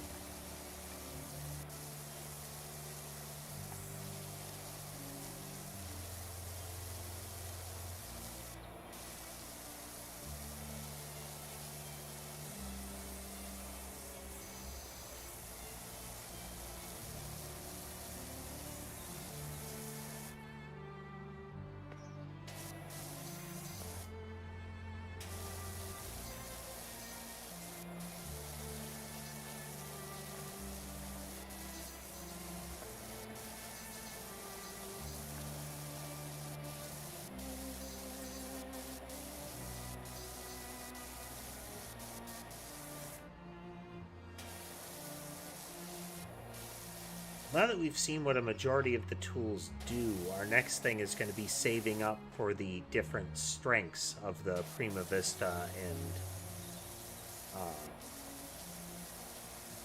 well, primarily the Prima Vista. The other one doesn't strike me as being as useful. The Urban X. That one is indicated as having more focused power but less AoE.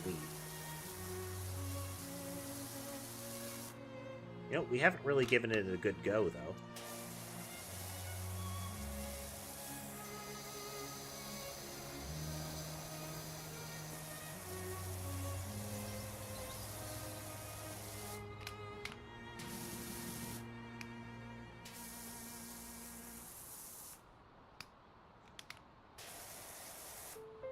Can't say as far as area I see a difference, but the green seems to be as good as...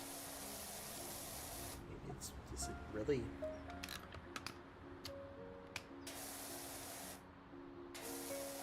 Seems about the same to me. Maybe in really, like, caked on stuff, you can get a little bit more out of the Urban X, but...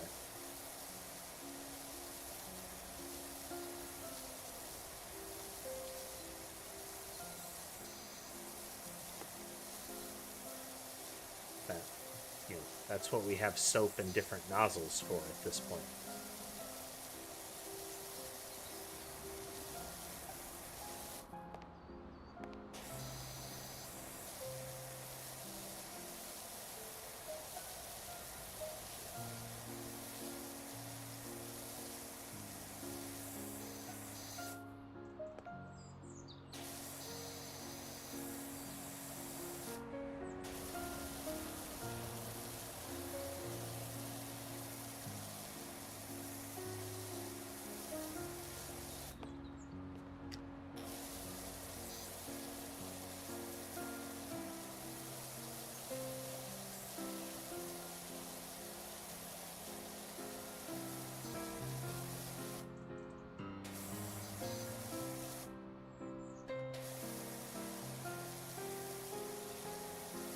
Corners.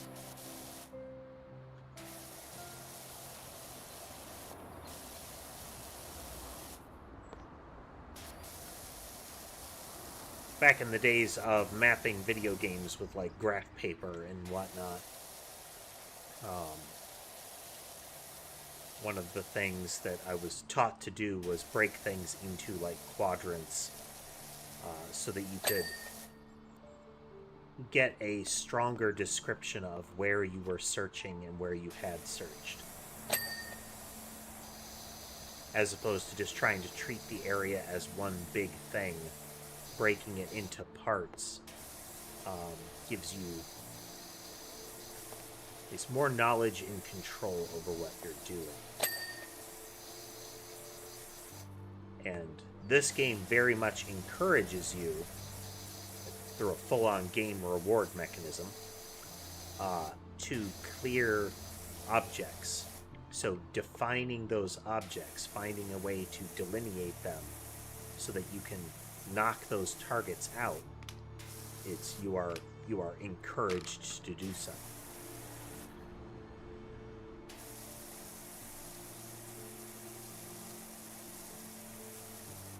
I don't know.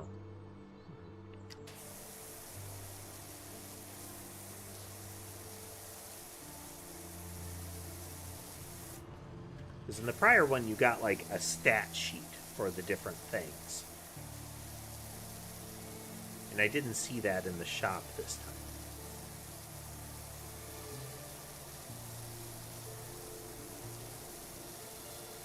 For the most part, when changing nozzles, if I do a basic sweep and I see parts left behind, I use a more intense nozzle.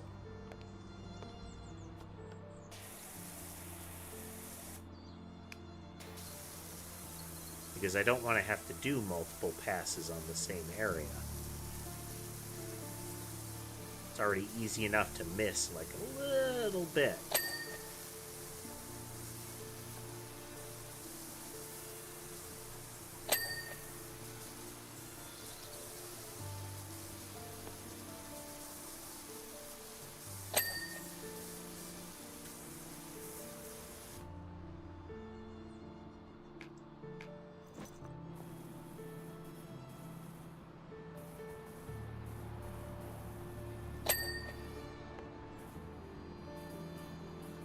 Gotta make a neat noise if you're on the other side of the glass from this.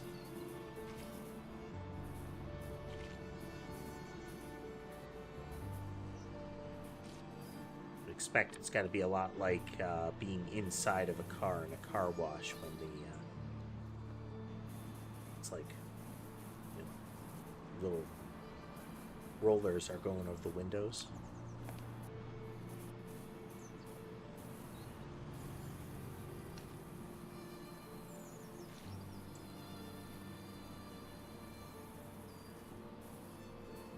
High pitch, but a higher pitched kind of rumbling.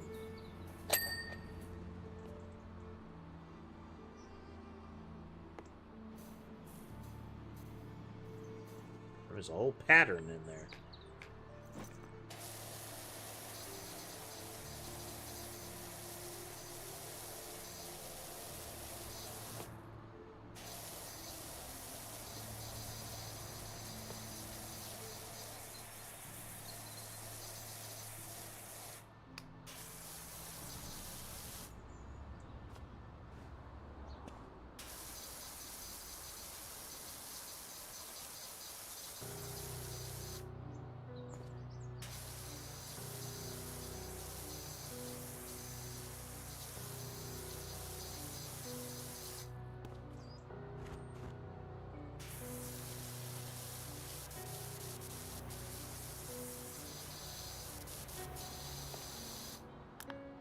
Called the Art Deco house, but this is like the Trilobite house or something like that.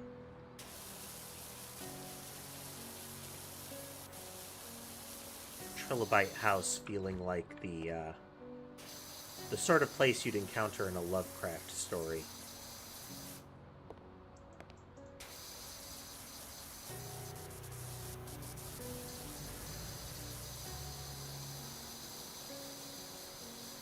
In which the protagonist is very racist and expresses a fear of supernatural yogurt.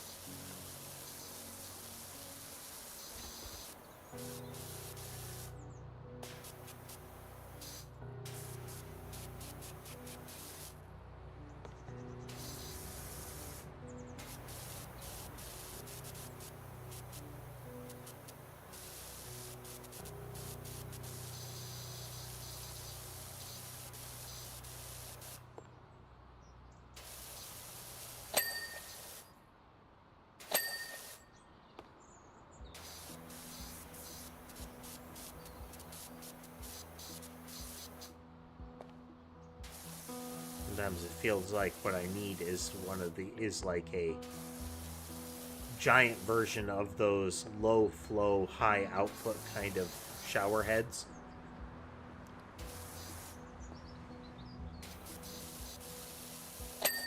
The big wide ones that are largely just meant to dump water down as opposed to in a stream.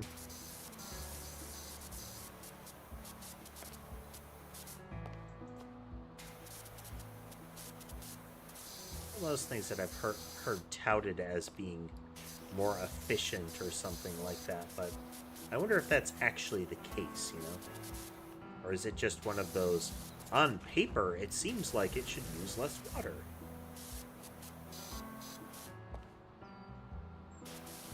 And so that claim is going to be without evidence on all of our advertisements.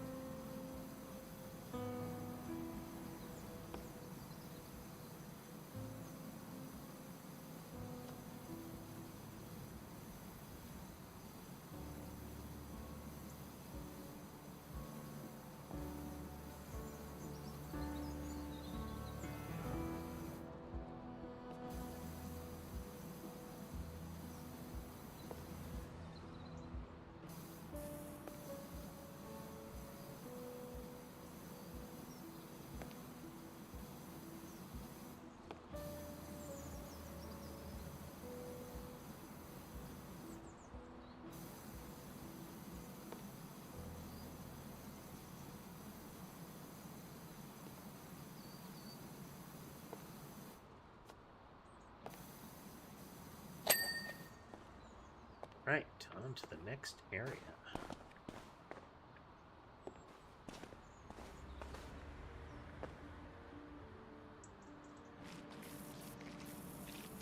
There are a lot of spots in this game where there's a moment before the physics kick in and drag you back down. Like right there when I jumped off of the telescope, I was able to land on the very faint rounded portion of this edge.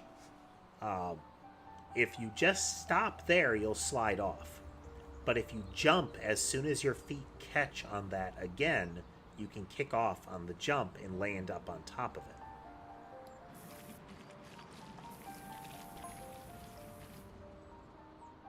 I heard from Sonia. The beam's gone because someone's stolen the merman's gem.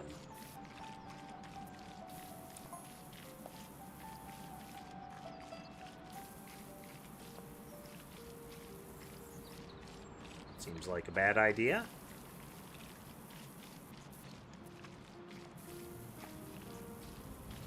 I suspect they had a very slow scissor lift and escaped on mopeds after they took the gem.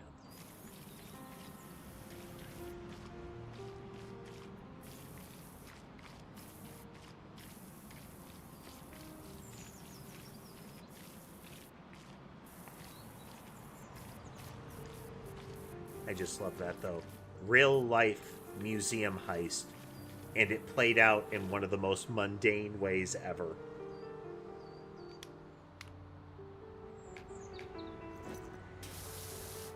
There's an entire genre of movies that just got kicked right between the legs. It's just wonderful.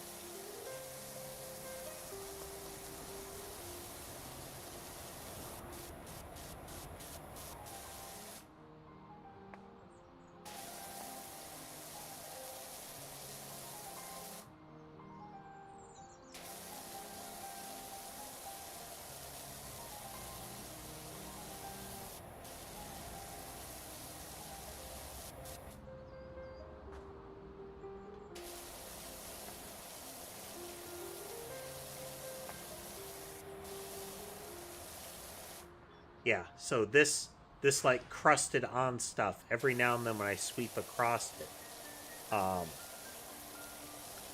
like a chunk will get thrown off instead of just a splash.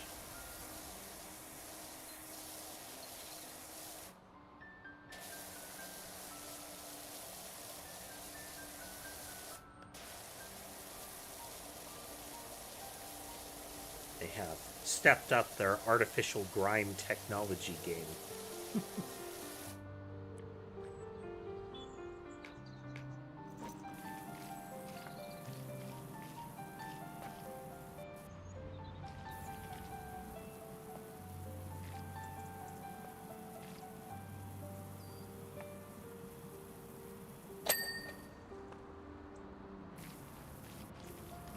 I like the implication that I have this bandolier of different, like, armatures, nozzles, and pressure guns.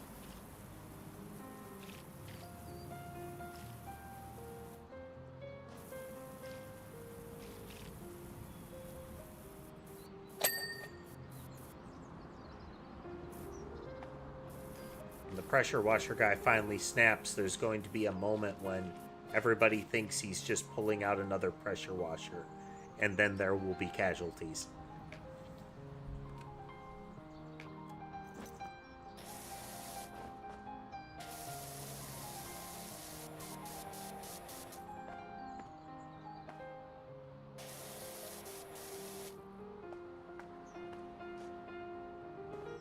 Whoops.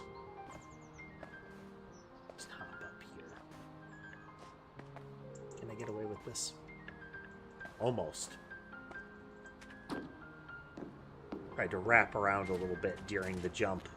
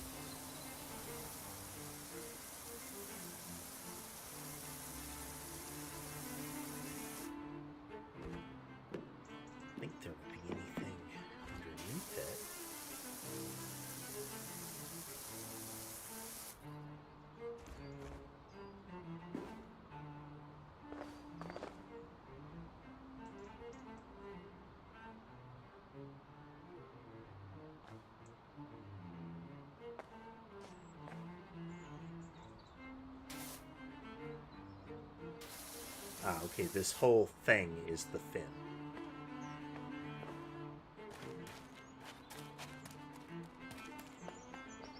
Noted.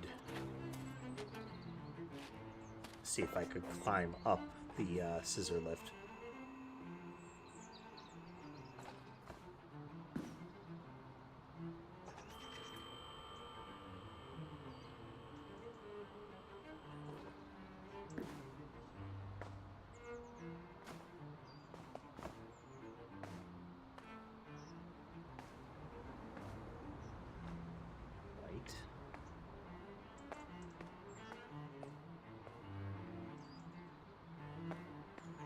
If I get it closer, it will be okay.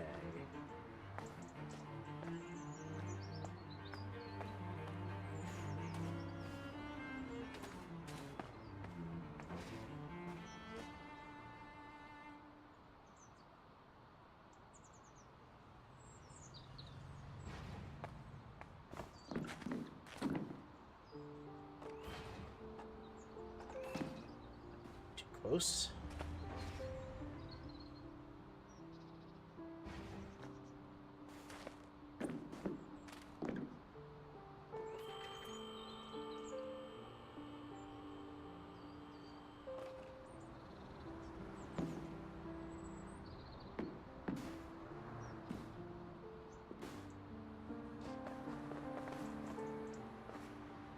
Just made it.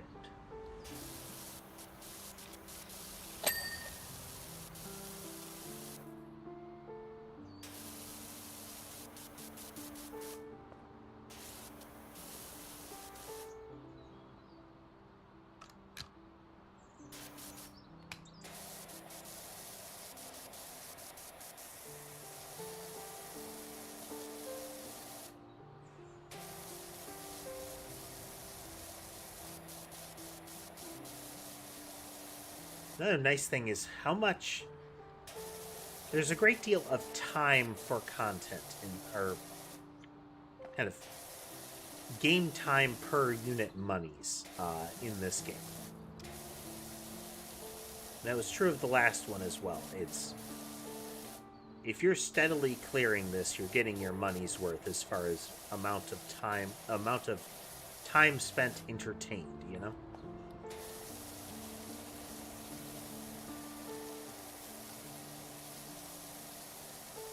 Were some of the original DLCs better than others? Yes. Some of them you got more value.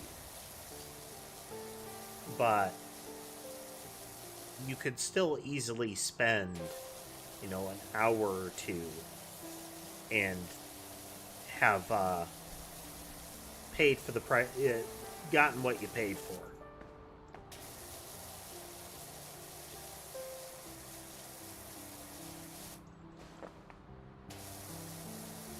Amount of enjoyment for money is a metric that more people need to look at for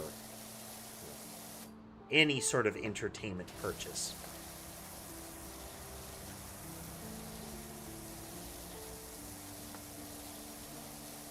Games in particular get unfairly hit on that regularly because you have a lot of microtransaction advertisement gotcha games that present themselves as very cheap up front. And so when somebody's, you know, complaining about a game price, they point to that kind of cost like, this should be a free game. Well, that game's not free. That's a gotcha game. Somebody is paying through the teeth in order for you to have that free one.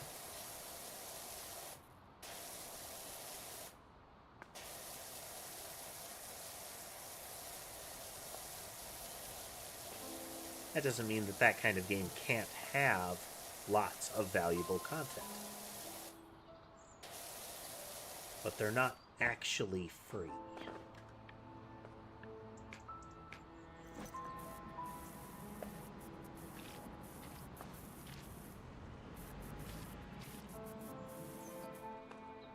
Let's...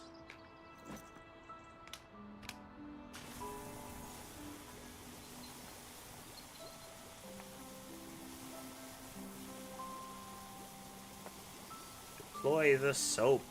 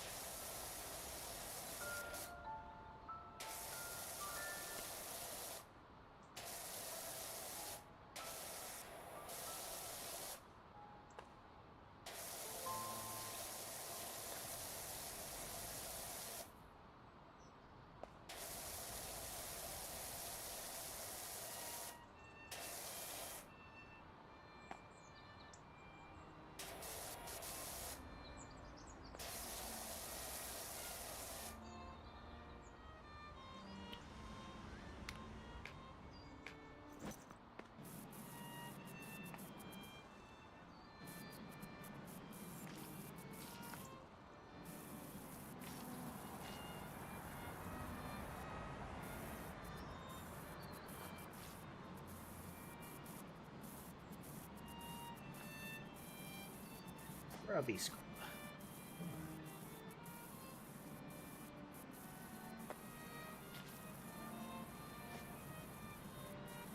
Oh man, some of that stuff was on there. Soap came off and there was still some of it under it.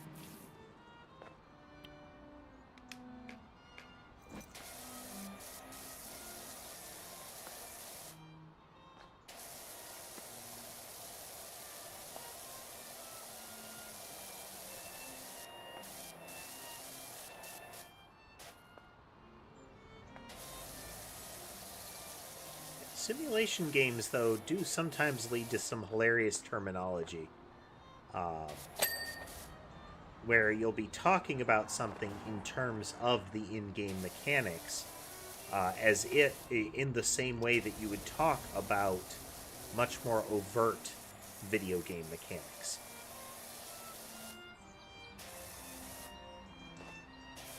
Yeah, the next level has a lot of real caked-on grime, so I'm going to make sure to farm up some higher grade soap so I can get through it more easily, so I can get to the next level promptly, because that's when it really gets good.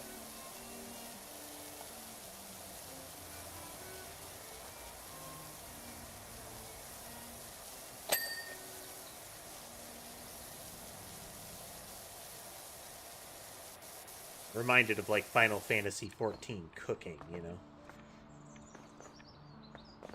the team's heading into a really tough battle, so I need to spend some time getting the eggs from the outer reaches, because I want to make us some good some good breakfast, what would it be? Breakfast burritos, so that we can have the edge over the God of Darkness.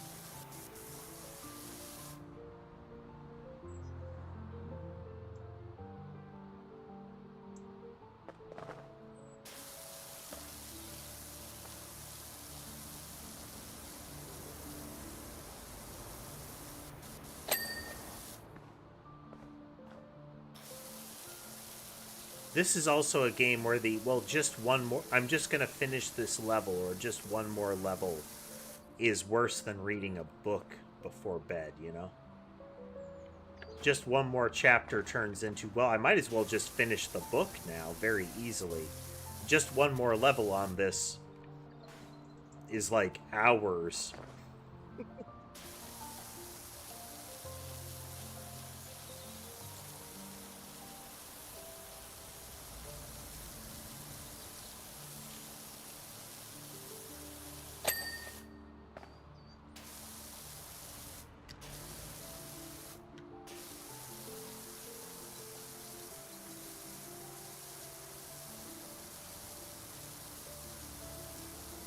On the game project, we're currently working on is the spawning mechanism. And what that largely means right now is we're to the point where once that's finished, once the spawning mechanism is finished again, we're going to leave weapons as they are for the time being, just to get more function rolling. But we're at a point where the next thing for proof of concept will be making a level. Like, create the map, position the spawner triggers, position the spawners, move left to right, see how it feels as we move along that. Is that really what I envisioned?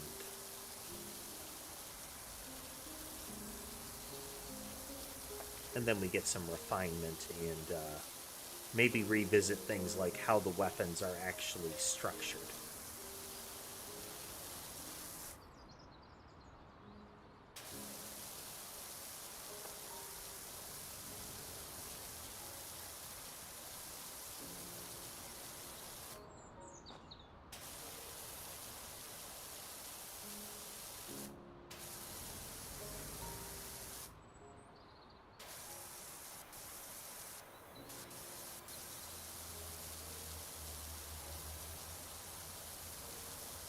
We're getting there. We're getting there.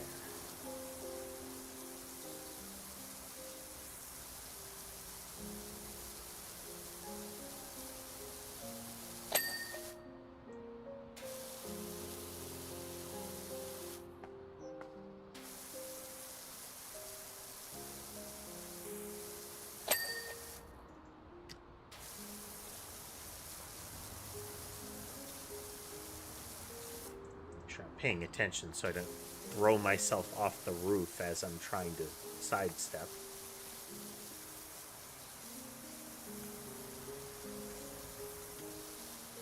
Difficult to get up here, but it's a hassle if I keep leaping off.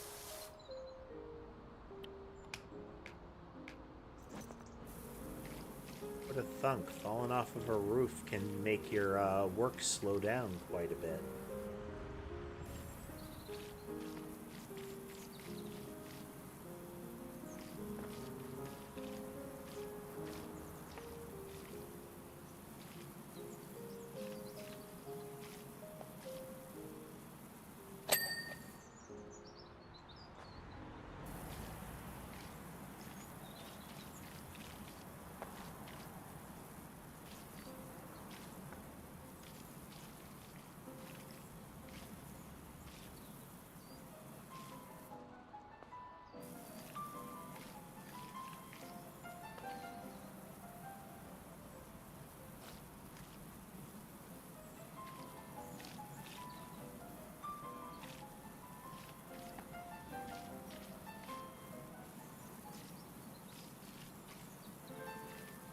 Goal at the moment is to wrap up this level.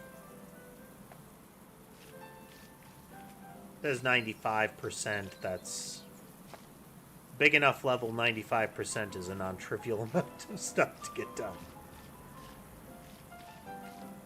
But we'll have the basics here, and then it will be finding what we missed, which there will inevitably be many tiny things. A little narrative beat, and then we'll close out for the day.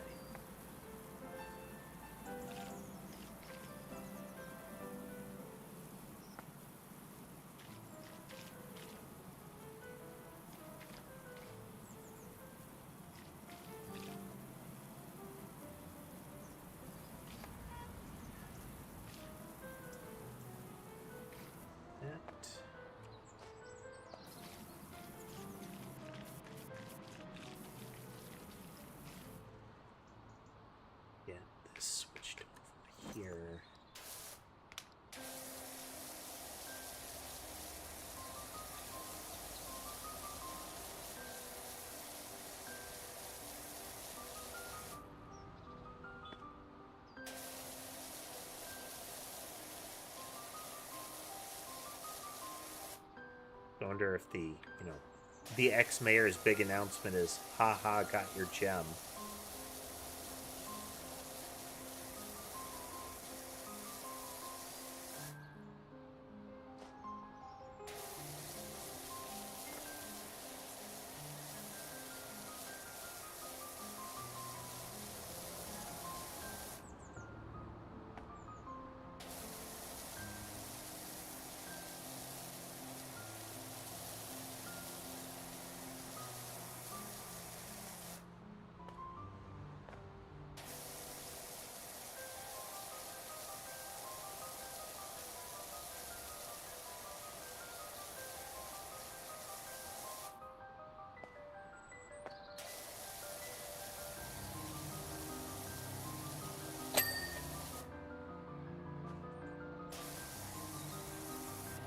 Almost there.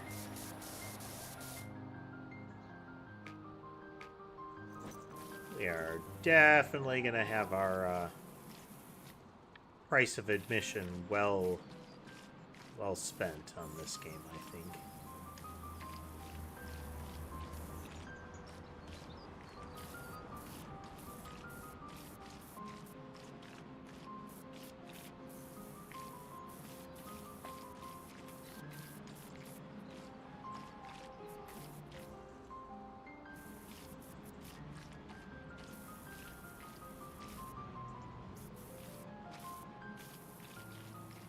Playing with this, I wonder how many forum posts talk about how this trivializes some parts of the game. So easy, you just use the surface cleaner. You used to have to sweep it like with different types of nozzle, but now you just use this one and it cleans the whole floor super easy. Then don't use it.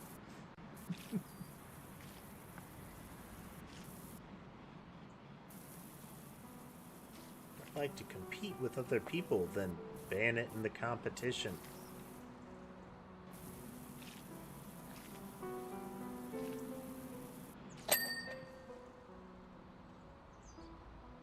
Central feature: wall, first floor window frame.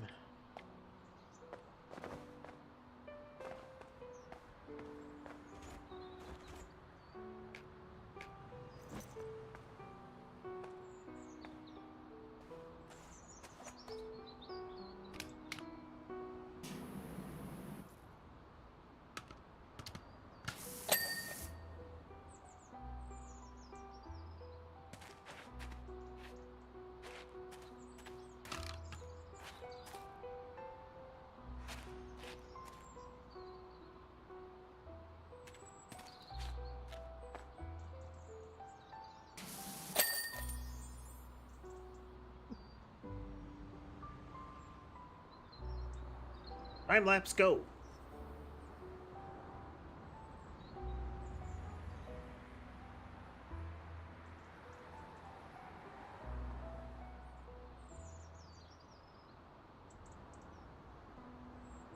Nice. Excellent job, Sprucey. I can see why Harper recommended you. Spotless house. Hum reduced to 0. All I need is to find out what Karen's up to. Though I wonder if it's that Karen finally snapped about the hum that passed right over the house and went to get rid of it.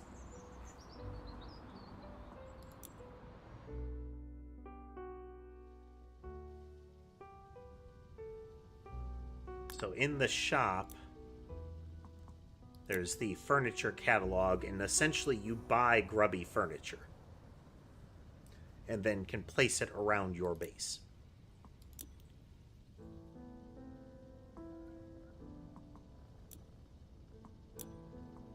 Different outfits. Masks cover all colors. Boots and gloves.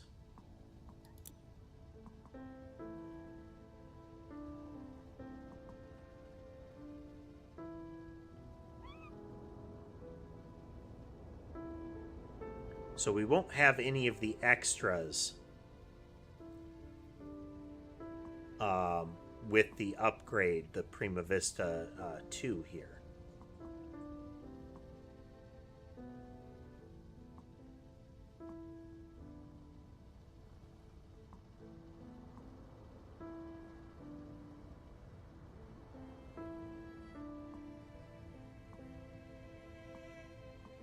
So we're going to hold off on the upgrade there.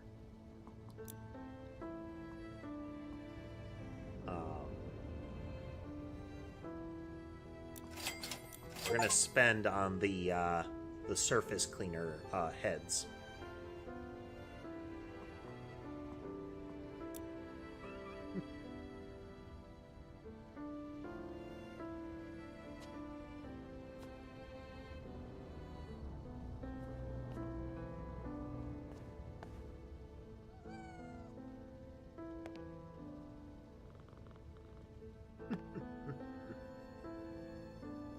Yeah, we got jobs all over the place now.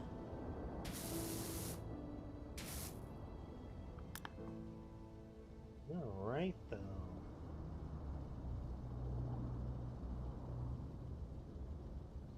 I'm as pleased with this as I am with the original. It is good times. It is very relaxing to play. So like I mentioned, we're probably going to be playing a little bit more of this in the near future. Get as much ground as we can covered. We'll see how long that lasts for us. I think it's a good opportunity to, like, a quick breather as far as the coding streams. Doesn't mean that we're not poking it or thinking about it in the background. But it's going to be a bit more PowerWash in the near future. Oh, but folks, if you like what you saw and would like to see more, remember to like, follow, subscribe, comment, all of that kind of stuff. It does help the channel grow. If you'd like to consider supporting the channel more directly, you can do so through platform-specific means like memberships, subscriptions, and the like. You can also do so through off-platform means such as Patreon and Ko-fi. Links to all of my channels and similar are in the link tree, in the description of my videos, and in my Twitch profile. And with that said, I hope the rest of your day is good, and I'll see you next time.